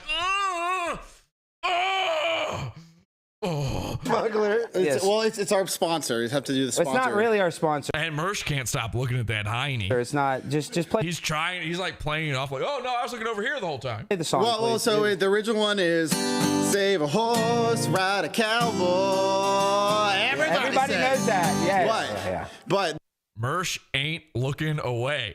Listen, you're not gonna catch me looking at that right now. I'm not even looking at it. I'm going like this. I'm like, oh, cool. Oh yeah, I didn't realize the Moonbase had a ceiling. Oh, that's neat. What is that? What, a ceiling fan? That's weird. there's a few other renditions. Larry the Cable Guy had a great rendition. It went, "Save a whore, read a Playboy." So now he's doing Larry the Cable Guy's jokes. Great. Everybody say, "Save a whore, read a Playboy." Real? Yeah, that's real. He made a joke about it, and it's and I remembered it my whole. But John, if you went woke, John, I apologize. This would be how it went. It would go, "Trans a kid, make a girl boy." Why would he do that? Everybody Why would he sing a song about transitioning children's make sexes? a girl boy. Okay. This guy wants to be the star so bad. He was willing to get naked to come on cam. Last one, John. If you ever want, he was willing to get naked in front of Mersh. That's dangerous. Gosh, hurry! Sponsored by Mersh's little claw is twitching right now. He wants to reach out and grab that. Pfizer. It would go like this. Hit like, by the way. Mersh is gay. Hit like. Save your grandma, boost your butthole. Why would you stick a needle? Mersh is loving it. He loves this. In your anal hole. Save your grandma, boost your butthole. That's derivative, dude. This is a real legendary superstar here. Thank you, John. Big fan. Please. Mersh hears butthole and he's all in, literally. Hope you liked it. Yes, he loved it. Now, get off. Yeah, he did not like that. No, listen. I don't leave anything. No, get off set, Jimmy, before you're fired. We got to finish our incredible. Mersh dying laughing. Absolutely loves it. Okay, now let's go over here to our final time code of the night. 1 hour. After all the, we're going to skip all of the Laura Trump interview. It doesn't matter at all. We're going to go all the way. It's almost the end of the. Okay, let's see if we're back now. I think we're back now. Are we back now? I believe we are back now. Sort of, except as you can see, the cringe, the fringe, it has absolutely destroyed everything. I think RoboCam is now broken somehow. Not exactly sure how that even works. The screen is a flicker. I literally don't think I can fully control my camera now for some reason. I don't know. I don't know what's going on here. Listen, there was one more time code. We're on the final time code, okay? We got to make this happen.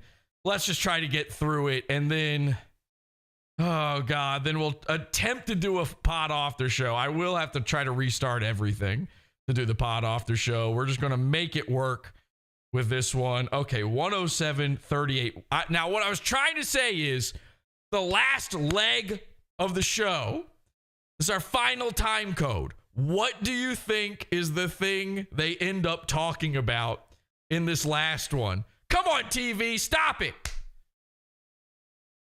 This was the TV that's supposed to make Mersh jealous. Okay? You're embarrassing me. You're embarrassing me in front of all of my friends. Let's see. Can I... Wait, this finally stopped. Nope, that's...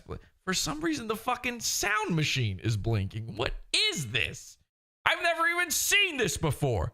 This is ridiculous. Okay, let's try to do maybe this view. I think this view will work for the big screen, maybe. Nope, nothing, really? Seriously, I can't control the camera. All right, well, you'll use your imaginations. Here's the final bit. Here we go. To the concept of war. Yeah, he's the one who created war, modern day warfare. Okay, guys, it's been an incredible show. We got to wrap things up here in the next few minutes, but man, I know there's some people, some big fans of ours that are watching this show tonight that are mad, you know, and some big fans are watching that he knows are mad. Now, who could he possibly be talking about? That's what I love so much. I just love that us being ourselves, goofing around, pisses people off. So how, in the future, can we continue to keep pissing people off? Oh, the fentanyl stuff is great. That pisses people off, you think? Yeah, that's good. Having fun pisses people off. That pisses people off. Being happy. Are you having fun? Does it seem like they are the ones having fun? Mad at that. People get mad at and that. ignoring them. Yeah, just being successful. Roy says, and ignoring them. If you saw the last Primo episode, that is so funny. Royce had a meltdown about the haters. Enjoying life. And Mersh says being successful. When are you going to start?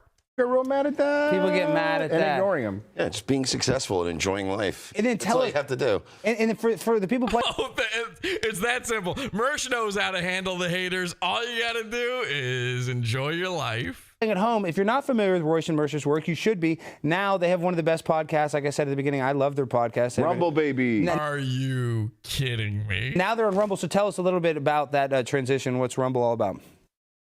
Wow, you're just going to throw it to me, huh? Yeah. So Mersh never talks during any of these. Alex tries to get them to say something. Royce throws it to Mersh. Mersh isn't ready at all. And you know why he's not ready? Because Mersh secretly hates Rumble. No, Rumble's great. We have had the best shows we've had in years on Rumble. And it's not because we're being any edgier or anything. It's just because the worry is gone. So we can make a joke. Like, we can say stuff that, like, we were doing a lot of self-editing in the last couple of years. Of course. We're doing it on this show. We did it tonight. I'm saying I'm not even trying to, try to break the kayfabe. Tonight we've had to self-edit. It's fucking... Did he just say kayfabe? I'm going to start telling you about the dark side of the Force. I swear to God. Lame as shit. You got to pull back, and it sucks. Like, being on Rumble, they let us do it. Pretty much, they've helped us out. They let us do whatever we want, and it kind of feels like the old days of radio, back when you could... You are not on the radio. Okay, that's it. I can't take any more. That's it. Listen, Alex, I see what you're doing. I see what you're going for. I think you're trying to send me out a little smoke signal. Maybe you just don't want this smoke anymore. I hear you. There's one problem. All right? My final problem with all of this, okay? You have to worry about everything. We're going to give up on this fucking terrible show forever. You know what? I can never watch a show again. You don't have to worry about me making fun of this terrible show ever again. The only problem I have is you threatened to sue me after sending bounty hunters to my parents. That's what you said. Then it didn't happen. But then Mersh threatened to sue me, and now here's Mersh on your show. So apparently, you actually were considering it at some point, I think. And now, of course, luckily, looks like Mersh's lawsuit's not happening. Mersh claimed that Alex was going to help him sue me. Now, I need to know for a fact that I'm not getting sued.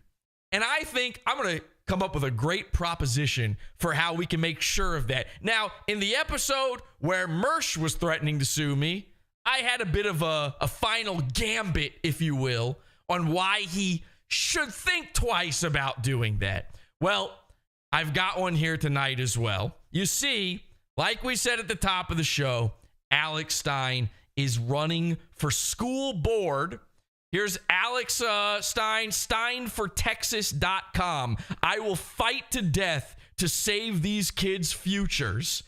Not the way it looks to me when you're out and about prancing around drag queen style with your little schmeckel-deckel. In the middle of all of this, in the middle of him trying to save these kids, okay, Alex has started a lawsuit against his BB Latina, not baby Latina, big booty, AOC. He is threatening to sue. Actually, he is suing AOC for blocking him on Twitter, which might sound ridiculous to you. And it is ridiculous. But it's based on the precedent that was set against Donald Trump. When Trump was in office, they said he couldn't block people on Twitter because he's the president. It's a freedom of speech issue. It's one I actually agree with. I think this is a good move. So Alex is using the system that AOC benefited from against her. It's a funny thing to do, to sue AOC for blocking him over the sexual trolling he did against her in the same way she wanted to sue Donald Trump for blocking people. I get it. The problem is, Alex, if you're running for school board, if you're fighting to make a difference with these kids, if you want to build a better future, build back better with your boy Beto and Biden, if that's what you really want to do, well, then you're a public figure. Worse than a public figure, you might be a government figure. And it just so happens many of Pod Awful's henchmen are actually in Texas. This decision may actually affect those people. And I seem to recall that Alex Stein has actually blocked me on Twitter. I mentioned this before. And I seem to recall he's blocked everyone who follows me on Twitter. And many of the people who follow me on Twitter are in Texas. And the whole country is supposed to care about Texas now, right? Because Texas it's Florida #2. It's the freest state. So my concerns with what's going on in the political spheres of America are centered right there in the heart of Texas, where you're running for school board for a school that your grandma shot up. What I'm trying to say here, Alex, is if there's ever a whiff of an idea, of a thought, of a feeling, of an emotion, of you being involved in any manner with anyone claiming that they're going to sue me, you or anyone else, myself, my lawyer, blackface lawyer, Nick Rekieta, and the entire Pod Awful cult are prepared to enact a class action lawsuit against Alex Stein. If you are a public figure, if you are running for political office, you cannot block people. It's against freedom of speech. And you're on the Blaze, a home to freedom of speech. You wouldn't want to look like a hypocrite, would you? So I'm fine with this supposed truce. Maybe it's one I just imagined. Maybe you weren't actually sending me secret little messages just for me inside my head. But just in case I'm right, let's let bygones be bygones. Alex, unblock me on Twitter, and we're all good. It all goes away. Heck, I think as a fellow king of trolls, which you claim to be, can I even access this now? I'm the king of all trolls. None of these people are known, and I'm like known, across the world. That one somehow still works. None of the other buttons work. Alex, if you're truly a king of trolls, then meet with me, the jester of trolls, truly a joker of this earth. Meet me in the middle. Tell me that you are trying to make fun of Mersh too. You can do it secretly. Remember when Gavin wanted to be secret friends with Andy No? Don't worry, Alex. Your secret is safe with me. Thank you for putting up with this episode. We had a lot of little technical difficulties. We'll figure it out at some point. We'll get all these ironed out as we always do. It's a real tough. Listen, the system, the henchmen are still working on it, but I appreciate you. Join us immediately following this in the Pizza Fund. I know it's late for a lot of you guys. I have to restart the whole computer to make this happen once again, but we will be going live in the Pizza Fund right after this show is over. You can check that out if you're watching this later over at podawful.pizza. Grab that after show. We're going to watch Mersh go on the most cringeworthy, fringe-worthy date of all time, all thanks to our secret friend, Alex Stein. Notice the echo wasn't on Alex Stein. See? I'm meeting you halfway, Alex. All right. Thanks a lot. Don't go on the internet tomorrow. And until next time, have an awful day.